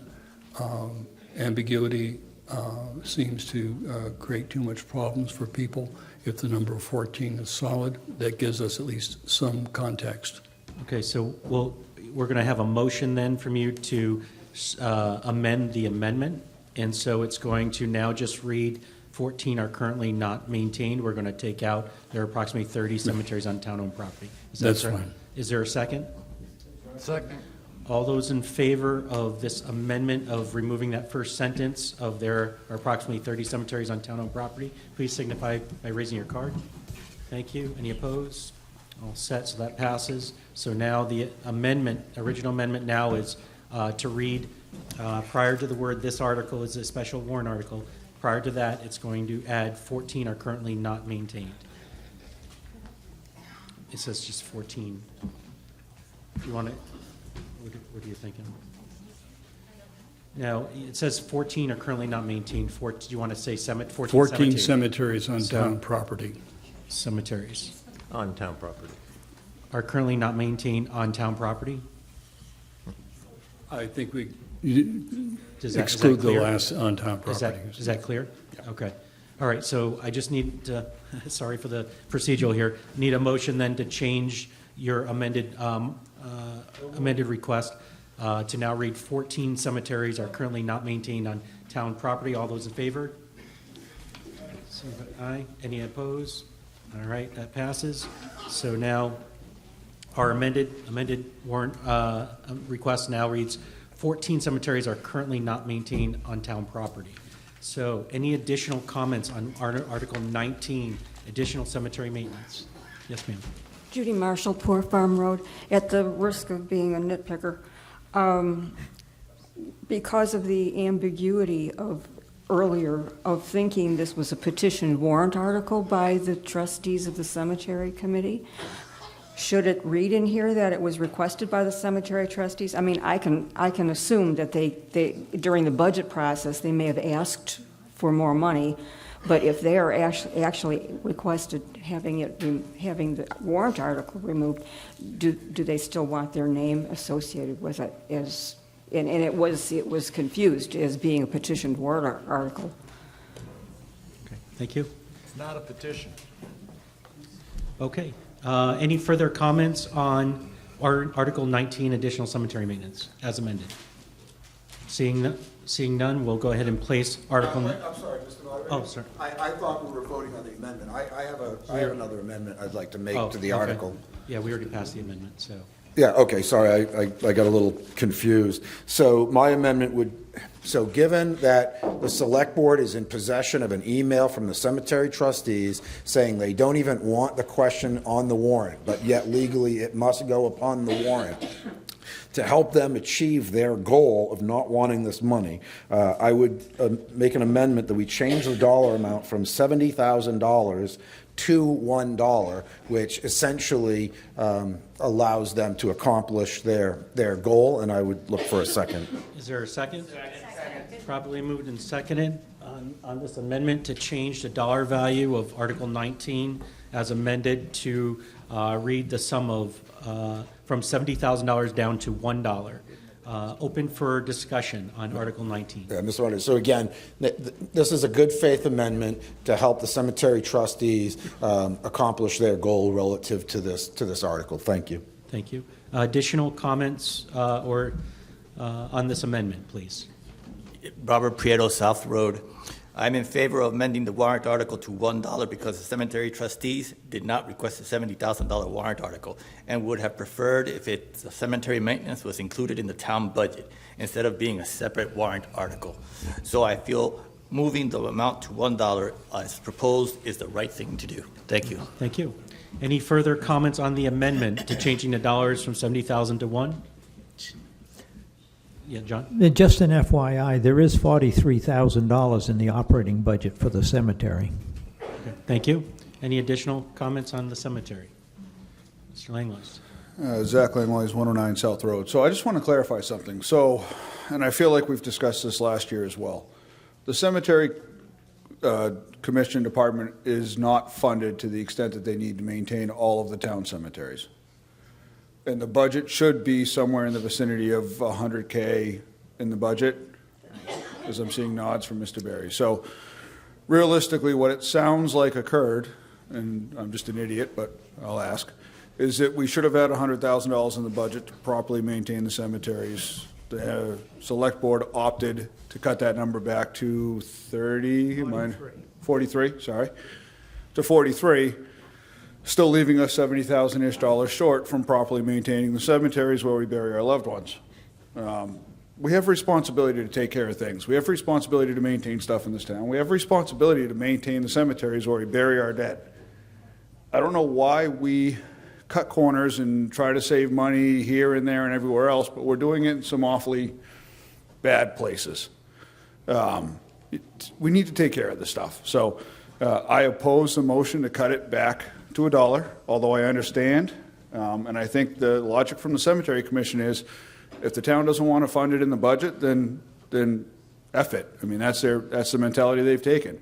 The reality is, they still need the $70,000 of additional money to maintain the cemeteries. That's been the case for years and years and years, and we haven't been able to get past this budgetarily. So, vote the way you want, but if it was your family members in those cemeteries, you'd feel differently, and maybe we need to consider that. Thanks. Okay, thank you. Okay, any additional comments to the amendment for Article 19 as amended for the additional cemetery maintenance, changing it from $70,000 to $1? Any additional? Seeing none, we'll take a vote, please, if you can get your voting cards out.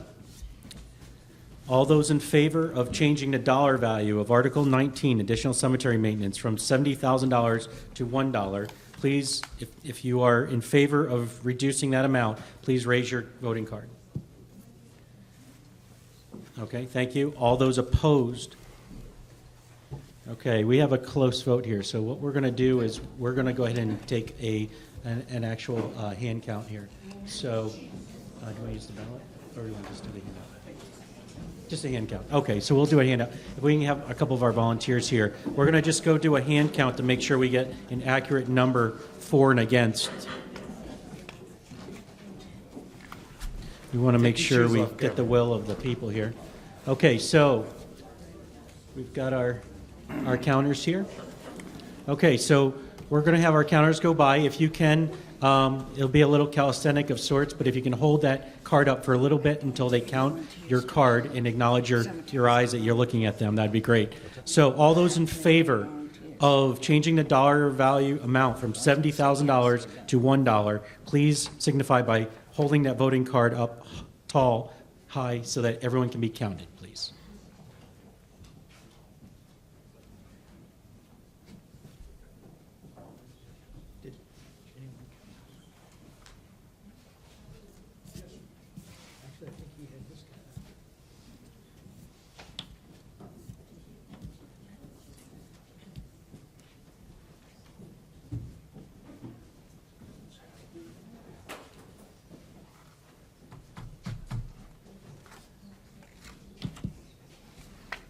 Okay. All right. Now, if you put them down, all those opposed to changing the amount from $70,000 to $1, please raise your card nice and high. So all those that oppose changing that from $70,000 to $1. Raise your card. I already did.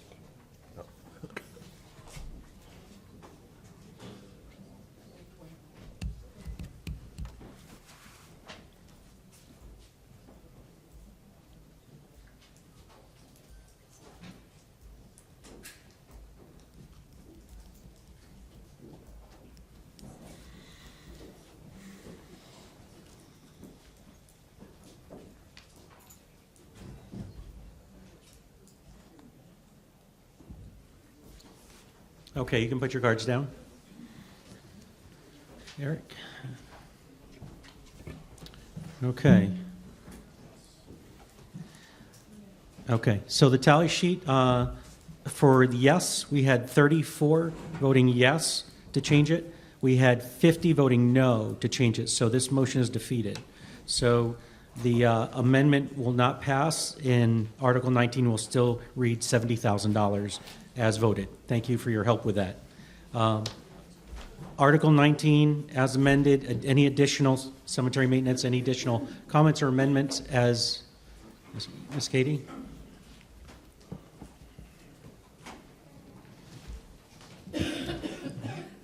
One of the things I'm feeling here today is we don't have enough reports from these various committees of what they've done and what they feel needs to be done.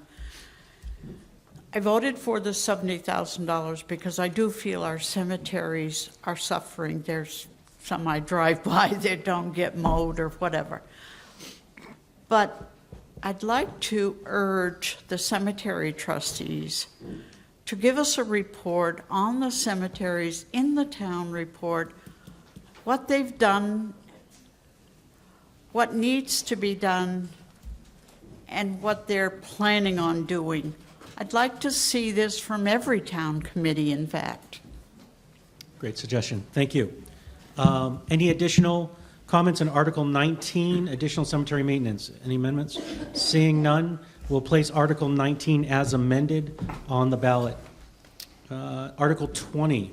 Eric, you going to jump on this one? Eric's going to take the lead on this one here.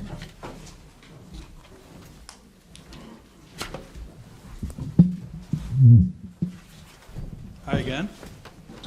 We're taking up warrant article number 20, voting machine replacement. I'll read it. To see if the town will vote to raise and appropriate the sum of $10,000 for the purchase of one new voting machine, including first-time license fees and necessary accessories, to ensure compliance with state requirements for election equipment and to maintain the security, accuracy, and accessibility of the voting process. Should this article pass, it will only be funded in the event that the 2025 operating budget fails to pass.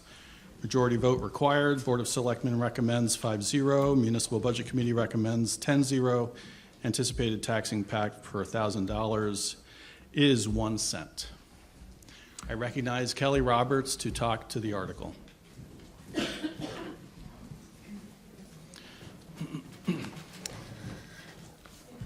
By 2026, the voting machines our town has relied on for decades will no longer be supported or serviceable. To ensure our elections remain secure, accurate, and trustworthy, the state has approved 2 modern ballot counting devices for adoption. That is the Dominion ImageCast machine and the Voting Works machine. Now it's up for towns and cities across New Hampshire, including our Board of Selectmen, to decide which machine serves our community best. To help ease the cost of this upgrade, the New Hampshire Secretary of State is offering a grant of $3,500 per machine. Once the Board of Selectmen selects a machine, the state will send the grant funds directly to the vendor upon receiving proof of the decision via a true copy attest of the meeting minutes. This grant will reduce the financial burden on taxpayers. To prepare for the upgrade, $10,000 has been included in the proposed budget to fund one machine. A warrant article has also been proposed as a backup plan. This would allocate funds for the machine if the budget fails, but the article passes. This approach is striving to ensure the town can meet state requirements. Next year, we intend to follow a similar process to fund a second machine, completing the necessary upgrade. Thank you, Kelly. The article is now up for further discussion and/or amendment. Yes. John Leslie, Meeting House Hill Road. So as I understand it, if we don't pass this warrant and the operating budget doesn't pass, then we will be unable to legally vote starting in 2026? Well, with the counting machines? No.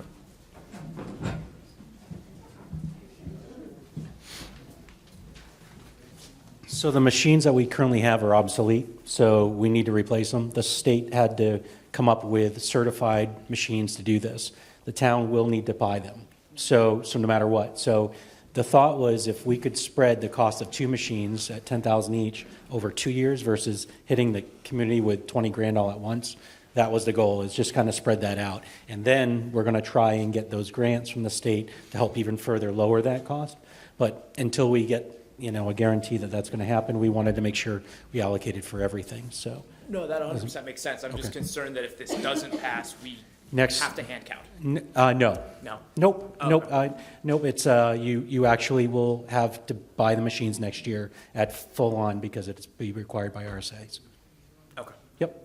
You'll have to. So do we want to spread it over 2 years, or do you want to hit it all next year without a choice? Gotcha. Okay, thank you. Any further questions or comments on the warrant article? Seeing none, hearing none, the article will be placed on the ballot by the clerk.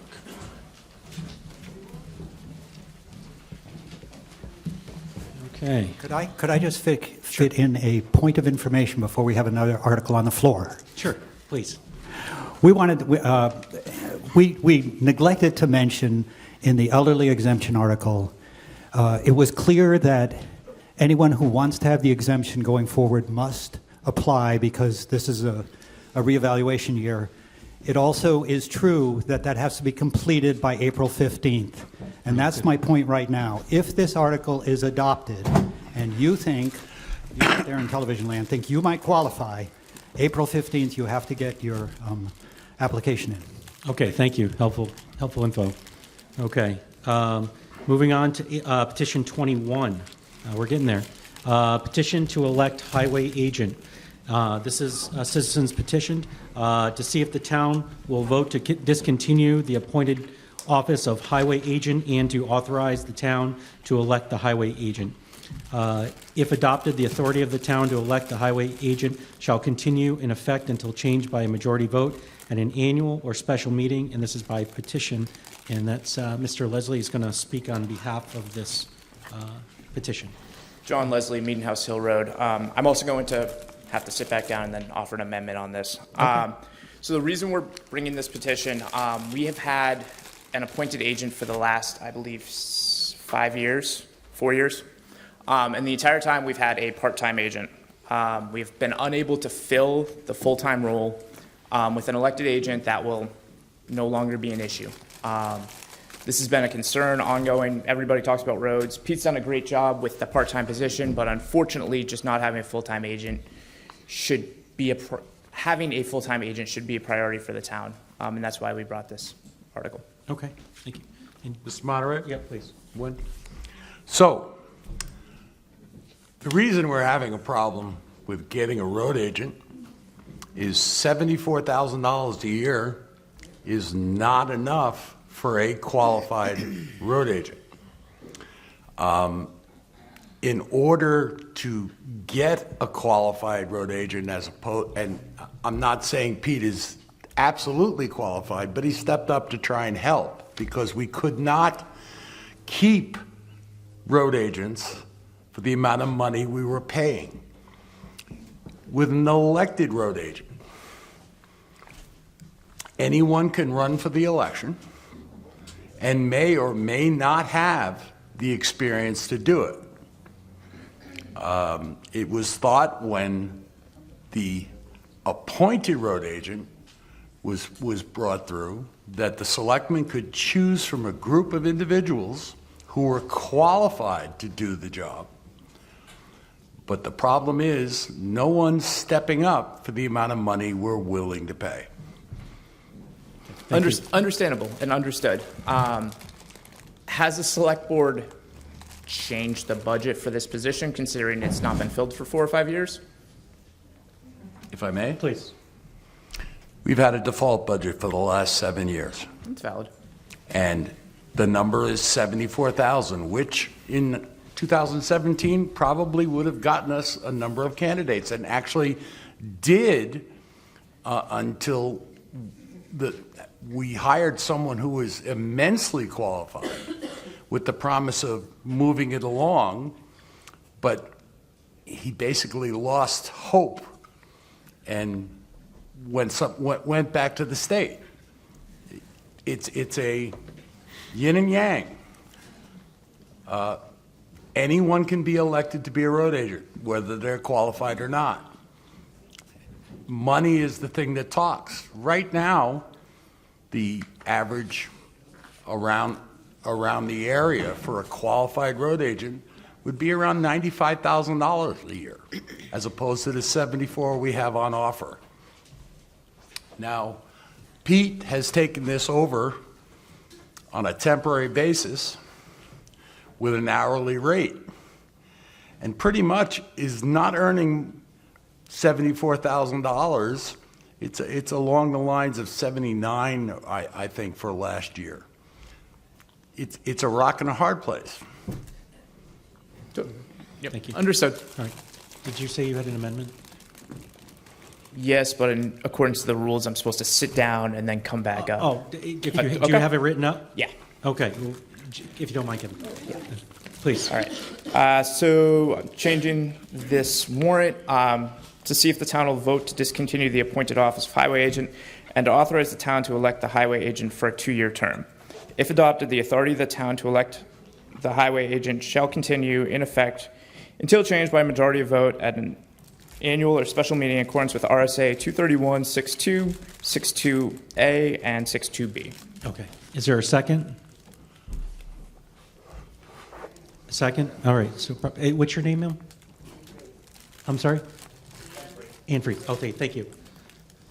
Okay, so we have a properly moved and seconded article here, amendment to Article 21, and it reads to see if the town will vote to discontinue the appointed office of highway agent and to authorize the town to elect the highway agent for a 2-year term. If adopted, the authority of the town to elect the highway agent shall continue in effect until changed by a majority vote at an annual or special meeting in accordance with RSA 231:62, 62-A, and 62-B.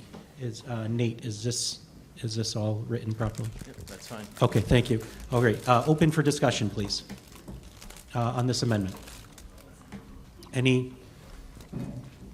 Okay, no. So if you would get your voting cards out, we'll go ahead and take a vote on this amendment.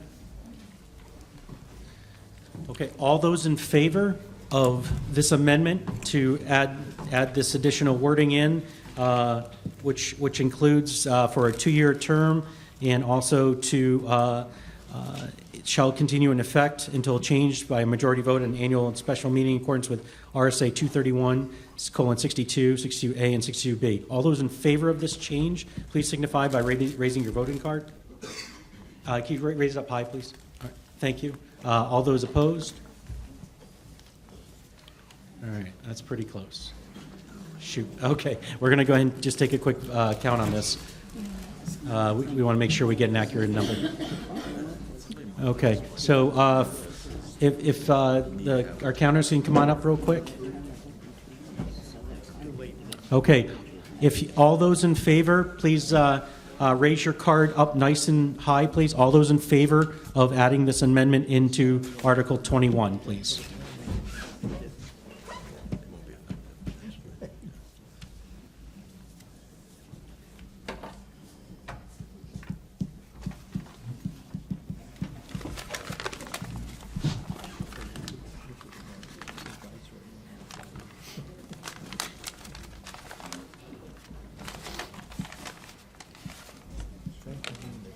Okay, you can put your cards down.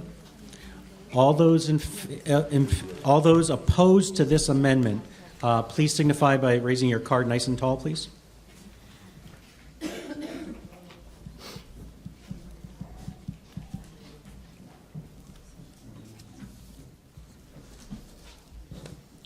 Keep them up high, please.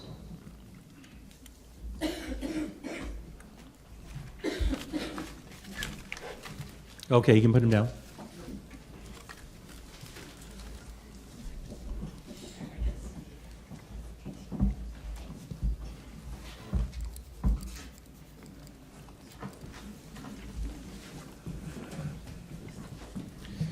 Okay. Okay. The yeses were 43, the nos were 31. The motion passes. So the warrant article is amended to include this verbiage. So Article 21, as amended, is now open for further discussion, please. Morning, Mr. Moderator, Kevin Verville, McCarran Road. So, self-confessed, I'm a newbie to the great town of Deerfield. I moved here with my family in 2009, and at that time we elected our highway agent. I don't remember any year that the office came up for election, that there was an uncontested race. There are always several people vying for the position of highway agent, and so we had no issues filling that position at the salary offered. In fact, the only time that we've had trouble filling that position is when we changed it from elected to appointed. So we changed it to appointed, and now they can't find anybody to appoint, and so we're essentially in a long-term or perhaps endless interim highway agent.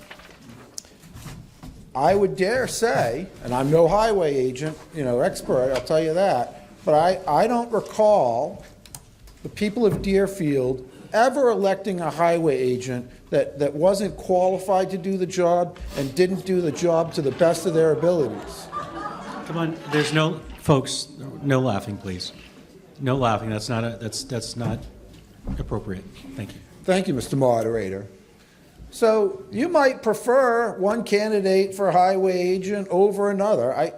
I get that. You don't always get your first pick when we have elections, and I know there's many in this room that know that quite keenly. But the fact remains that we had no trouble getting highway agents to run for office and to take the job. Not only that, but when you have an elected highway agent, it guarantees you a member of the community, because you can't run for elected office unless you're a resident of that community. And so I understand that when we changed from elected to appointed, it was a good faith effort to see if we could do better. But in my assessment, it has been a mistake.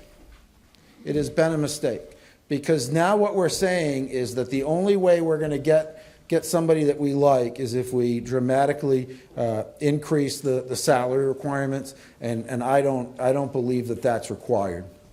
And it's for that reason that I would strongly encourage the select board.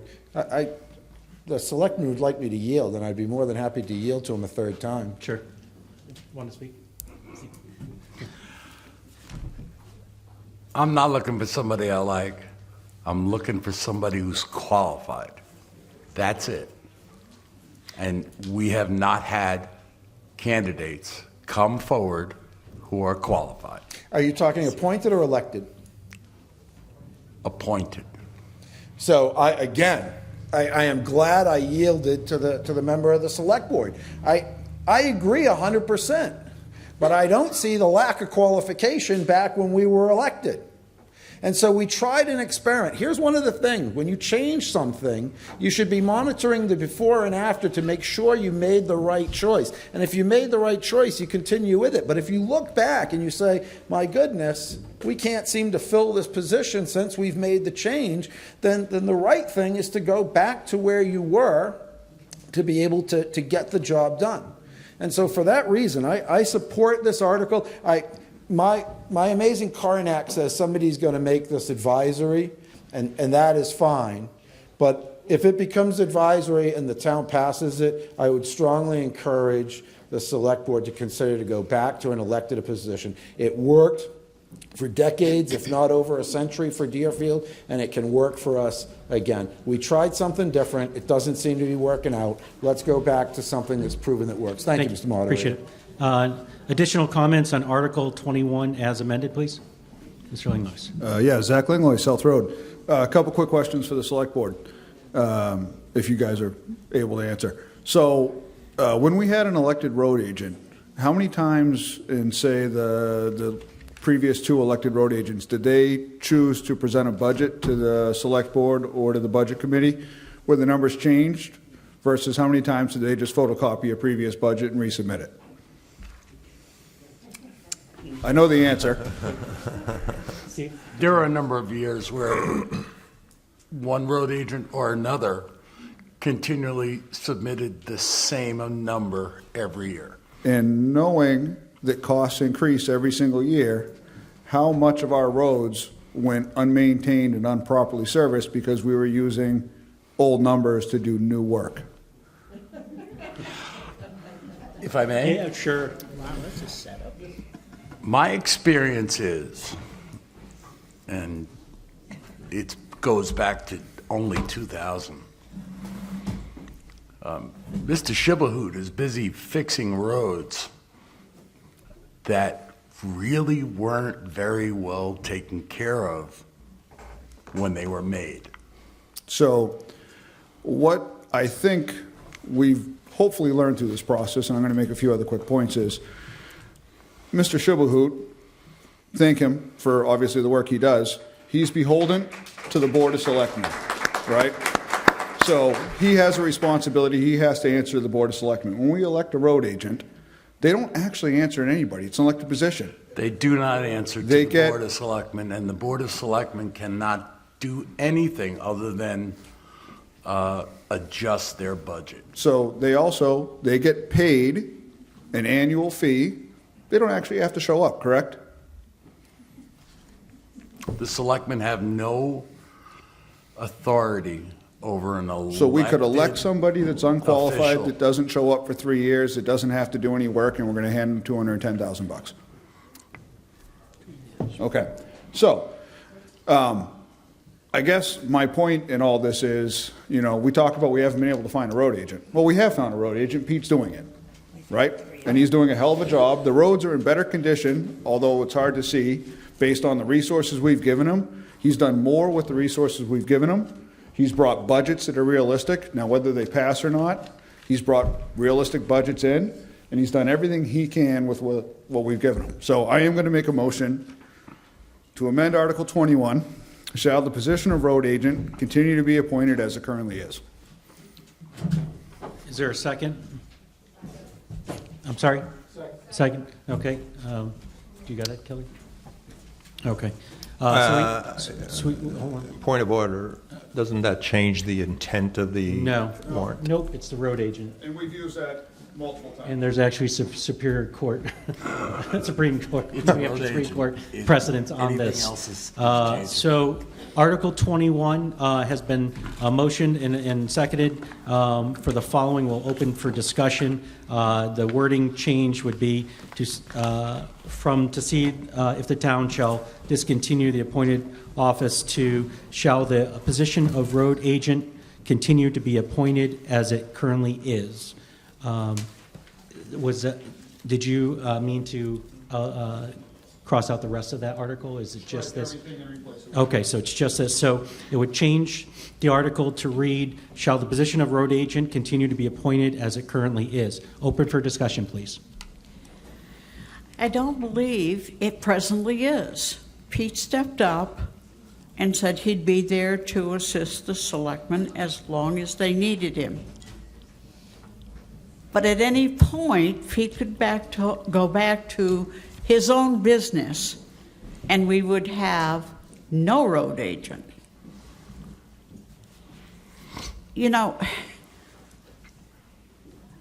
I happen to have moved here when Keith was road agent, and I liked Keith. I could count on Keith when I slid off the road to come along and get me out. I don't think that could happen today. Okay, thank you. Mr. Moderator, point yes, of clarification.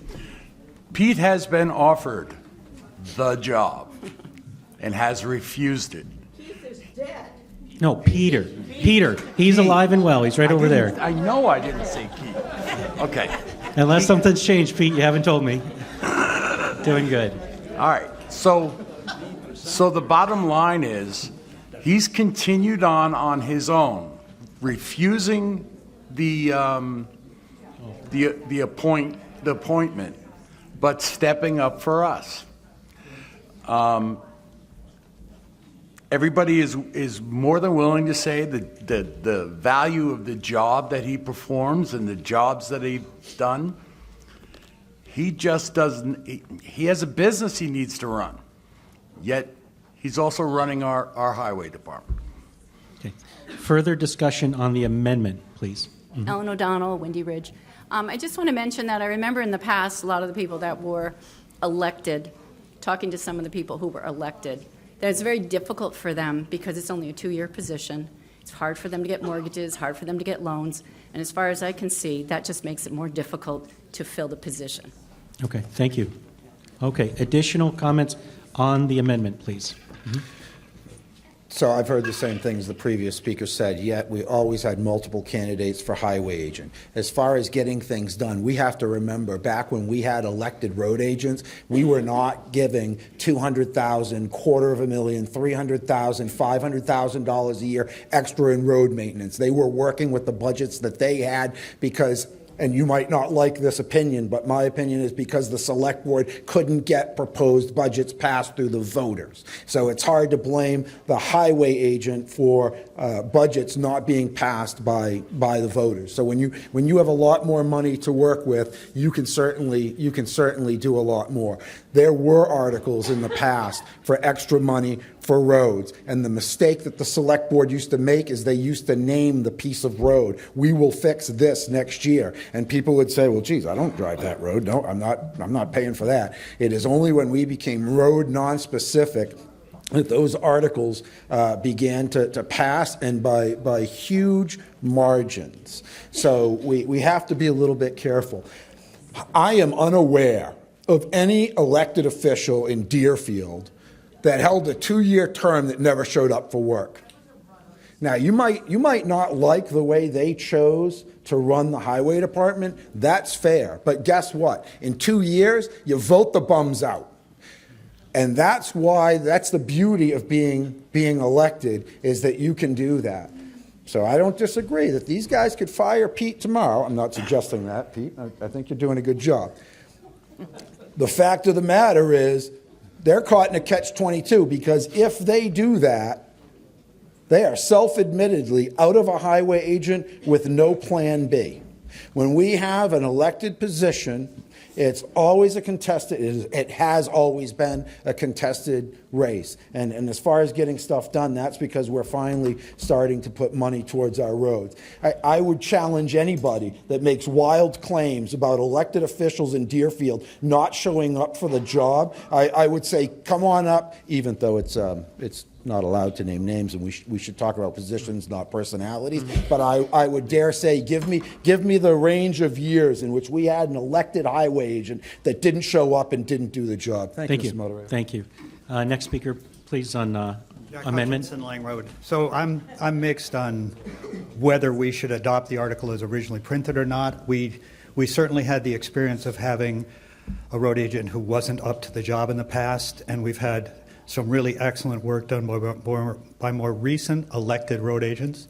I do think that we would not get, it's very unlikely we get a qualified candidate to file for the office unless the salary were quite a bit higher. An operator just working, in his overtime and never having to go to a meeting could make more money easily operating a grader. I do think that it's not, that in fact the select board has a lot of say, even with an elected road agent. I know the prior elected road agent left because he felt so hyper-managed by the board. So there is a lot of input. And I don't think that we rely only on the road agent to create the budget that's presented to the voters. The select board does that and has the ability to present whatever the budget they want. If there's a road agent who's passing in a budget that doesn't work, it gets fixed. There was a time when Joe Stone was doing 100% of the paperwork for the road agent we had at the time, pretty much as a volunteer. Later, he was getting paid for it. So anyway, I guess we leave it there. The only way we can go from appointed to elected is by the vote on an article like this that's sort of legally presented, as I believe this one is. It's not a choice anyone else can make for us. I'm just not sure where we should go. I have seen this problem of not being able to find somebody to take the job. And I also know that if you have an elected road agent, there's a certain pride that goes with it. We've seen that the people asked me to do this. People feel more connected, and like Kevin said, you can vote them out. I'm sorry, I can't advocate one side or the other. That's okay, thank you, appreciate it. Next comment for Article 21, as amended, please. So I would caution the change in language because we are now small body of people making the decision for the greater body of the town. This was presented for the townspeople to speak as a whole. That happens at election. That doesn't happen here at deliberation. So changing it completely eliminates the opportunity for the townspeople to to voice their opinion, for us to be able to hear what the townspeople present. Thank you. And I would also suggest that we cannot base our opinions maybe on one or two bad experiences where we have history that has been proven to be successful. And I vote for Pete. Okay, thank you. Richard Bover, Church Street. I'd vote for Pete, too. The previous speaker... And he's alive. The previous speaker pointed out some of the mechanics of a deliberative session and voting by the town. This is the nature of SB 2. Everything that we are doing here is under the law, and this is the way it is supposed to operate. Sometimes it brings forward a consequence that we don't like, but that is the nature of the law. Speaking more to the issue at hand, if the position is appointed, then the potential pool of applicants goes beyond the borders of this town. That gives more opportunity to bring in qualified candidates. We would have to have someone qualified in the town to run, and I've not heard, and maybe the Board of Selectmen can't speak to it, but, if there was a qualified candidate from Deerfield, I think that would have weighed in their favor, and we would have seen them appointed. But it appears to me that we've not had someone come forward to be appointed from the town. Thank you. I think I can answer the Did you want question. to- Yeah. Sure. Well, So in regard to your statements, I've been involved in the process almost 4 years now, and I've interviewed probably 3, 4, 5 road agents, potentials. And I can tell you that from what I've experienced, it's not just the pay. In fact, it's usually not the pay. It's the lack of funds to fix things that scares away road agents that are qualified because they know that they can't do a good job. Their hands are tied because there's simply not tax money available. It's like hiring a carpenter and having him come to work and then telling him there's no lumber and there's no nails. So just sweep up or do something, make yourself useful, but we can't really get anything meaningful done. So we've had a couple of very good qualified candidates, in my own opinion, which rejected us. In fact, one of them actually accepted the job, and then when they talked with the highway department people, they convinced him that he wasn't going to be able to succeed because of the lack of funding. So I just want to make sure that gets out there, because we've had a lot of statements here that if we only raised the pay, we would get lots of qualified candidates. I think that's true. We can get qualified candidates again, but if we don't raise the funding by passing the budgets that give the town agents, the highway department and the road agents the money to do the job, they already see that they can't succeed, and that's part of what's preventing us from getting a few good candidates to step up and say, I'll do it, unless we give them some money to do the job. okay, Mr. Leslie first, and then... Mr. Barry can go first. Okay, Mr. Barry. So, beyond the people who've come here, Deerfield is marked in Rockingham County. It's marked with, they haven't had a budget in 7 or 8 years.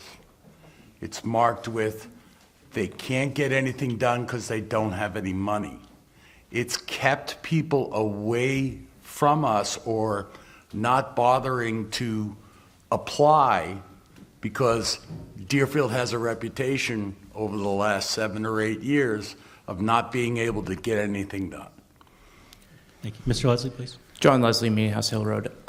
So we're going back and forth about this amendment, stating that we're getting people applying, they're not taking the positions because of whether it's the taxation, the pay, whatever reason that may be. So we're getting applicants who either are qualified and not taking it or not qualified and not getting offers.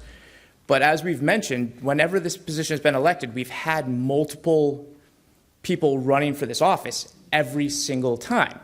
So either we're going to continue in this circle of, Deerfield's marked because we're not passing a budget, despite the $500,000 we've given extra last year, $350 the year before that. We're marked as that, or we're not paying enough. Whereas elected, we continually get candidates. That's not an issue. It's always a contested race. So it seems like the continuing down this current path is just banging our heads against a wall. Whereas the elected, we should give it a try again, see if that moves forward. That's why I'm not recommending we move this amendment forward. Thank you. Other comments on the amendment, please? Article 21.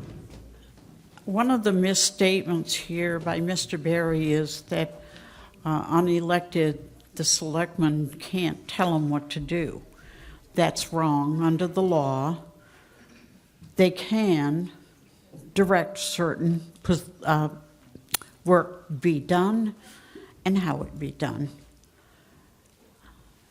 The reason I know this is Bill Gardner, our former Secretary of State, who worked with the elected road agent in Epsom, told me the difference between the appointed and the elected.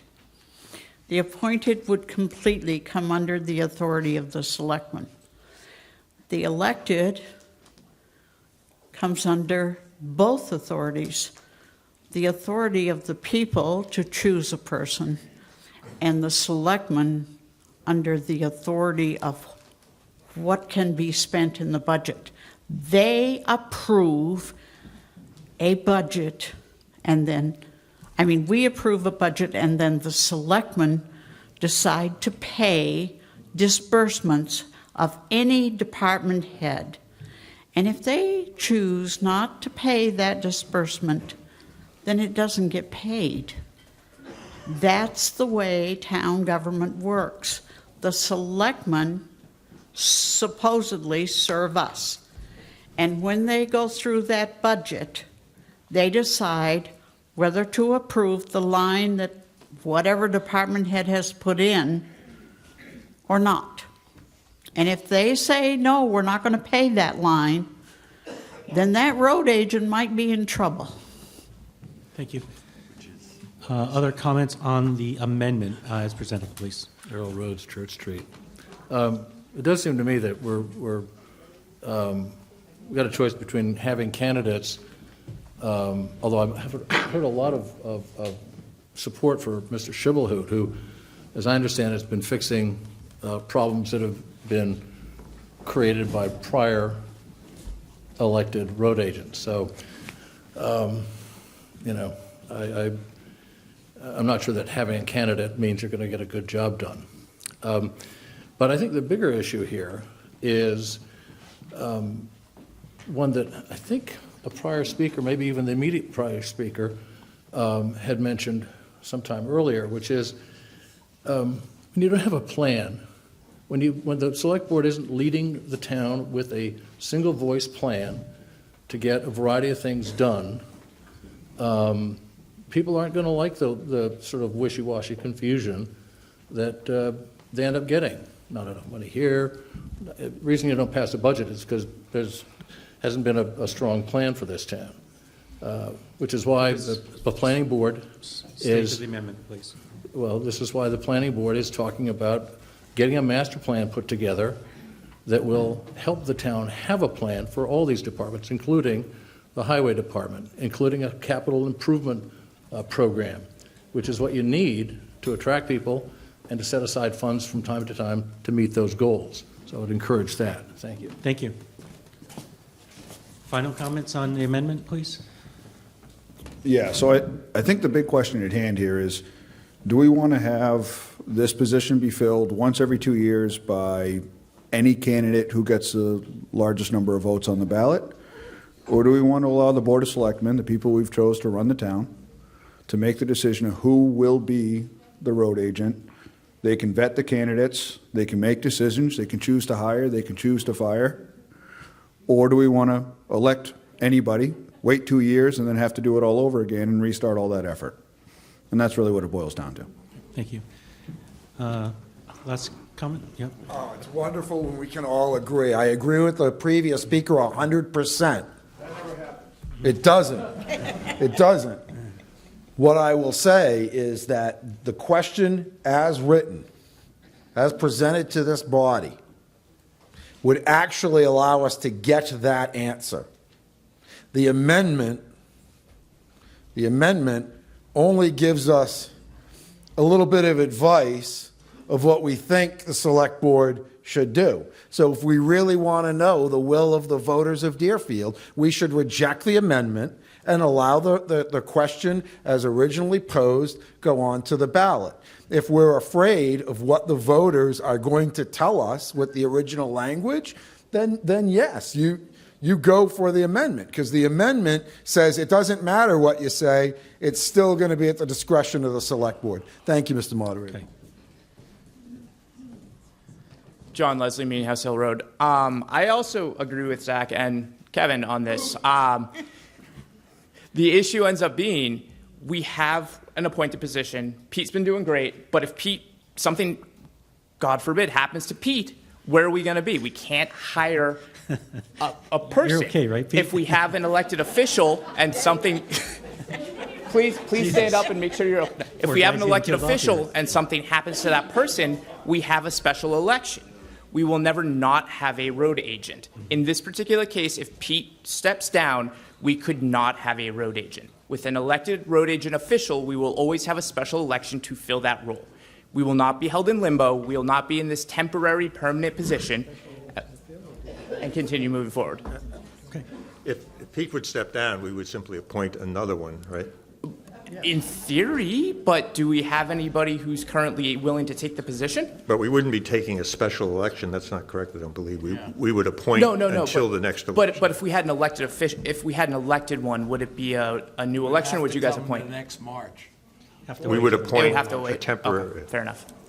But. Okay, so we've got amendment. Last comment, please. I wanted to call the question. Okay, great. Okay, terrific. That's what we're looking to do. Okay, so we're going to take a vote. Oh. I like working for the people of the town of Deerfield. If you go back to an elected road agent, that's fine. But the key is it's hard for you to judge their qualifications. Okay? That's the biggest problem. I've been doing this for over 40 years. Okay? I've done a lot of work for the town of Deerfield. One of the first culverts that we did in the town was for Alex 21 years ago.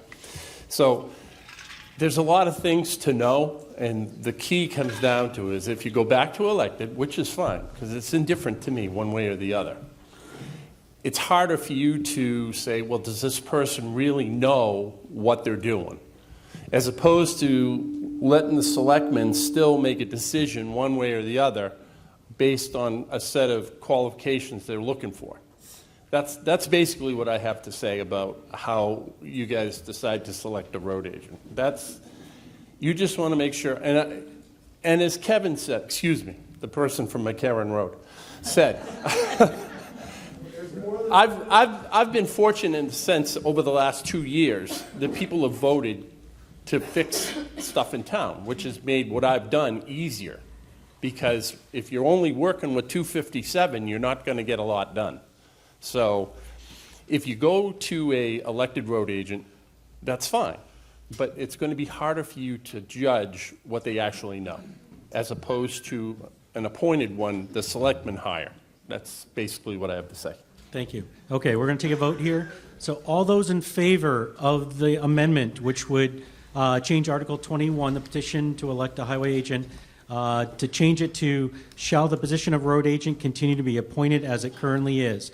All those in favor of this amendment, please signify by raising your voting card high. Okay, thank you. All those opposed, please raise your cards. Okay, that passes. So the warrant Article 21 is amended to now read as, shall the position of road agent continue to be appointed as it currently is. Article 21 as amended. Any additional comments or amendments? Seeing none, we'll place Article 9. How about if we say if they don't find a road agent in the next year, that we go to an elected? All right, so since no other further comments, we'll place Article 21 as amended on the ballot as written, as amended, please. Article 22, petition for Second Amendment sanctuary, to see whether the town of Deerfield shall declare itself to be a Second Amendment sanctuary in which town authorities and officials will be prohibited from enforcing or assisting with the enforcement of any federal laws, rules, or executive orders that violate the individual right to keep and bear arms as stated in the Second Amendment to the United States Constitution by petition. This is advisory only, so the laws wouldn't allow this to be enacted. But we're going to allow Mr. Leslie to please present. John Leslie, Meeting House Hill Road. So actually, after we proposed this, I found out that there was a law passed in 2022 and signed by Governor Sununu that actually prohibits this as well at the local and state level. So we proposed it because it's Constitution. We should not be enforcing federal law at the state level, or at the town level on this particular constitutional issue. However, at this point, it's kind of null and void. Thank you. Okay. Thank you. All right. Any amendments or comments on Article 22? Yes, sir. So you said that it was a advisory only. Correct. But it doesn't say that here. So this cannot be enforced by law. So it's per our town council. It's advisory only. So isn't this then an illegal warrant? It won't do anything. There's no enforcement behind it. No matter how it's voted? No matter how it's voted. Should we just add to say this will be advisory only? It's up to you. It's up to the body if they want to add that verbiage. I mean, since it is, I guess people would want to know. It can't be enforced, so it's up to you. It doesn't really need to be done because on advice of counsel, and the bottom line is, I'm never going to ask to have that enforced. So I don't see the need to change it in any way. Leave it as it is, and it will go its merry way. Well, I guess I'm going to suggest that we say this article is not enforceable by legal counsel's advice, and will be advisory only. Okay. I second. Okay, hold on just a minute. Can you repeat what you would? This article is not enforceable Article? Is that okay? by our legal counsel. It's not. I prefer just the, Per our legal counsel. Per our legal counsel. Bill, before you go any further. Yep. Go ahead. No, I mean, I think I agree. It's advisory only whether we add that language or not. I think the clearest way to do it would to just add advisory only. I'm not sure we need any additional per legal counsel or any of that in there. So Just say advisory only. It's going to be advisory. It's considered advisory whether we do anything to it or not. But if we want to, my recommendation would be to keep it clear and say advisory only. I'd prefer to defer to him to say it's not enforceable and is therefore advisory only. Because I think it's important that the voters understand it's not enforceable. Not enforceable. And is therefore advisory only. And voters understand better what they're voting on. Okay, and there was a second, was there? Here, second. Okay, so it's properly moved and seconded that we add the verbiage, and I'm assuming you want that right after by petition in front of that, or is that where it would go? I guess it would go in front of by petition. By petition, okay. Just want to make sure we get it right. So Article 22, the amendment suggested by Will is to change the last sentence right where it says by petition, add right before that the words, it is not enforceable, therefore is advisory only. And there's a second, open for discussion. I think it makes it more clear to the voters, and as Mr. Huebner stated, and that's why I second it. Thank you. Okay. Next speaker, please. Claudia Libas, Maple Avenue. Didn't Mr. Leslie tell us that not only was it advisory, but it was illegal? And I think it would be a really, really, really good idea to add that to the amendment. Thank you. Next speaker. John Leslie, Meeting House Hill Road. How is it unenforceable when there's already a state law stating the exact same thing? Well, it's unenforceable by our town. By It's the- enforceable at the federal level, right? No, so there's a state law saying that the local police cannot work with federal agencies to enforce any Second Amendment violations. Is that law enforceable Yes, it was- where it- federal law supersedes? It was signed by Governor Sununu in 2022, so I'm not sure if there's been no judgments saying whether it's enforceable or not, but it's been signed by our governor. It's in effect. Well, until that's been verified through the court system, I would say you're better off with just what's here. It's not enforceable and therefore advisory only. So we shouldn't be making that actually decision when there's a state law in effect. If you want to speak, you got to get in line. Advisory only is a motion on the floor. No, it is not. It's not saying advisory only. The motion on the floor, even though you're not in line, is to say it's unenforceable advisory only. I believe we should say advisory only, and that I'd be comfortable with that, but we should not say it's unenforceable because there's no. That's what he presented, so if Yep. we'll vote I on that. disagree and on then- that. And then Yep. we'll go from there. Thank you. Well, am I allowed to amend my amendment You can withdraw with the second Yeah, amending? Let me, Okay. do you want to speak first? I do. Please. I do, because I really don't care what happens with this article, to be quite frank. But I think there's some confusion, right? So the state has already passed this law. The state has already said, thou shalt not work with feds to enforce this nonsense. If that's what the feds want to do, let them come in and let them do it, but they're not using our resources to do that. My understanding is that local policy can match state policy, but it cannot go against state policy. So this Article 22 is merely reaffirming Deerfield, if it passes, Deerfield's opinion that yes, that we should not waste our local resources enforcing federal law because the state says we shouldn't, and our people say we shouldn't. I don't disagree that it's advisory, but I think if you say something about it not being legal, I think you're starting to skate on thin ice because it's been passed by the state a couple of years ago, so there's been time for court challenges, and there have been no court challenges to the best of my knowledge, and so therefore it is existing RSA. And if legal counsel wants to weigh in, I'll yield. I can speak to that. I don't really disagree with much of what was just said. I mean, I think the confusion is some of the additional language. It's advisory as written without adding anything to it.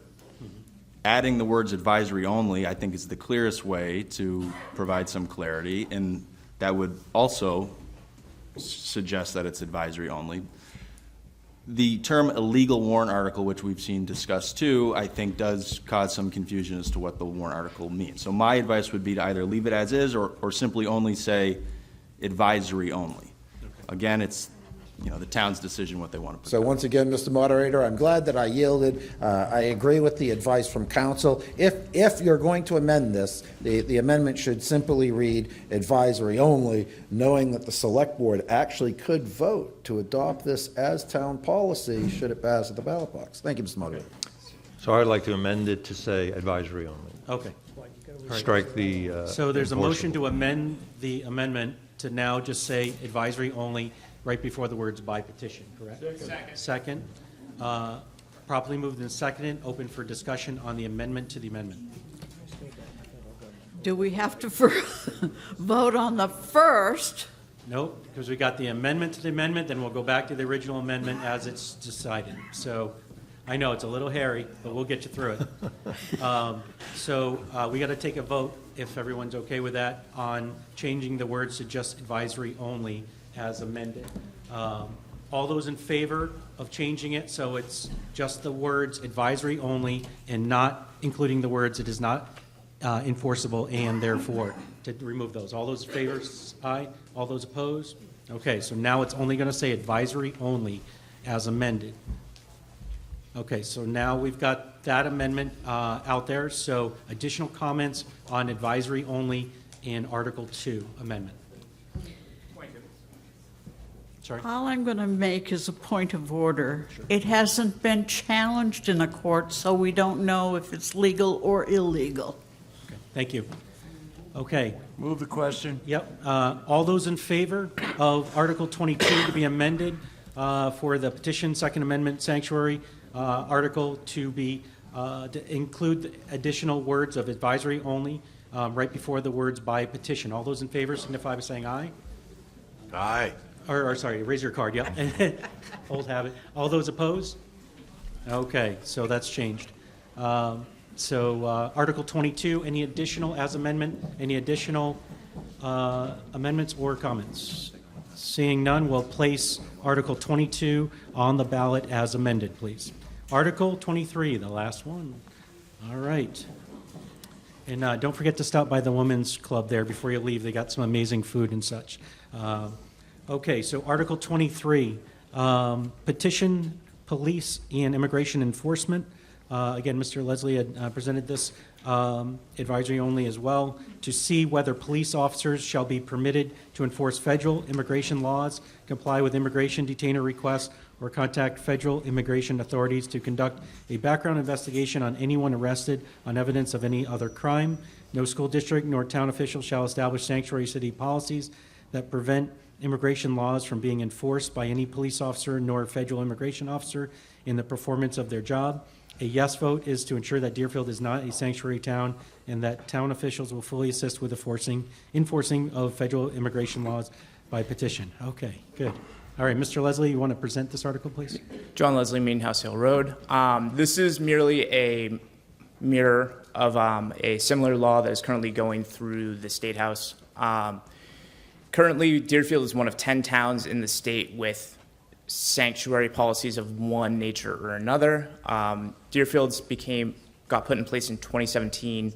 It's a police policy that was voted on by the Board of Selectmen that was put in place after an incident. It's not a strict welcoming city policy similar to like Lebanon or the other bigger cities. However, this puts us at risk of being counter to state RSA, as the law that's in the process of being passed through the Judiciary Committee with a 13-0 recommendation as ought to pass, and it's looking like it'll probably, I believe it passed the Senate yesterday or the day before, so it's looking like it's going to be law. So this puts us counter to what will probably become state RSA, so we should probably cover ourselves on that. That's the reason for this. Okay, thank you. Article 23 is open for discussion and amendments, please. Article 23. Jeannie?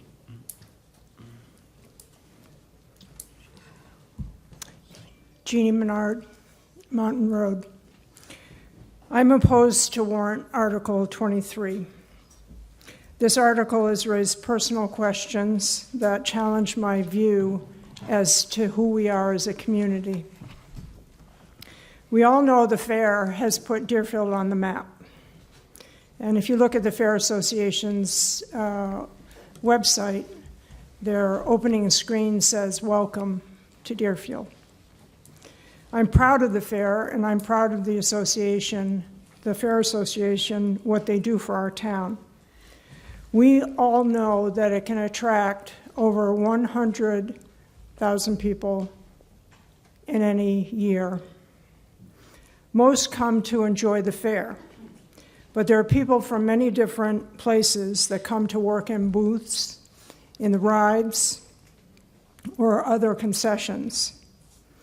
When I was working at the Deerfield Community Church booth, a woman of South American descent, put in an order. And she had to leave before her food was ready. So after my shift, our crew, we tripled her order, and I set out to find her. When I delivered her food, all it took was that simple act of hospitality to bridge our language barrier. Welcome to Deerfield. I've never been concerned about a person's immigration status until now. Article 23, along with an agenda of future policy changes on the federal level, brings it closer to home. There are workers that reshingle our house roofs. There were utility crews that worked tirelessly for 2 weeks after that wet, icy storm that took down all the trees and wires. One day, all their trucks were lined up along Route 43 by Deerfield Mart. With my poor recollection of high school Spanish, I went to talk with them and invite them for lunch as a thank you for coming to Deerfield. Documented, not documented, legal, illegal, they could be American citizens. What is incredibly important to me is not their immigration status, but that everyone should be made to feel welcome in our town. My values have been shaped by my family's upbringing as well as my faith to treat people how I would want to be treated. Having lived in Deerfield for a while, I've been well grounded in our community values. I'm concerned about where we're going. Article 23 has been my clarion call to action. I feel this proposed language sets the stage for a trajectory towards suspicion, profiling, and fear, rather than a mindset of welcoming.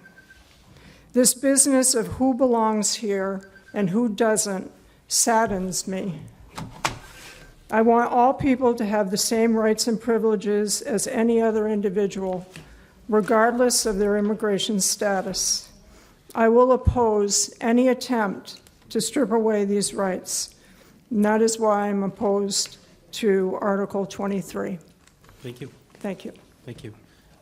Additional comments or amendments for Article 23, please? Who's interested? Rebecca Hutchinson, 30 Lang Road. I also rise in opposition to Article 23. When I read this, I became concerned that we're going to be pulled into divisive issues that we in Deerfield have no need to wade into. Our Deerfield Police already has a very good policy that addresses the issue of contact with undocumented immigrants. And as John Leslie stated, we've had this policy for 7 years. It was recommended by our police chief, assisted by former selectman Andy Robertson, and approved by the Board of Selectmen in 2017. According to former selectman Robertson, our policy is modeled after the policy used in 2017 by the New Hampshire State Police.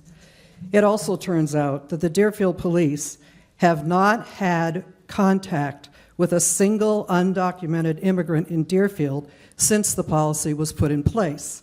Not once in 7 years.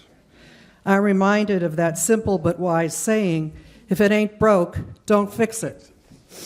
So therefore, I propose an amendment to the current article. Mm-hmm. Thank you. Okay. So, shall I read it for you? Or do you have a copy? I got it. Oh, okay, great. So I move to replace the current language of Article 23 completely with the following. Shall we express an advisory view that the Deerfield Police Department continue to enforce its current arrest policy regarding undocumented immigrants? This policy, developed in 2017, effectively respects individual rights while enforcing public safety measures. Okay, is there a second? Second.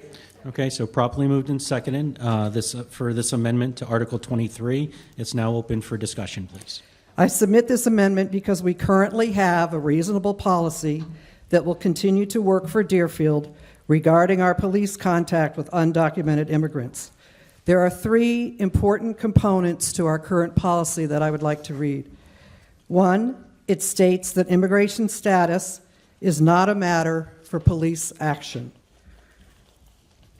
2, if an officer should come into contact with a suspected undocumented person as a result of a violation of state statute or town ordinance, that person shall be treated as any other individual and availed the same rights and privileges as any other individual. And please listen carefully to the 3rd component. If an officer believes that an individual arrested is also an undocumented immigrant, the arresting officer may notify Immigration and Customs Enforcement, better known as ICE, under the following circumstances. The person was arrested for a felony. The person was arrested for a misdemeanor involving violence or a misdemeanor that poses a threat to public safety. The person arrested is a previously deported illegal alien. The person is actively wanted by ICE for violating immigration law. So here's the deal. If you're stopped for a minor infraction, such as a traffic stop, we will all be treated in the same manner. If an arrested person is suspected of having committed a serious crime, including a felony, or poses a threat to public safety, and is found to be an undocumented immigrant, our police may contact ICE. So to end my remarks, we have a policy in place that addresses the public safety of our community, and this is not a matter of high priority. Chief Duquette told me this week that he's been here nearly 11 years, and the police have come in contact once with undocumented immigrants. That's once in 11 years. I urge the people here to support this amendment. Let's thank our police force for the job they do, and let's stay focused on what we do need our police to do: maintaining safe roads, assisting with emergency medical and fire calls, investigating and preventing burglaries and other crimes, and wellness checks. Let's support our police and not expect them to take on additional responsibilities that are far beyond their jurisdiction. Okay. Thank you. Okay, additional comments on the proposed amendment to Article 23, please. John Leslie, Meeting House Hill Road. So the reasoning behind the original proposed warrant is so that we do not put our police at risk for violation of state law. With this proposed amendment, they could be in violation of state law if they enforce it as written. Because the new policy going into effect removes any state sanctuary laws, if they enforce what is currently written in this new policy, they could be at risk, the town could be at risk. This puts a lot of risk into this. Basically, by removing the policy that's currently in place, we would not expand their purview or anything like that. It would just put the town in alignment with the state's future policy if it gets passed. Okay. Thank you.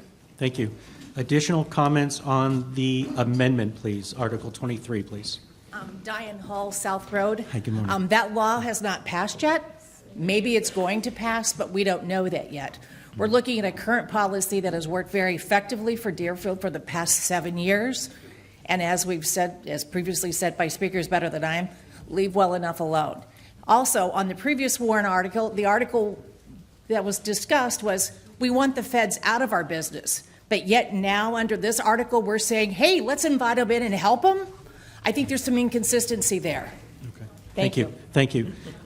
Next speaker on the amendment, please. Article 23. Greg Whitmore, North Road. So I am speaking against the amendment. I don't see how not embracing federal immigration law makes Deerfield any safer of a community. So I would like to see us in line with potential legislation that's coming down the pipe at the state level and adhere to federal immigration law. Thank you. Any additional comments, please, on the amendment on Article 23? Earl Roads, Church Street. Yeah, I agree that anticipating the passage of a law, if we had a town meeting warrant on every law that was proposed but not passed, we'd be here till Tuesday. So let's wait and see what happens. Let's, if the chief needs to change his policy, let it come through the chief and the select board as it should normally do. But anticipating it, I think, is unwise. Thank you. Thank you. Next speaker on the amendment, please. Kendra Cohen, Mountain Road. Like others have said, trying to create policies in anticipation of what the state is going to do is not smart. I mean, it happens all the time. I'm most familiar with the school, but the school will have policies.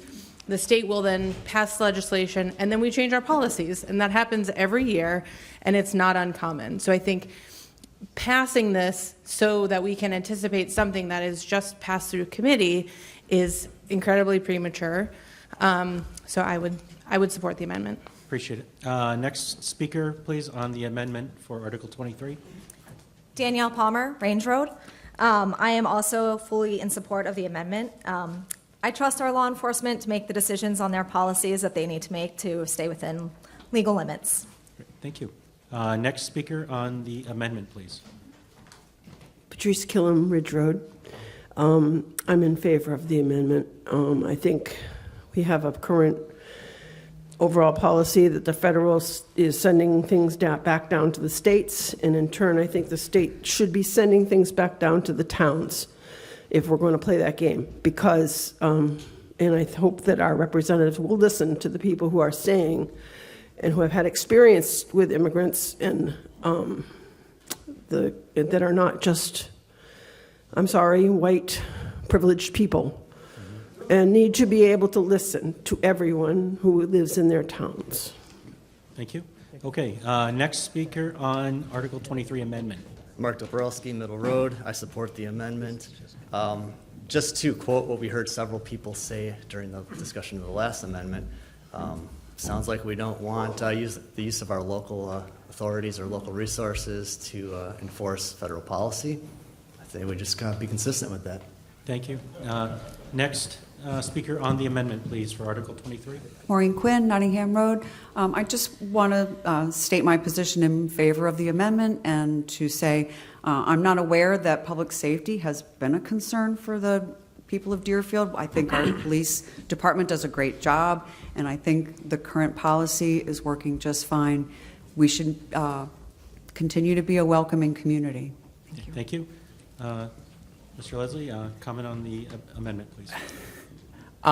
So John Leslie, Mean House Hill. The inference that this policy is being put in place, or the warrant is being put in place based on a racial overtone, is very offensive. Saying that we're white privileged people. My grandfather immigrated from the Philippines in the 1930s, and that inference of, hey, we're all white, we're all privileged, we shouldn't be doing this, is just completely wrong. All we're asking for is respect for our nation's laws, and that's it. Thank you.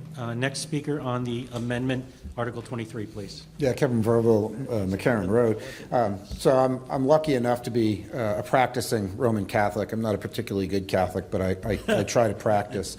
And I'm savvy enough to remember the Blaine Amendment, which is still a stain on our Constitution, which is a constitutional amendment against Catholics, targeting Catholics, white, privileged Catholics like myself. So I agree. The race baiting we shouldn't have. The reason I'm against the amendment is because I don't like inverting citizen petition warrant articles. Because what you have now is you have people that have signed a petition to get something on the ballot, and now they're associated with something that's completely contrary. And that's why I don't like this type of amendment. I have a feel for what the room is going to do, and that's fine. The beauty is it really doesn't matter. So the reason people are optimistic about passage, and you can never guess what the legislature will do, is that this bill came out of committee with a unanimous vote in support. Both Democrats. It's not a partisan issue anymore, apparently, because it came out with a unanimous vote.